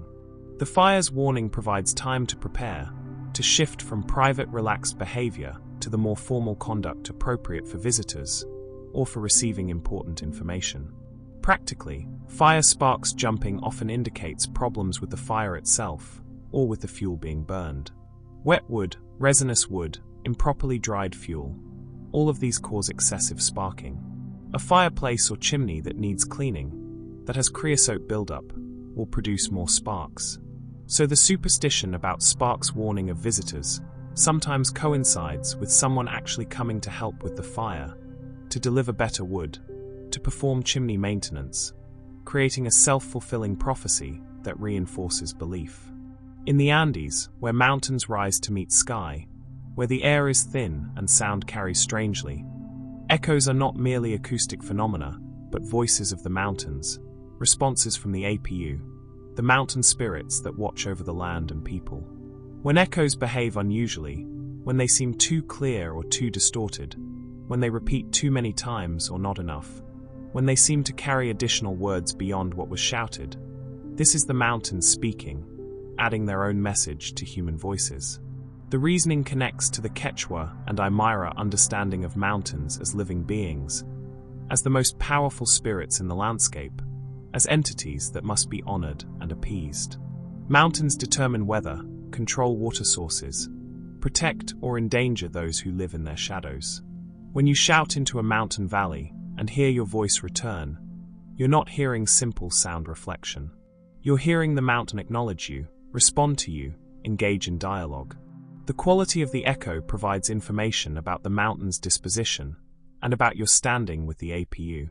A clear, strong echo suggests you are in good relationship with the mountain, that the spirits approve of you, that you can travel safely and expect protection. A weak or absent echo suggests you have offended the mountain, that you need to make offerings or perform rituals to restore right relationship. An echo that seems to add syllables, that sounds like it's saying more than you said, is the mountain adding its own message, speaking through your voice but extending it with wisdom or warnings. Multiple echoes, when your shout returns over and over in diminishing repetition, are interpreted as the mountains discussing what you've said among themselves, consulting, sharing information across the peaks. The number of clear repetitions sometimes correlates with the number of days before a prediction comes true, or the number of mountains that are paying attention, or the importance of the message being discussed. Echoes that sound wrong, that distort your words into something unrecognizable, suggest spiritual interference or warning. Perhaps you've entered a sacred space without proper permission. Perhaps your intentions are impure. Perhaps the mountain is warning you to turn back. Some valleys are known for producing disturbing echoes. Echoes that sound like laughter or crying. Echoes that seem to mock or threaten. These valleys are avoided or entered only with proper ritual protection. The practice of shouting to mountains, of calling to the APU and listening for their echoed response, is formalized in some Andean traditions. Before beginning a journey, before planting or harvest, before important communal decisions, someone might call to the mountains and interpret the echoes as guidance. The echoes become a form of divination, a way of consulting with the most powerful spirits in the landscape. Practically, understanding echoes and how sound travels in mountain environments has survival value. Knowing which valleys amplify sound, which formations create deceptive acoustic effects, where shouts for help will carry, and where they'll be swallowed. All of this is crucial knowledge for people living in challenging terrain. The spiritual interpretation ensures this knowledge is learned, practiced, and transmitted across generations. In Latvia, where folk traditions remain strong despite modernization, where countryside practices persist alongside urban life, the smoke from fires is read for omens and messages. Smoke that forms shapes resembling creatures, that seems to become animals or faces or human figures before dissipating, is interpreted as spirits manifesting, as messages being sent through the liminal substance of smoke that exists between solid and air, between earth and sky. The reasoning connects to smoke's transitional nature, to its status as substance transforming from one state to another, rising from earthly fire toward heavenly air. Smoke is the visible breath of fire, is the medium through which prayers and offerings rise to gods, is the pathway spirits use to travel between realms. When smoke takes form, when it briefly resembles something recognizable before vanishing, this is not random pattern, but intentional communication. The specific creature or shape seen in smoke carries distinct meanings. Smoke forming bird shapes suggests messages arriving, news from distant places, information traveling toward you. Smoke resembling horses predicts journeys, changes, movement away from current location. Smoke that looks like human faces might be ancestors showing themselves, letting you know they're present and watching. Smoke forming animal shapes connects to those animal symbolic meanings. A wolf suggests danger or wild energy. A deer suggests gentleness and spiritual grace. A snake suggests transformation or hidden knowledge. The direction smoke moves and how shapes form within it adds interpretation. Smoke rising straight up while forming shapes suggests prayers are being heard, offerings are being accepted, communication with the divine realm is clear and strong. Smoke that swirls and creates shapes while moving erratically suggests confusion in the spiritual realm, messages that aren't clear, situations developing in complicated ways. Smoke that forms shapes while moving toward a particular person suggests the message is specifically for them. There are specific rituals for reading smoke that formalize the practice beyond casual observation. Certain herbs added to fires produce different smoke qualities and are believed to encourage different types of spirits to manifest. Questions can be asked while watching the smoke, with shapes forming being interpreted as answers. The practice becomes a form of divination, a structured method of seeking guidance from the spirit world. The prohibition against disturbing smoke while it's forming meaningful shapes is strong. Waving away smoke or walking through it disrupts communication, shows disrespect for the spirits trying to manifest, might anger forces that deserve careful treatment. Smoke should be allowed to rise and dissipate naturally. Its message is received without interference. Practically, smoke behavior does indicate air currents, weather patterns, fire quality. Smoke that rises cleanly suggests good draft and efficient burning. Smoke that swirls and lingers suggests weather changes or ventilation problems. The superstitious reading of smoke shapes ensures attention to these practical matters, while also providing spiritual meaning, combining function and significance in ways that serve both material and emotional needs. Dreams are the territories where rational mind surrenders control, where the boundaries between possible and impossible dissolve, where the dead walk alongside the living and the future casts shadows backward into the present. Every culture has recognized that dreams are significant, that they operate according to different rules than waking life, that they provide access to knowledge and experiences beyond the reach of conscious awareness. Whether dreams are messages from gods, journeys of the wandering soul, processing of unconscious material, or glimpses of alternate realities, they demand interpretation, require attention, carry weight that mere fantasy does not. The superstitions surrounding dreams are attempts to decode this nightly mystery, to create dictionaries that translate the symbolic language of sleep into actionable wisdom for waking life. These interpretations are not arbitrary. They emerge from thousands of years of collective observation, from patterns noticed across countless individuals and generations, from the recognition that certain dream images tend to precede certain waking events. Whether the dreams cause the events, predict them, or merely coincide with psychological states that influence outcomes becomes almost irrelevant. The correlation exists, and the interpretation provides meaning. Dreams occupy the space between individual experience and collective unconscious, between personal memory and archetypal symbol, between the trivial residue of daily life and profound communication from sources beyond the self. This is why dream superstitions are taken seriously even by those who dismiss other forms of magical thinking. Dreams feel significant, carry emotional weight, linger in memory in ways that suggest they matter, that they're trying to tell us something we need to know, but can only learn while consciousness is dimmed and defenses are lowered. In the Middle East, across Arab, Persian, and Turkish cultures, dreaming of water is one of the most significant and carefully interpreted dream images.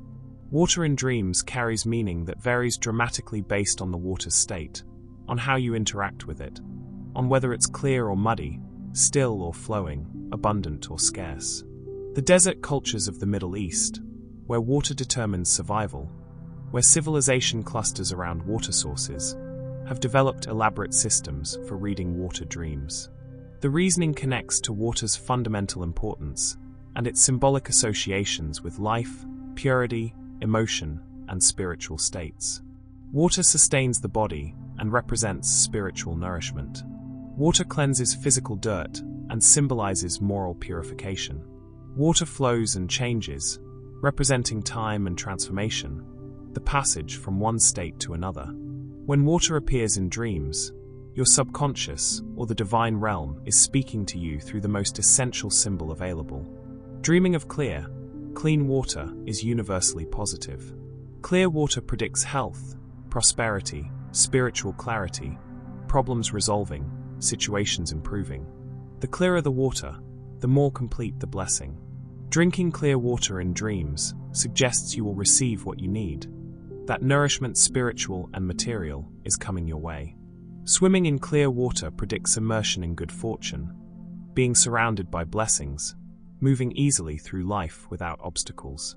Seeing clear water without interacting with it suggests that solutions exist, that resources are available, though you may need to reach for them consciously. Muddy or dirty water reverses all these meanings. Muddy water predicts confusion, illness, problems that seem impossible to solve, situations becoming more complicated rather than clearer. Drinking muddy water suggests you will be deceived, will accept something that seems beneficial, but is actually harmful, or make choices based on false information. Swimming in muddy water predicts struggling through difficulties, being surrounded by problems, working hard with little progress. The muddier the water, the more severe the predicted difficulties. The water's movement provides additional interpretation. Still water, like a pond or lake, represents stability, peace, situations that are calm and unchanging. Whether this is positive or negative depends on context. Still clear water is peace and contentment. Still muddy water is stagnation, being stuck in problems that won't resolve on their own.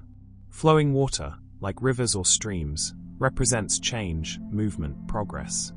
Fast-flowing water can indicate that changes are coming quickly, possibly too quickly to manage comfortably.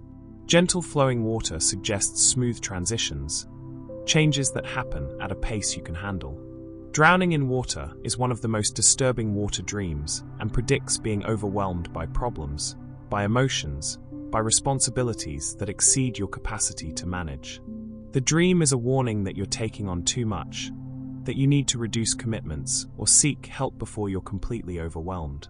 Being unable to reach water when you're thirsty predicts that resources or help you need will be frustratingly unavailable, that you'll face obstacles preventing you from accessing what you require for survival or success. Rain in dreams is particularly auspicious, representing blessings falling from heaven, abundance arriving without you having to search for it, divine favor showering down on you and your household. A house filling with water can be negative, suggesting your defenses are failing, that outside problems are invading your protected space. But if the water filling the house is clean and you're not distressed, it can predict abundance filling your home, prosperity flowing in faster than you can manage it, blessings that overflow normal containers. Practically, water dreams likely reflect the dreamer's emotional and physical state. Thirst might produce dreams of water. Anxiety about resources might manifest as dreams of water scarcity or contamination. The brain processing fears and hopes through water symbolism is natural given water's essential role in survival. But for the cultures interpreting these dreams, the mechanism matters less than the message, the warning or promise the dream provides. In India, where snakes are both feared and revered, where cobra worship and Naga deities are central to religious practice, dreaming of snakes is extraordinarily significant and subject to complex interpretation. The meaning depends entirely on the snake's appearance, behavior, and your interaction with it in the dream. Snake dreams can predict everything from spiritual awakening to imminent danger, from coming wealth to hidden enemies revealing themselves. The reasoning connects to the snake's multiple symbolic associations in Hindu tradition. Snakes represent Kundalini energy, the spiritual force that sleeps coiled at the base of the spine and must be awakened for enlightenment. Snakes are vehicles of deities, particularly Shiva, who wears them, and Vishnu, who reclines on the thousand-headed serpent Shisha. Snakes represent both creation and destruction, both danger and protection, both earthly and transcendent power. A snake in your dream is never just a snake. It's a message about spiritual forces, about hidden energies, about transformations approaching. Dreaming of cobras, the most sacred snakes, is generally auspicious if the snake is calm and doesn't attack. A peaceful cobra in your dream suggests you are under divine protection, that powerful spiritual forces watch over you, that you have blessings you may not consciously recognize. A cobra raising its hood but not striking is a warning, the divine getting your attention, alerting you to danger or opportunity that requires response.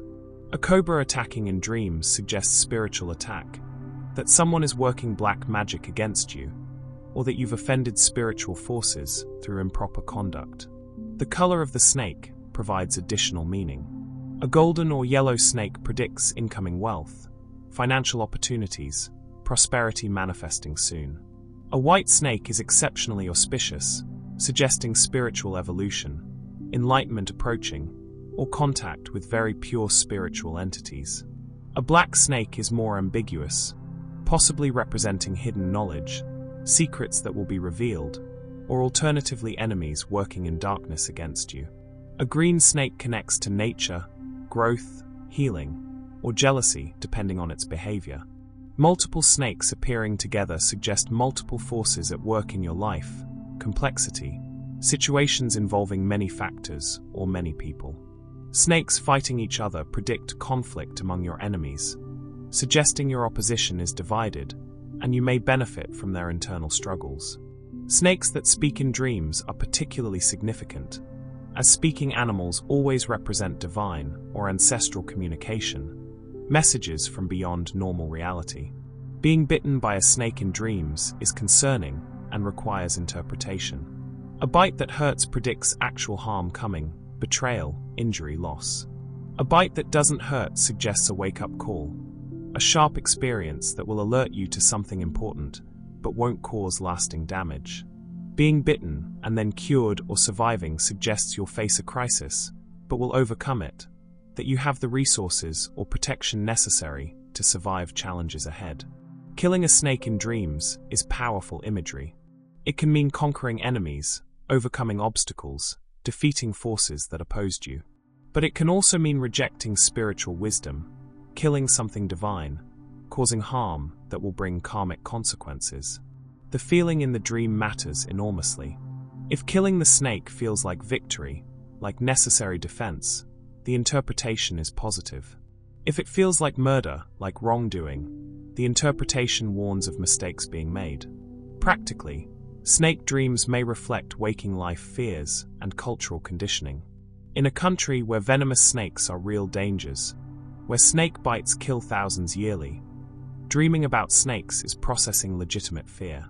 But the elaborate interpretive system transforms these fear dreams into sources of information, into messages that can be acted upon, into warnings that provide some sense of control over unpredictable dangers. Globally, across virtually every culture that has developed dream interpretation systems, dreaming of teeth falling out is recognized as significant, typically ominous, almost always connected to loss, death, or significant life changes. This is perhaps the most universal dream symbol, appearing in interpretation texts from ancient Babylonia to modern psychology, consistently associated with anxiety, mortality, and transition. The reasoning varies by culture, but common threads appear everywhere.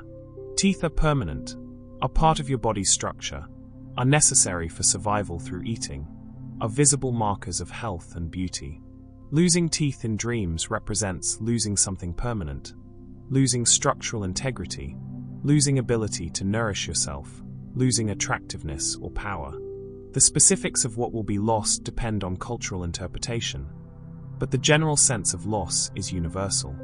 In Western traditions influenced by Greek and Roman dream interpretation, teeth falling out predicts death of family members, typically parents or siblings. Upper teeth falling represents older generation dying. Lower teeth falling represents younger generation. The number of teeth lost might indicate how many deaths will occur or how severe the loss will be. The presence of blood makes the omen more severe, suggesting violent or sudden death rather than natural peaceful passing.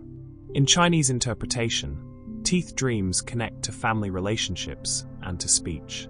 Teeth falling out suggests family discord, arguments that damage relationships, communications gone wrong.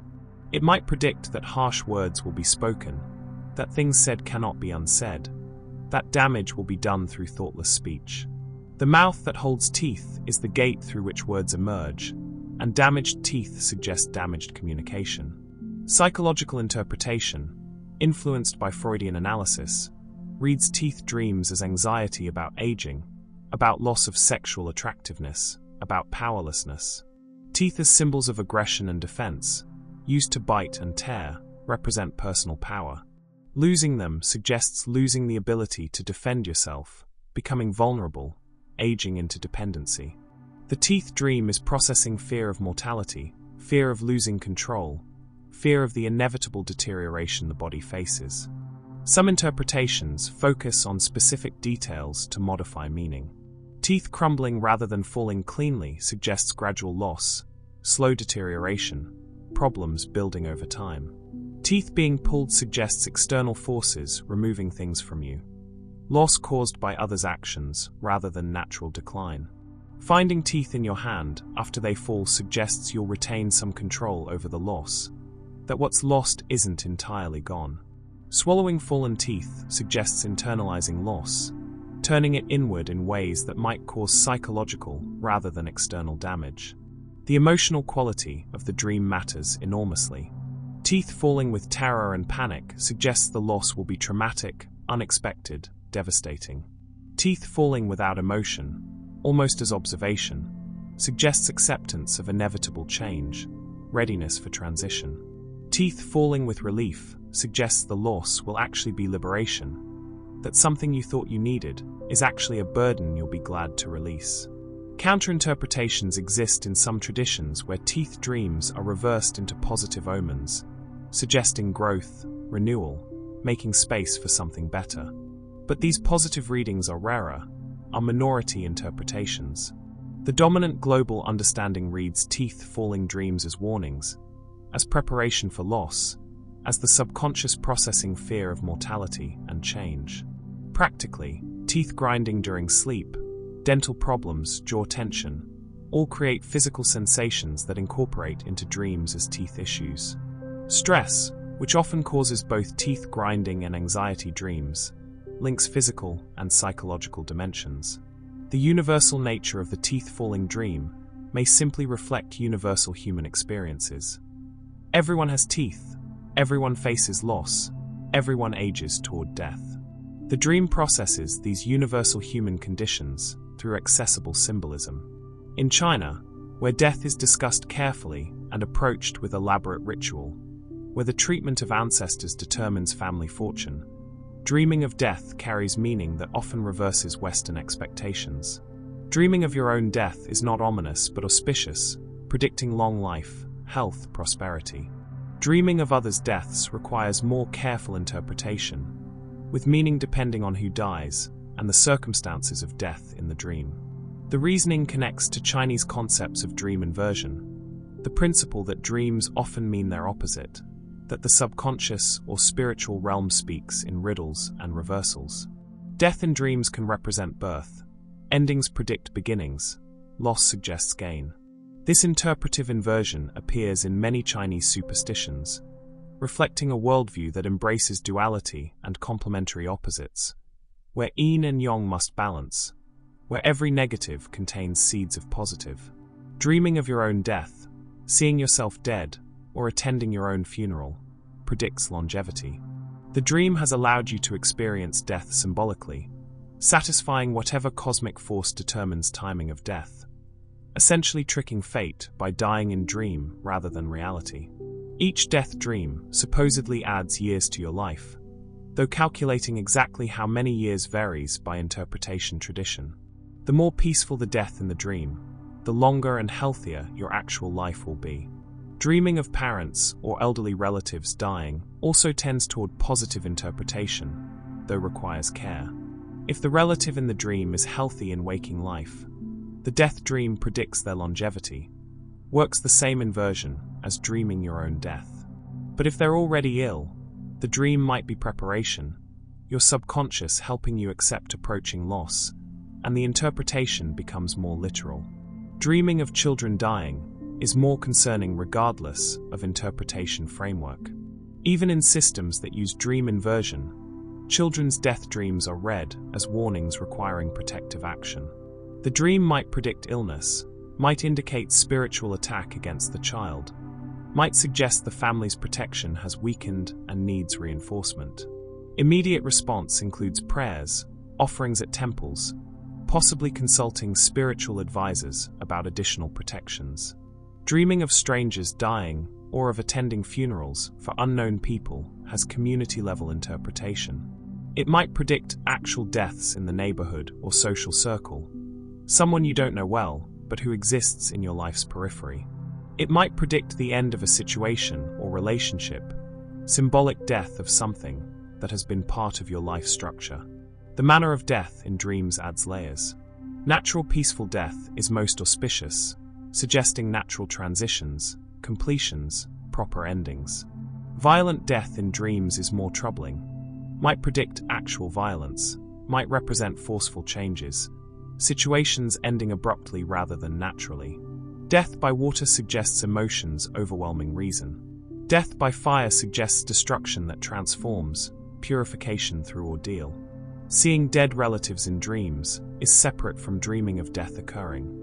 Visiting with the already dead is considered actual contact, the ancestors coming to communicate, to warn, to bless, to check on living family. These dreams should be reported to family elders, interpreted collectively, potentially requiring offerings or adjustments to ancestral altar maintenance. Practically, death dreams are universal human experiences, processing grief, fear, awareness of mortality. Every culture develops frameworks for interpreting these common dreams, giving them meaning that serves psychological and social functions. The Chinese inversion framework, where death dreams predict life, provides comfort, transforms nightmares into reassurance, allows dreamers to wake with relief rather than dread. In Native American traditions, particularly Plains and Southwest cultures, repeating dreams are taken with utmost seriousness. A dream that returns night after night, that replays with minimal variation, that won't let go of the dreamer, is not a neurotic symptom or a psychological problem. It is a vision quest occurring spontaneously, a message from the spirit world that demands attention, interpretation, and action. The repetition itself signals importance, signals that you're failing to understand or respond appropriately to what's being communicated. The reasoning connects to Native American understanding of dreams as more real than waking life in certain ways, as the place where spirit guides make contact, where your true purpose reveals itself, where the thin barrier between physical and spiritual worlds becomes transparent.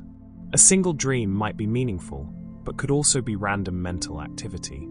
A dream that repeats is definitely communication, is a spirit or ancestor or aspect of your own higher self refusing to be ignored until the message is received.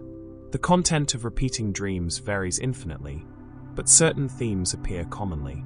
Dreams of animals that speak or that behave unusually suggest your spirit animal is trying to make itself known, is offering guidance or protection, is waiting for you to acknowledge the connection. Dreams of specific landscapes, particularly places you've never seen in waking life, might be showing you locations important to your spiritual development, places you need to physically travel to for completion of some purpose. Repeating dreams of ancestors or deceased relatives are clearly communication attempts, the dead reaching across to provide guidance, to warn of problems, to ensure family traditions are maintained. These dreams often include specific requests, offerings needed, rituals to perform, knowledge to seek. The dreamer has responsibility to respond, to follow the guidance, to maintain the connection between living and dead that keeps family and community spiritually healthy. The response to repeating dreams is consultation with elders, medicine people, or spiritual leaders who can help interpret and who can guide appropriate action. Sometimes the repeating dream demands a vision quest, formal isolation, and fasting that will deepen the communication, clarify the message, allow full understanding of what's required. Sometimes the dream requires storytelling, sharing the dream with community, so collective wisdom can decode meaning individual interpretation might miss. There are prohibitions against ignoring repeating dreams, against dismissing them as meaningless or as psychological quirks. To ignore a repeating dream is to reject spiritual communication, to show disrespect for guides and ancestors, to refuse wisdom being offered. The consequences can be severe: illness, misfortune, spiritual disconnection, life going wrong in ways that seem random, but that stem from this fundamental refusal to listen. Some repeating dreams are prophetic, showing future events that haven't yet occurred. The repetition ensures you remember clearly, ensures you recognize the event when it manifests, potentially giving you opportunity to change outcomes if the prophecy shows danger. Other repeating dreams are instructional, teaching lessons or skills that you need, building knowledge slowly through repeated exposure to information your conscious mind can't access directly. Practically, repeating dreams do indicate something psychologically significant: unresolved issues, unprocessed trauma, persistent anxiety about specific situations. Modern psychology and traditional Native American interpretation agree that repeating dreams demand attention, though they differ on whether the attention should be therapeutic intervention or spiritual response. Both approaches recognize that ignoring these dreams perpetuates whatever problem they represent. In Europe, particularly in Germanic and Slavic traditions, talking in sleep is considered potentially dangerous, as the words spoken bypass conscious control and reveal truths, secrets, vulnerabilities. The sleeping speaker might reveal information enemies could use, might speak prophecies they don't understand, might give voice to spirits using them as instruments. Others present when someone sleep talks must respond carefully, mindful of the unusual nature of this communication. The reasoning connects to understanding sleep as a state where normal boundaries dissolve, where the conscious mind's filters and protections are absent, where truth emerges unguarded. Words spoken in sleep are therefore more truthful than waking words, are not constrained by social convention or self-interest. But they're also more dangerous precisely because they're uncontrolled, might reveal things that should remain hidden, might make promises or confessions the speaker wouldn't consciously choose. There are strict protocols about responding to sleep talkers. Some traditions say you should never answer someone talking in sleep, never engage in conversation, because doing so might trap their wandering soul in dialogue, might prevent their full return to waking consciousness. Others say you should listen carefully and remember what's said, as sleep talk often contains prophecies or reveals hidden truths about situations troubling the speaker. But even these traditions warn against recording or sharing what's heard, against using sleep talk against the speaker. Sleep talk that includes names is particularly significant. If a sleeping person calls out names, they're either communicating with spirits of those people or revealing their true feelings about them, feelings they might hide while awake. Names of the dead being called suggest those ancestors are visiting dreams, attempting contact. Names of the living being called might reveal secret loves, hidden enemies, relationships more significant than they appear.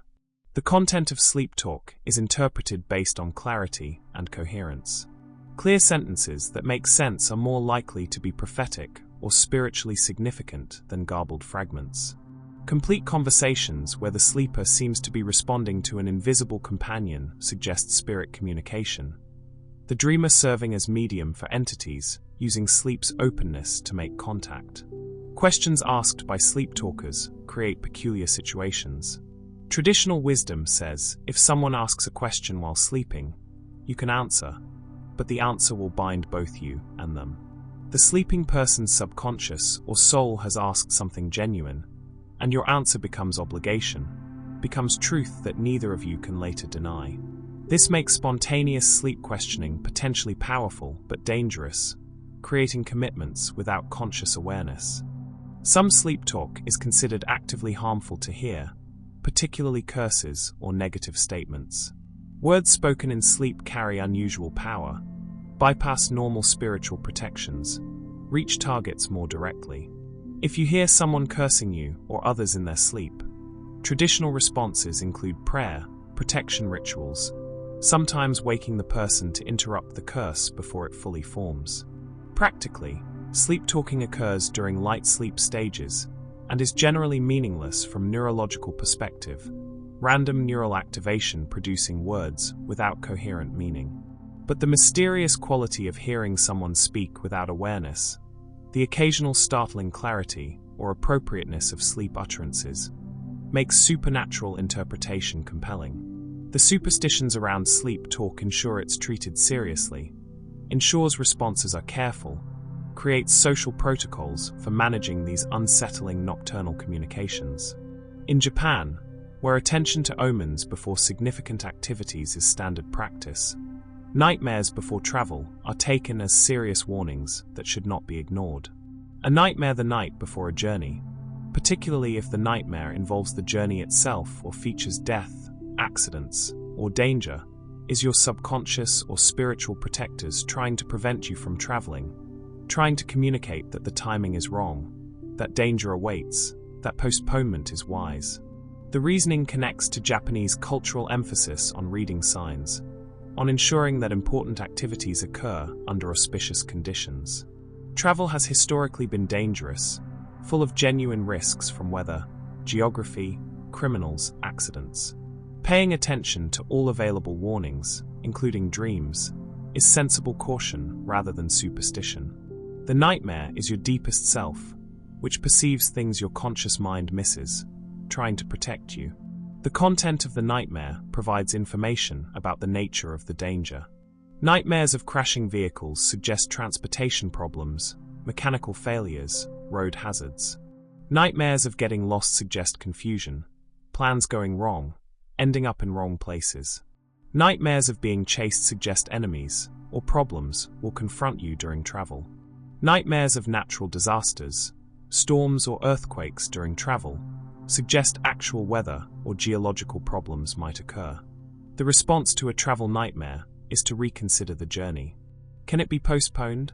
If the travel is not urgent, many Japanese would simply reschedule, choosing a different day, trusting that the nightmare was warning against that specific timing. If the travel cannot be postponed, protective measures should be taken.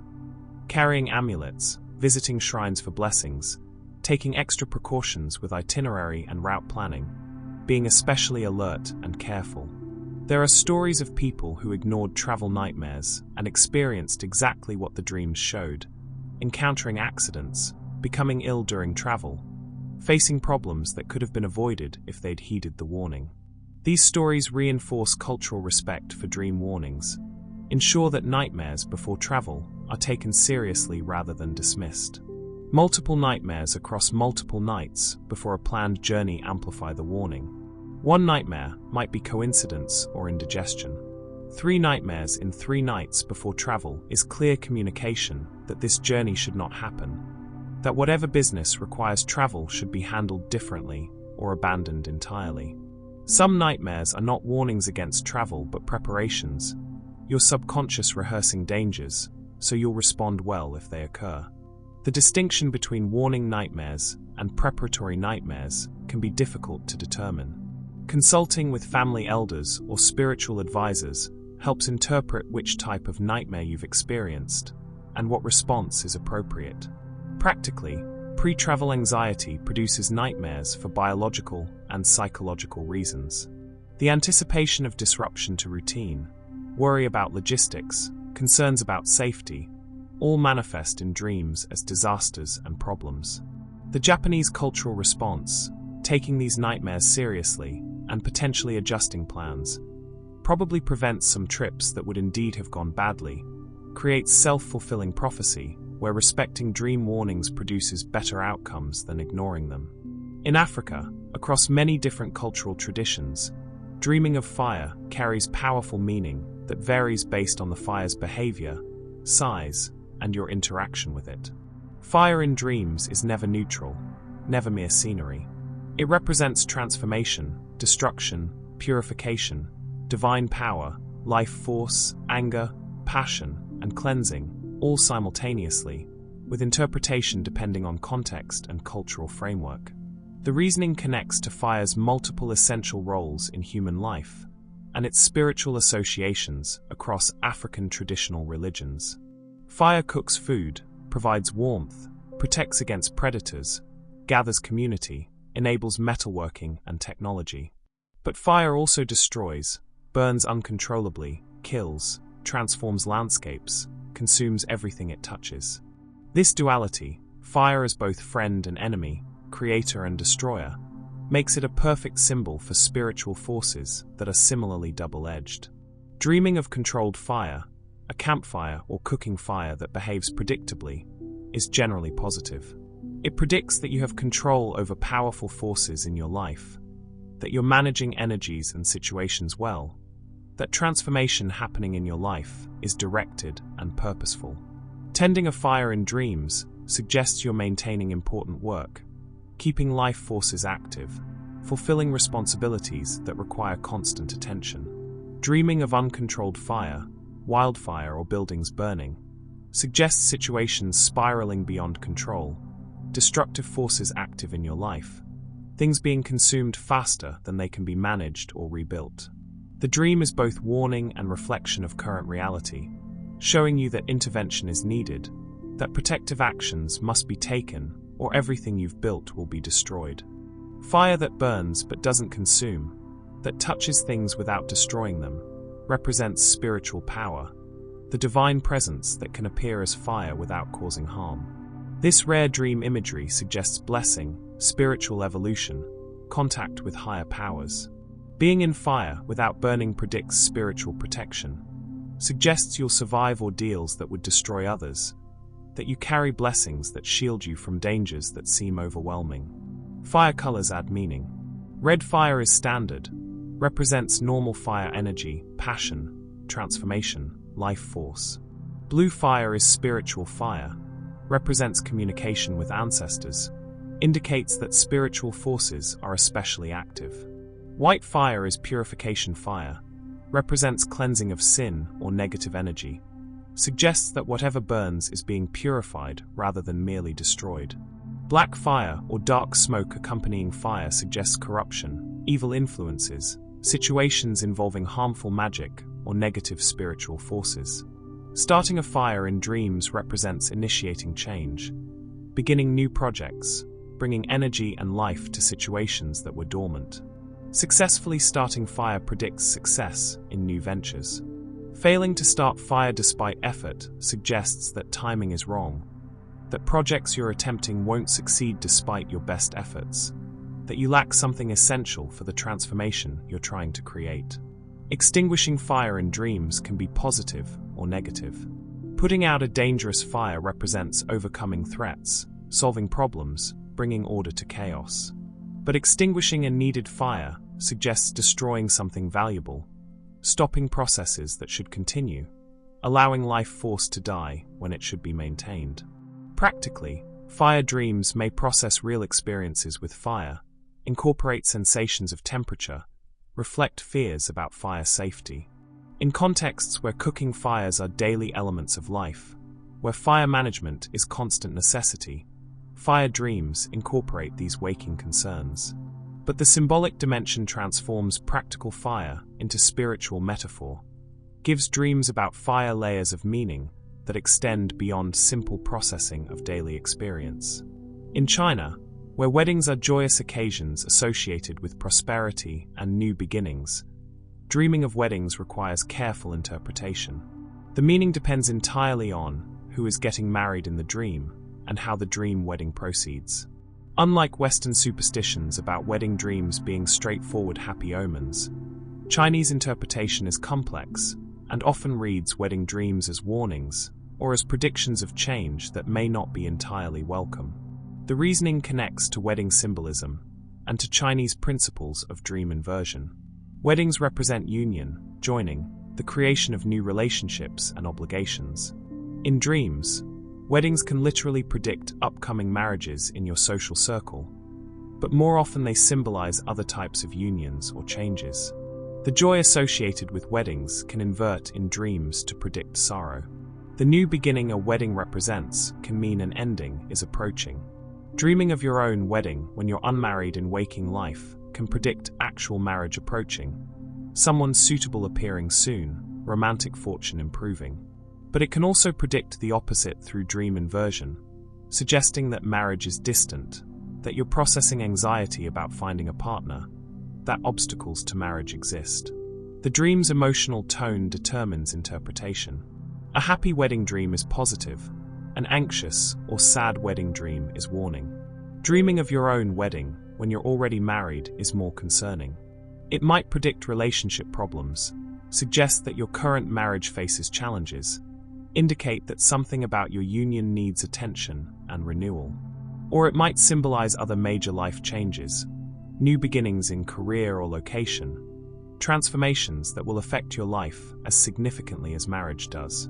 Dreaming of attending someone else's wedding, particularly if you know who's getting married, often inverts to predict loss or sorrow for that person. Their joyous wedding in your dream might mean they'll face difficulties, that happiness they seek will elude them, that troubles await. This interpretation seems harsh, but follows the dream inversion principle that dominates Chinese dream analysis. Dreaming of a wedding that goes wrong, ceremonies interrupted, disasters at receptions, is paradoxically often positive through double inversion. The problems in the dream prevent the wedding from completing, which in inverted interpretation means actual planned unions will succeed, that problems will be avoided, that situations will work out better than expected. Wedding colors in dreams carry significance. Red, the traditional Chinese wedding color, is auspicious in wedding dreams, suggests proper procedure, harmonious unions, blessings. White in Chinese wedding dreams is concerning as white is death color, suggests the union involves sorrow, that endings are disguised as beginnings. Gold in wedding dreams emphasizes wealth and prosperity aspects, suggests financial benefit from unions or changes. The presence or absence of key wedding elements matters. A wedding with no guests suggests isolation, changes that leave you alone, unions that don't have community support. A wedding with abundant food predicts prosperity, plenty, successful ventures. A wedding missing essential elements suggests incompleteness, unions or beginnings that won't fully succeed. Something necessary is absent from situations you're entering. Practically, wedding dreams may process social anxiety, fears about relationships, thoughts about marriage as institution. In cultures where marriage is central life goal and family pressure toward marriage is intense, wedding dreams reflect these psychological realities. The elaborate interpretation systems provide frameworks for understanding these dreams that go beyond simple wish fulfillment or anxiety processing. Globally, across virtually every culture, dreaming of babies carries rich symbolic significance. Babies in dreams can literally predict pregnancies, can symbolize new beginnings, can represent vulnerability, can indicate creative projects starting, can mean responsibilities increasing, can suggest innocence, or can warn of neediness and dependency. The interpretation depends on the dreamer's life circumstances, the baby's condition in the dream, and cultural frameworks for understanding baby symbolism. The reasoning connects to babies' multiple associations. Babies are new life, the ultimate symbol of beginning, of potential, of the future taking form. Babies are vulnerable, require total care, represent responsibility and obligation. Babies are creation made manifest, the physical result of creative union. In dreams, babies can activate any of these symbolic dimensions, with meaning depending on the dreamer's situation and the specific dream content. For women of childbearing age, particularly those trying to conceive, baby dreams might be literal, might be the subconscious processing fertility desires or concerns, might even be early awareness of pregnancy before conscious knowledge. But even for women who cannot or do not want to become pregnant, baby dreams carry meaning, usually symbolic of other types of creation, other new beginnings. Dreaming of holding a healthy, happy baby generally predicts good fortune, success in new ventures, creative projects flourishing, situations developing well. The baby represents something new entering your life, something that will require attention, but will bring joy and fulfillment. Dreaming of a sick or crying baby suggests that new projects will require more effort than expected, that beginnings will be difficult, that what starts may need intensive care to survive. Dreaming of losing a baby, of not being able to find or care for a baby, processes fear about inadequacy, about inability to handle new responsibilities, about losing opportunities or letting down dependence. These anxious baby dreams are common during life transitions, when people are taking on new roles and worry about their capacity to succeed. Dreaming of babies that behave unusually, that speak or that are already grown, suggests that new situations will develop faster than expected, that what begins small will quickly become complex, that you should prepare for rapid evolution of circumstances. The unnatural baby indicates that normal developmental timelines won't apply, that things will unfold in unexpected ways. Finding a baby in your dreams suggests discovering hidden potential, uncovering opportunities you didn't know existed, aspects of yourself or your life revealing themselves. Giving birth in dreams represents bringing something into existence through your own effort, completing creative work, manifesting ideas into reality. The The pain or ease of dream birth predicts how difficult the manifestation process will be. Multiple babies in dreams suggest multiple new beginnings, perhaps too many to manage simultaneously, possibly indicating you're taking on too much, spreading yourself too thin across various new ventures or responsibilities. The overwhelmed feeling that often accompanies multiple baby dreams reflects real concerns about capacity and prioritization. Practically, baby dreams reflect biological drives, social pressures, psychological states related to creation and responsibility.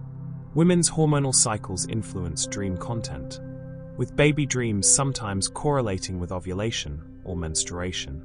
But the universal nature of baby dreams across genders and ages suggests they tap into fundamental human concerns about legacy, creation, nurturing, and the continuation of life beyond individual existence.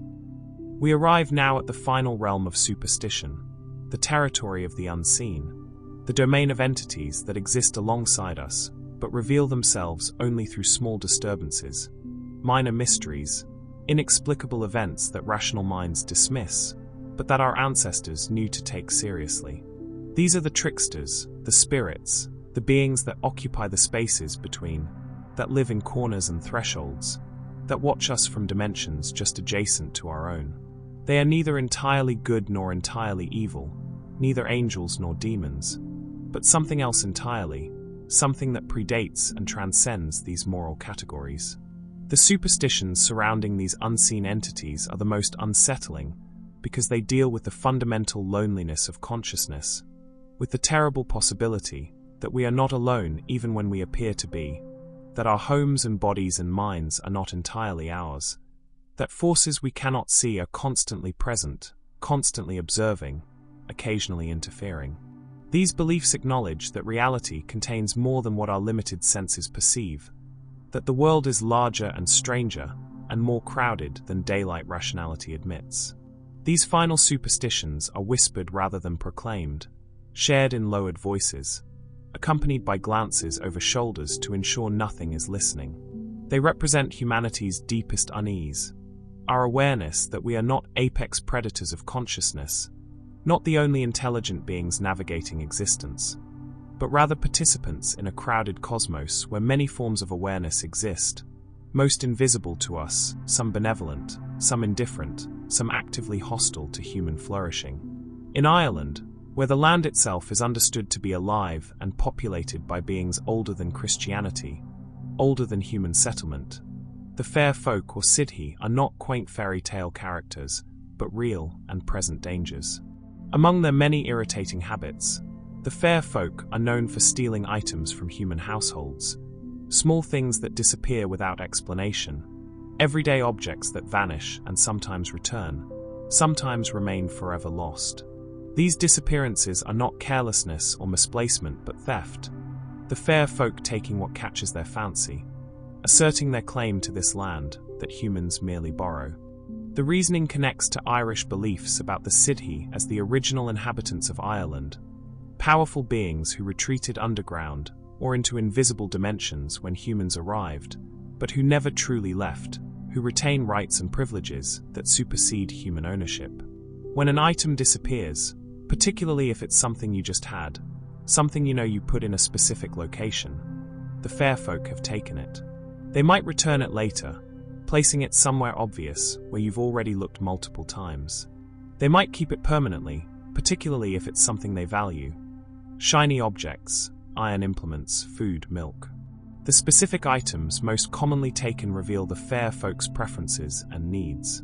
They take butter, cream, and milk, dairy products being particularly prized. They take bread, especially fresh bread. They take small shiny objects, pins, needles, scissors, tools. They take infant clothing and sometimes, in the darkest versions of the belief, they take infants themselves, leaving changelings in their place. Fairy children disguised as human babies who sicken and fail to thrive. The response to fair folk theft is complex. Direct accusation is dangerous. Calling them thieves or insulting them invites their wrath, ensures more items will be taken and potentially harsher consequences. Instead, the proper approach is polite request. You acknowledge that something has been borrowed. You respectfully ask for its return. You leave a small offering, milk or bread, as thanks for the favor of return. You speak to the air, addressing no one visibly, but knowing the fair folk here, knowing they might be amused enough by your courtesy to return what they've taken. There are protective measures against fair folk theft. Iron near doorways prevents their entry. Salt across thresholds does the same. Bread turned upside down overnight supposedly confuses them, prevents them from taking more food. Saying prayers, particularly Christian prayers, creates barriers the fair folk cannot cross. Though some of the older generations say, this is less effective now than it was, that the fair folk have adapted to Christianity, just as Ireland's human population did. Some Irish families maintain the practice of leaving offerings even when nothing has been taken, proactive appeasement, ensuring the fair folk are well disposed, that they see the household as friendly rather than as targets for mischief. A saucer of milk left out at night, a bit of bread left on a windowsill. These small sacrifices by peace ensure that disappearances don't happen, that the invisible neighbours remain benevolent. The belief in fair folk theft persists in rural Ireland into the present day, not as quaint tradition, but as lived experience. People in the countryside still report inexplicable disappearances, still refer to items being away with the fairies, still leave offerings and speak respectfully of the good people, using euphemisms rather than direct names because names have power, because calling them what they are might draw unwanted attention. Practically, the superstition about fair folk theft provides explanation for common experiences of misplacing items, of the frustrating inability to find things you know you had. Rather than accepting these as personal failures of memory or attention, the belief externalizes the problem, makes it about relationship with invisible neighbors, rather than about individual inadequacy. This framing is psychologically easier and creates community through shared belief rather than isolated frustration. In Slavic countries, across Russia, Poland, Ukraine, and surrounding regions, nearly every household has its domovoi, a house spirit that lives in the home, usually behind the stove or in the cellar, that protects the family but also demands respect and proper treatment. The domovoi moves objects, hides things, rearranges household items, especially when annoyed or when trying to communicate something important. These small disturbances are not random. They are the house spirit's language, the way it interacts with the family it protects. The reasoning connects to Slavic animism overlaid with Christianity, the belief that spirits inhabit places, and that homes, as locations where humans invest tremendous energy and emotion, naturally attract and house spiritual entities.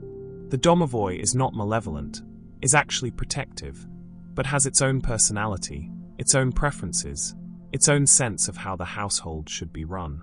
When things move mysteriously, when objects are found in places they don't belong, the domovoi is either expressing displeasure or trying to get the family's attention about something wrong. The specific movements indicate meaning. Items moved to more visible locations suggest the domovoi is warning that you've forgotten something important, that you need to pay attention to whatever the item represents. Items hidden completely, nowhere to be found, suggest the domovoi is punishing some infraction, some violation of household harmony or proper conduct. Items returned after days or weeks suggest the domovoi's anger has passed, that whatever offense occurred has been forgiven. The domovoi particularly dislikes household discord, arguments between family members, shouting and violence. When the family fights, the domovoi becomes active, moving things more frequently, sometimes breaking objects, trying to disrupt the conflict, making its displeasure known. Conversely, when the household is harmonious, when family relations are good, the domovoi is quiet, might even be helpful, might protect against intruders, or warn of approaching dangers through dreams or subtle signs. There are proper ways to maintain good relations with the domovoi. Leaving food offerings, particularly porridge or bread, particularly near the stove where the spirit lives. Speaking respectfully to the house itself, greeting the domovoi when entering, asking its blessing when leaving. Avoiding major changes without ritual acknowledgement, ensuring the domovoi is informed and invited when renovating or moving furniture, so it doesn't feel its home is being violated without consultation. When a family moves to a new house, there's a ritual for bringing the domovoi along. You cannot leave your house spirit behind, or the new house will feel wrong, will never truly become home. The ritual involves inviting the domovoi, sometimes carrying fire from the old hearth to the new one, symbolically transporting the spirit's dwelling place, ensuring continuity of protection and presence. Some families claim to see their domovoi, though usually only briefly, out of the corner of the eye, a small figure moving quickly. These glimpses are considered good luck, signs that the relationship between family and spirit is strong, that the domovoi is comfortable enough to show itself, even momentarily.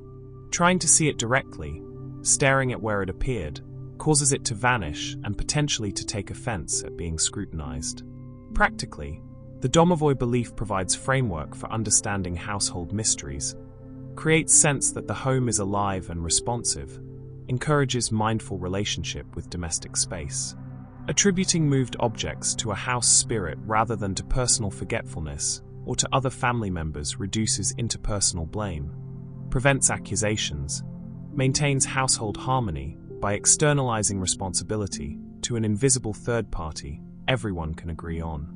Globally, across virtually every culture, people report seeing shadow figures from the corner of their eyes, dark forms that vanish when looked at directly, shapes that shouldn't be there but undeniably were, presences that move and then dissolve into ordinary shadow when consciousness focuses on them. These shadow figures appear most commonly at dusk, during that liminal time when light is failing but darkness hasn't fully arrived, when the world transforms from day to night, when boundaries thin and things that should remain hidden sometimes become briefly visible. The reasoning connects to universal human experiences of peripheral vision, of the way the eye's edge detects movement more sensitively than its center, of how consciousness constructs reality from incomplete information. But the universality of shadow figure experiences, the remarkable consistency in how they're described across unrelated cultures, suggests something more than simple optical illusion. These figures represent something genuine, either psychological or supernatural, that manifests similarly for humans everywhere. The interpretations vary by culture. In Western tradition, shadow figures are often considered ghosts, spirits of the dead who haven't fully passed on, who linger in the world of the living, visible only peripherally because they exist in peripheral states between life and death. In other traditions, shadow figures are thought forms, accumulated negative energy taking semi-physical shape, the manifestation of collective fear or anger or sorrow that has concentrated enough to become briefly visible. Some interpretations treat shadow figures as neutral, as natural phenomena of the spiritual realm, entities that exist in dimensions adjacent to ours and sometimes become visible at boundaries like dusk, like thresholds, like edges of perception. These beings are not ghosts of humans, but something else entirely, watchers perhaps, observers of human reality from outside it, occasionally glimpsed when conditions allow brief overlap between their realm and ours. The emotional response to shadow figures is almost universally fear and unease.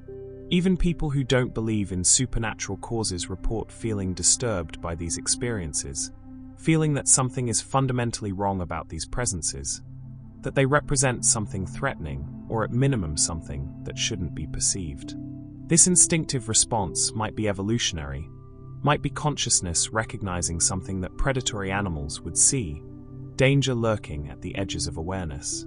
The frequency of shadow figure sightings increases during periods of stress, during illness, during times when sleep is disrupted, or when consciousness is otherwise altered. This correlation supports both psychological and supernatural explanations. Stress might make you more sensitive to spiritual presences, might thin your protective barriers, or stress might cause your brain to misinterpret sensory information, to see patterns where none exist, to generate experiences of presence from neural activity. The response to shadow figures ranges from prayer and protective rituals to complete dismissal as meaningless perceptual errors. Those who take them seriously recommend acknowledging their presence without engaging with them, neither inviting interaction nor showing fear that might attract attention. The figures should be noted but not fixated on, recognized as part of reality's complexity, but not given power through excessive focus or emotion. Practically, shadow figure experiences, whether genuinely supernatural or purely neurological, remind us that perception is constructed, that we don't see objective reality, but rather our brain's best interpretation of sensory data. The edges of perception, the corners of vision, are where this interpretation is most ambiguous, most open to error or to detection of things normally invisible.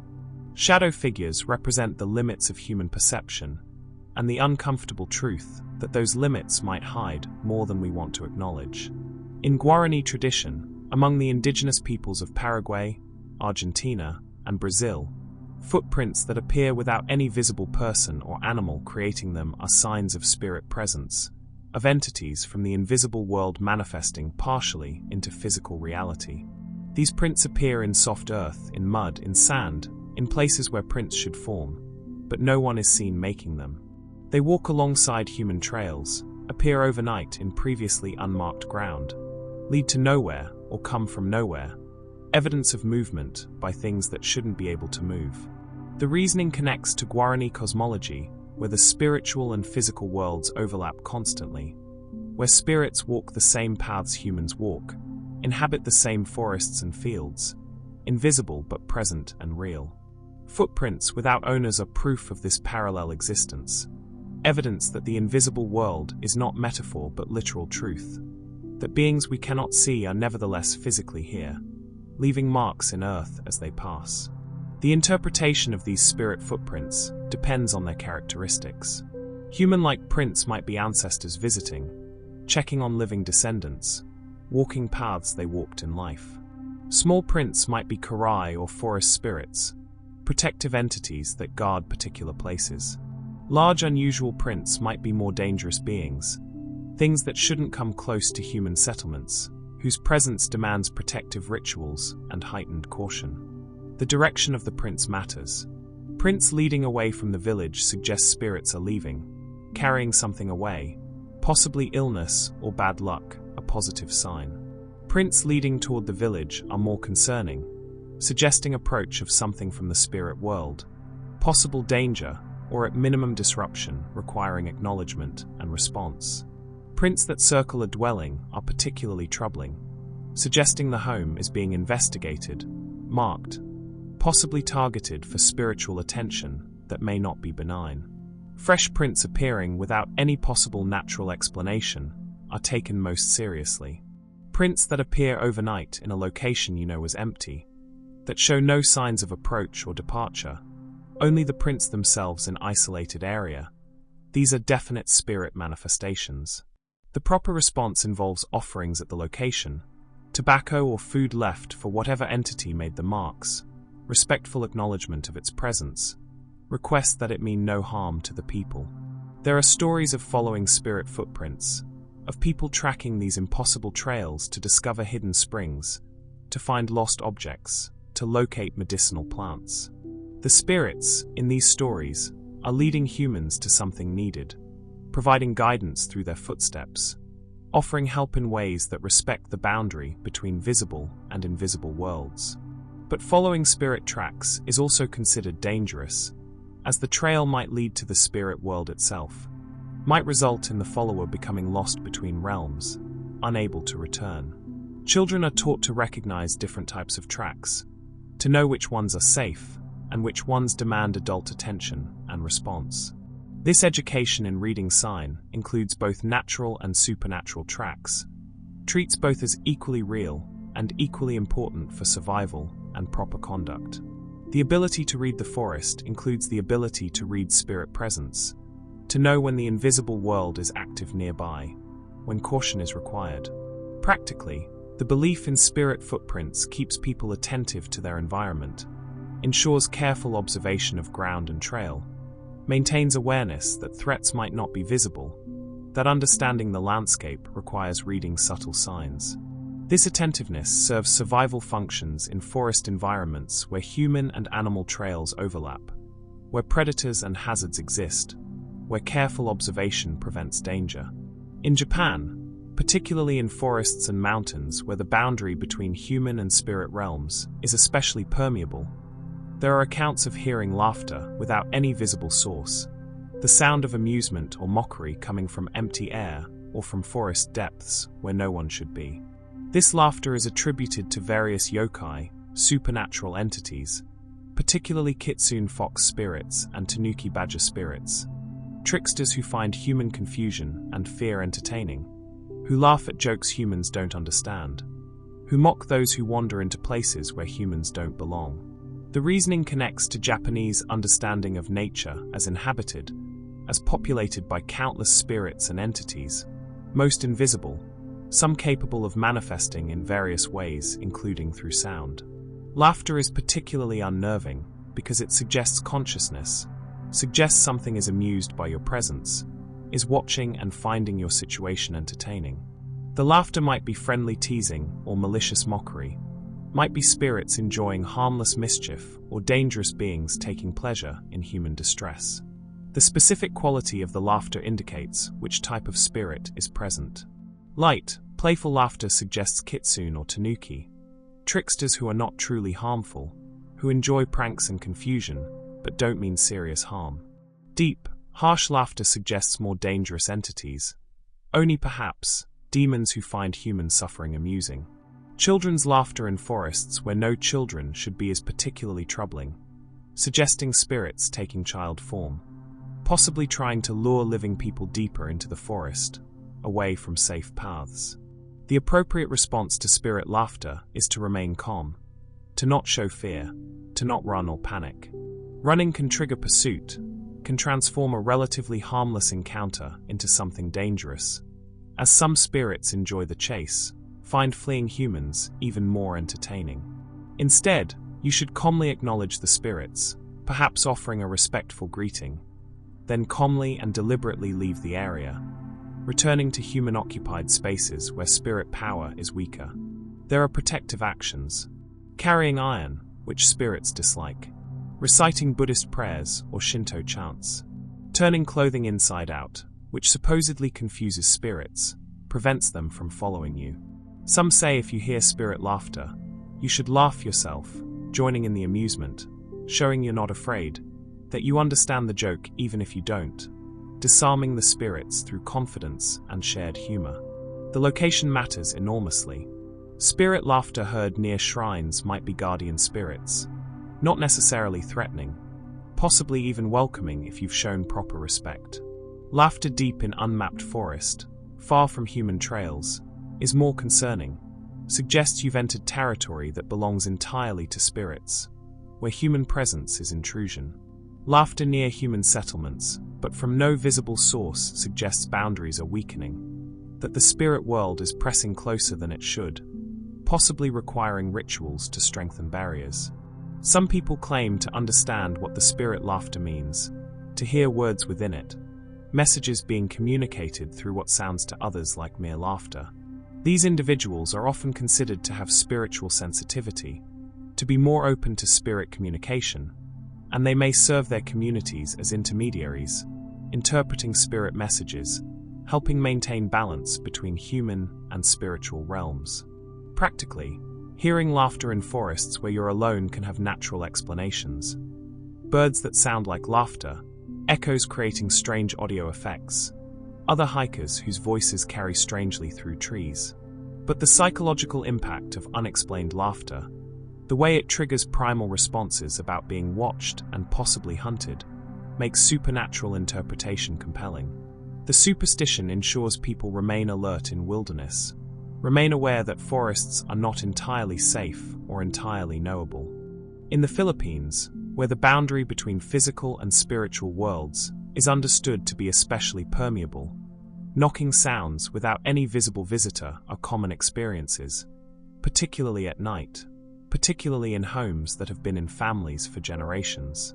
The knocking comes from doors, from walls, from empty rooms, three sharp raps that demand attention, but when investigated reveal nothing. No person waiting, no physical cause for the sound.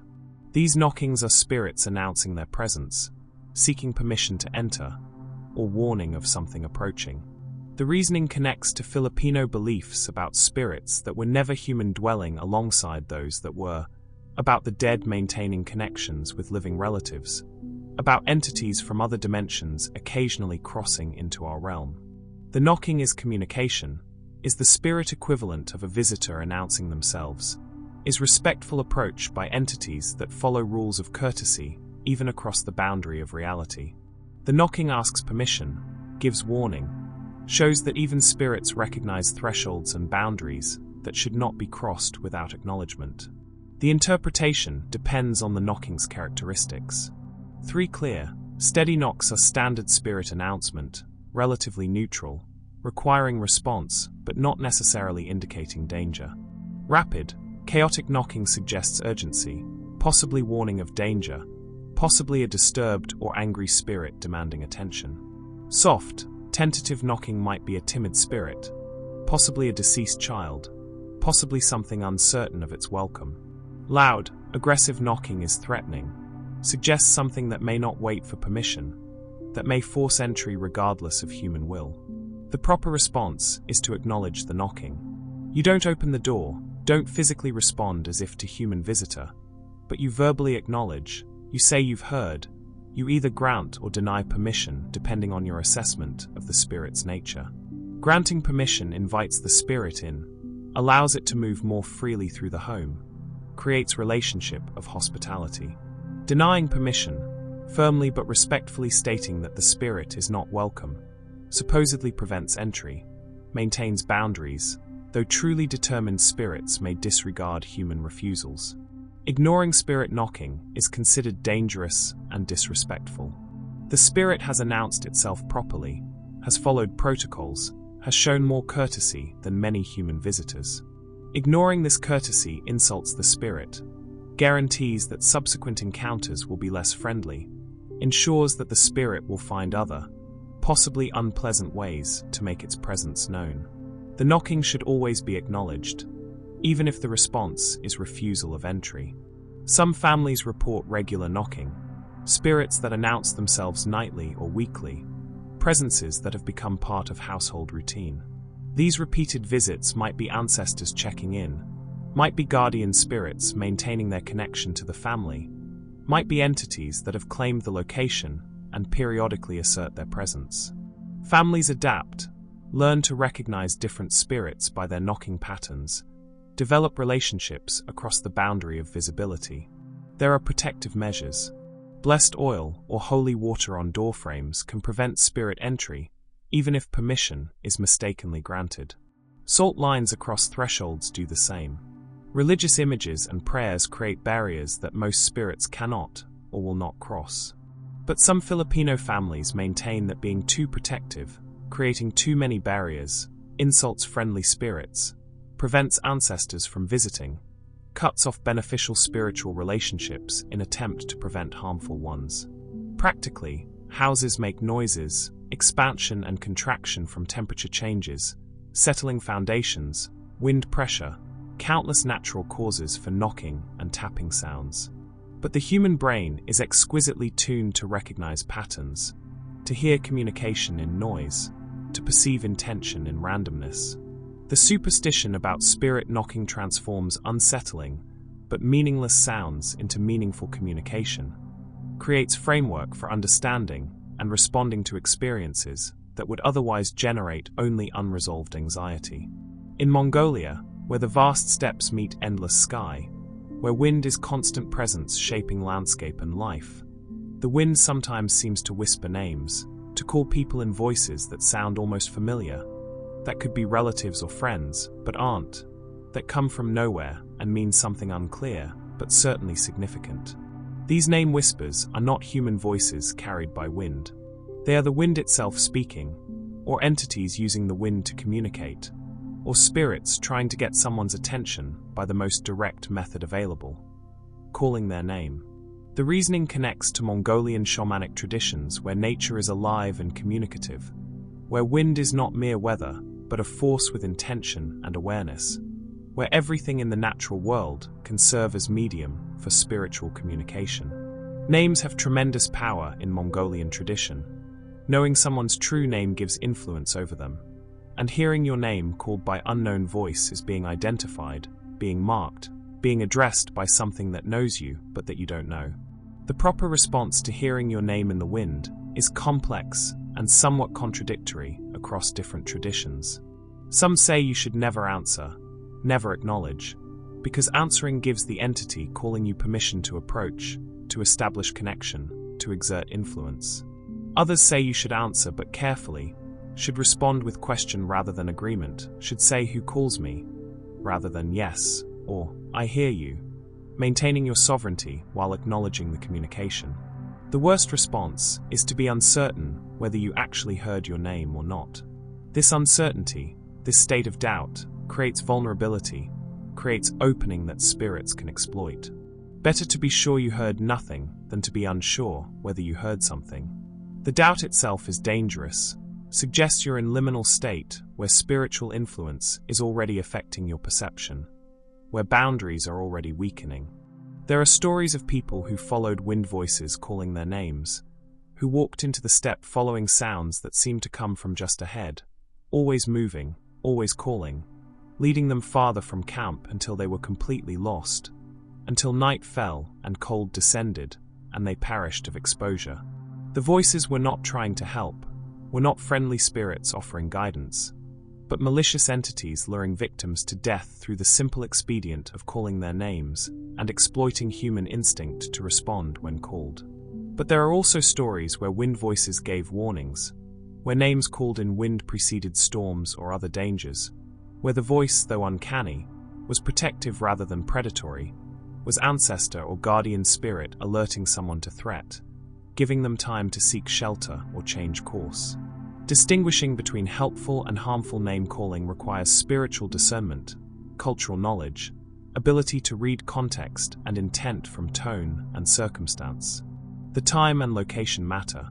Name whispers at dusk or dawn, during liminal hours, are more likely to be significant spiritual communication. Names called during full daylight are more likely to be natural sounds misinterpreted. Names heard near sacred sites, near overcairns, near places of power, are more serious than names heard in ordinary locations.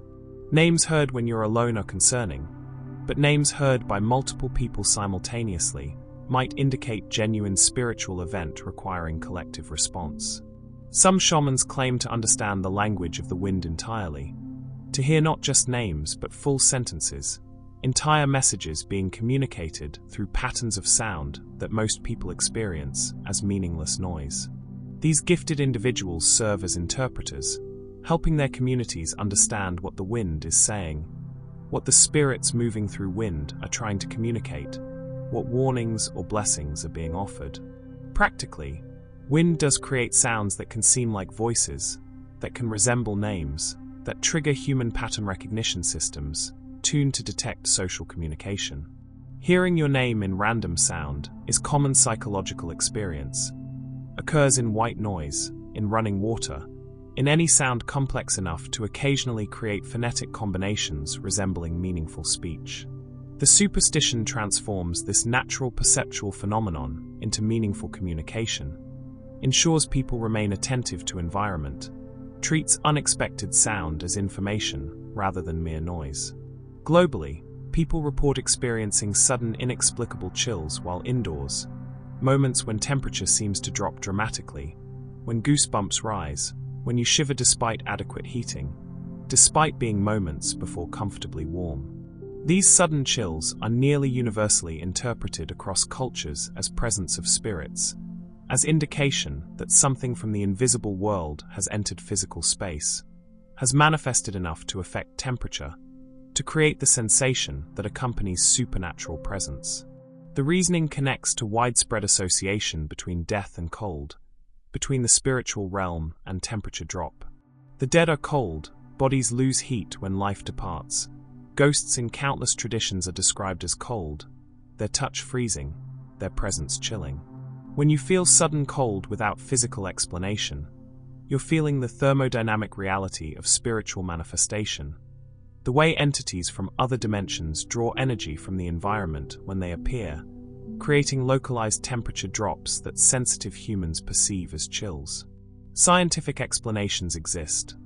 Drafts from HVAC systems, opening of doors or windows elsewhere in the building creating pressure differentials, physiological responses to anxiety or sudden thoughts, countless mundane causes for sensation of sudden cold. But the subjective experience remains powerful, remains convincing, especially when chills coincide with other unusual phenomena.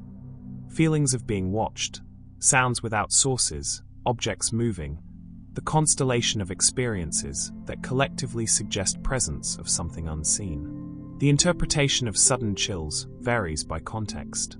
Chills while thinking about deceased loved ones might indicate their presence, their spirits visiting, reaching across the boundary between life and death to make themselves felt.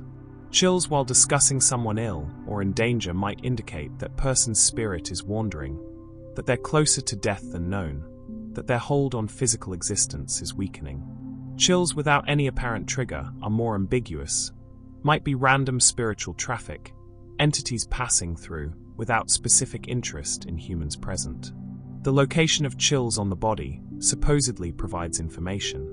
Chills running down the spine are classic spiritual presence indicators, the spine being energetically significant, connected to spiritual channels in many traditions.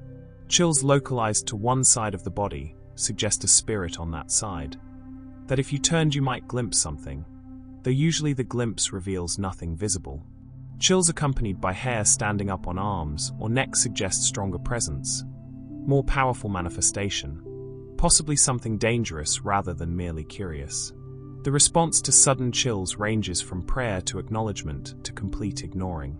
Some traditions recommend immediately praying for protection, creating spiritual barrier, ensuring that whatever presence caused the chill cannot harm or influence you. Others suggest acknowledging the spirit, speaking to it, asking its purpose, or requesting it leave if unwelcome. Still others recommend ignoring entirely, showing no reaction, denying the spirit the attention it might be seeking.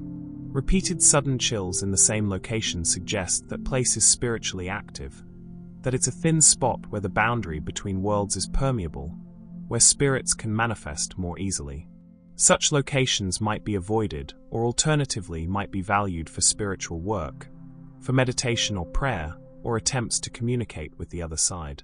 The chills are confirmation that the location is special, is different from ordinary space, is place where things beyond normal happen with greater frequency. Some people are more sensitive to spirit chill than others, feel temperature drops others in the same room don't perceive. These sensitive individuals often report many other unusual experiences, are considered spiritually open or spiritually vulnerable depending on cultural perspective, might develop this sensitivity into gift for mediumship, or might struggle to manage constant awareness of presences others don't perceive.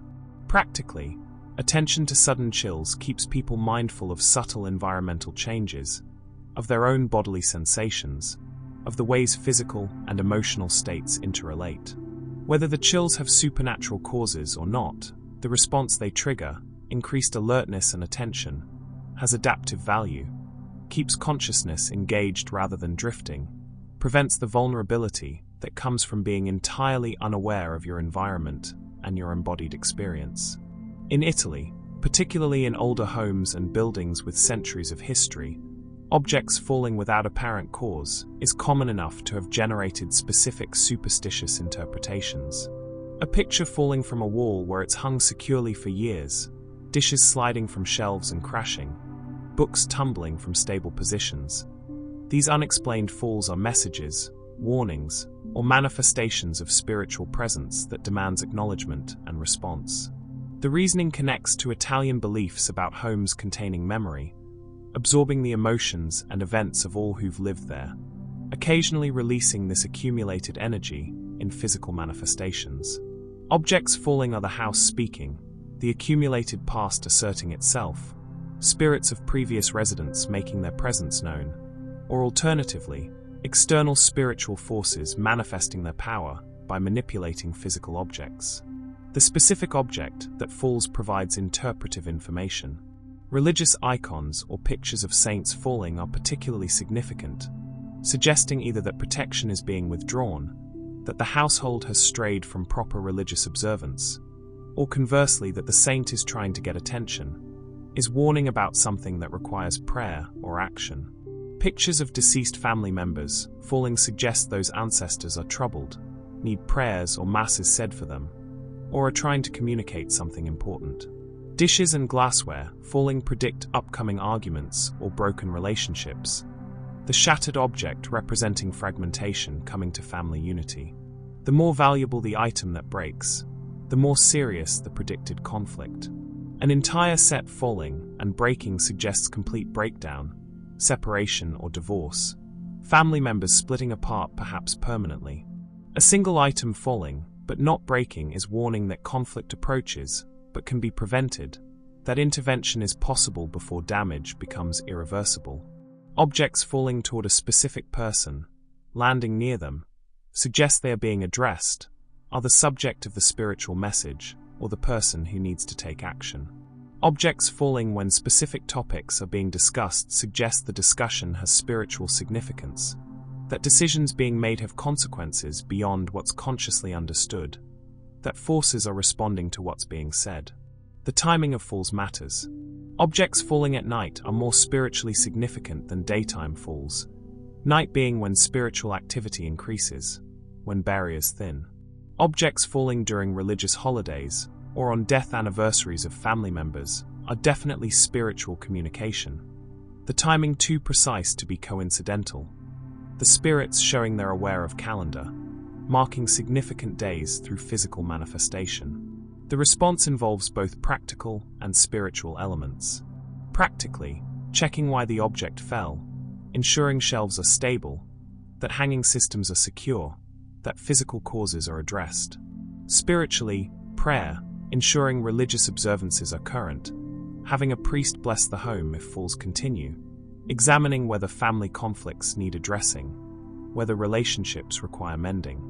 Some Italian families maintain that certain objects fall regularly, that particular spots in homes are prone to these occurrences, suggesting those locations or objects are spiritually charged, are focal points for whatever energy manifests through falling.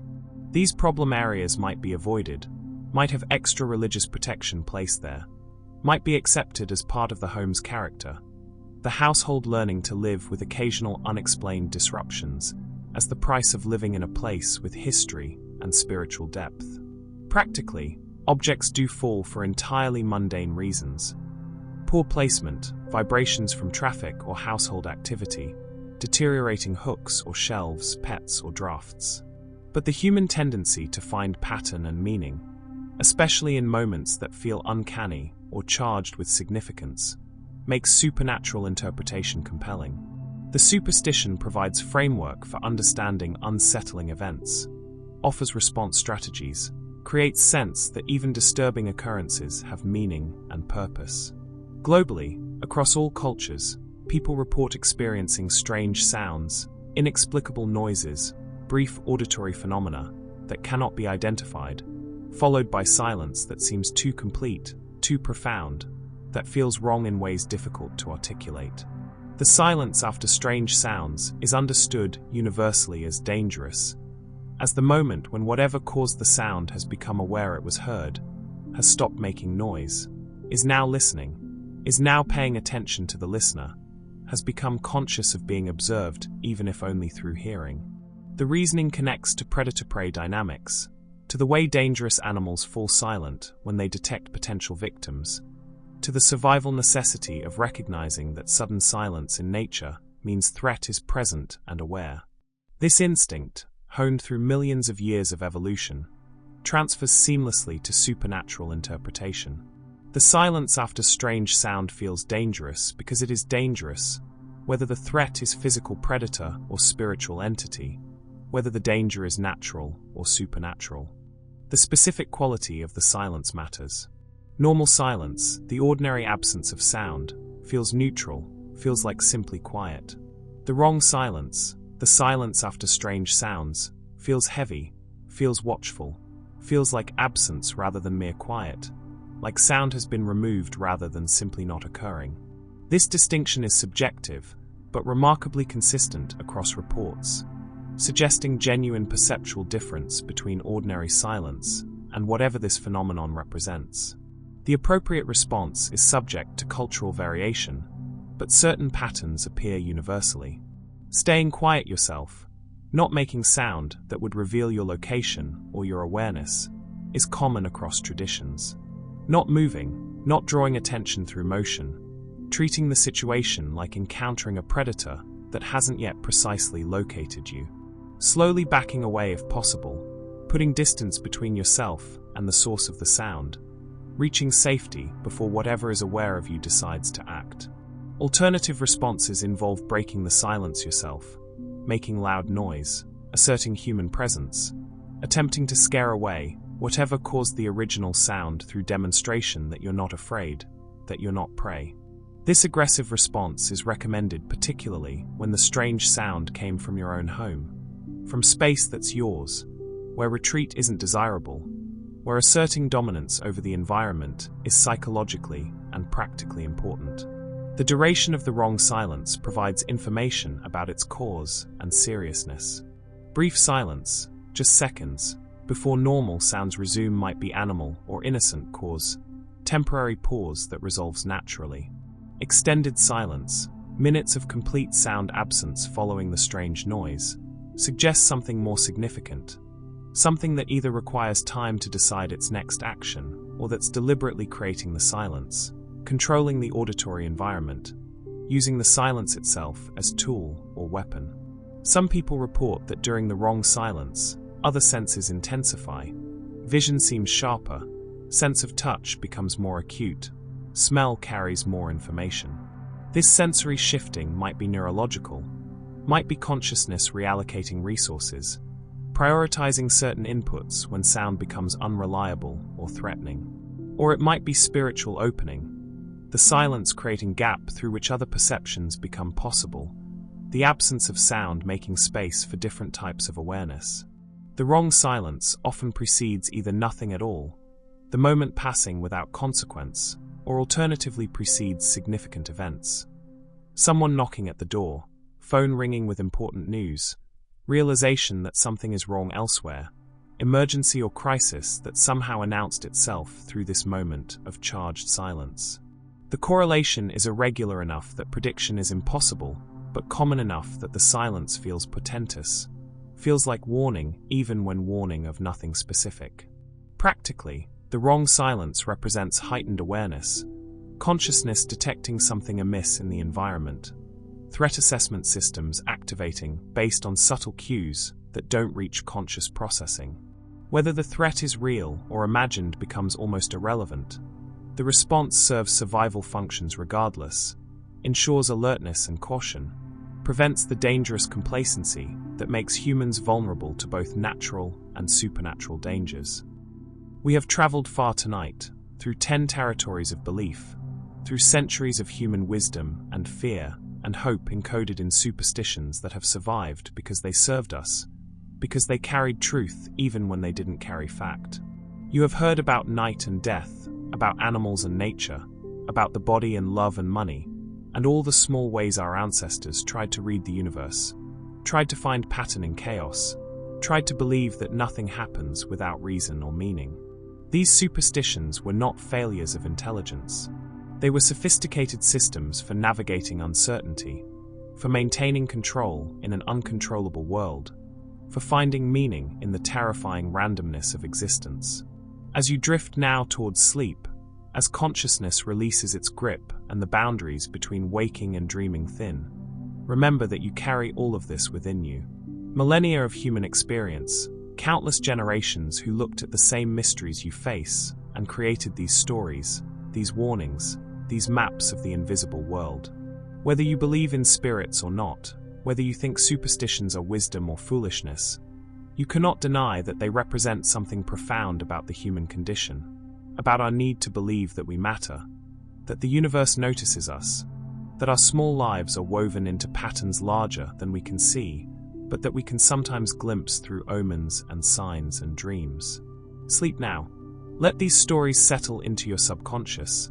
Let them join all the other stories that make you human. that connect you to everyone who came before and everyone who will come after. The world is stranger than you think, larger than you imagine, more alive than daylight admits. And somewhere between sleep and waking, between belief and skepticism, between the seen and the unseen, the truth waits for those brave enough or foolish enough to look for it. Rest now. The spirits, if they exist, will watch over you.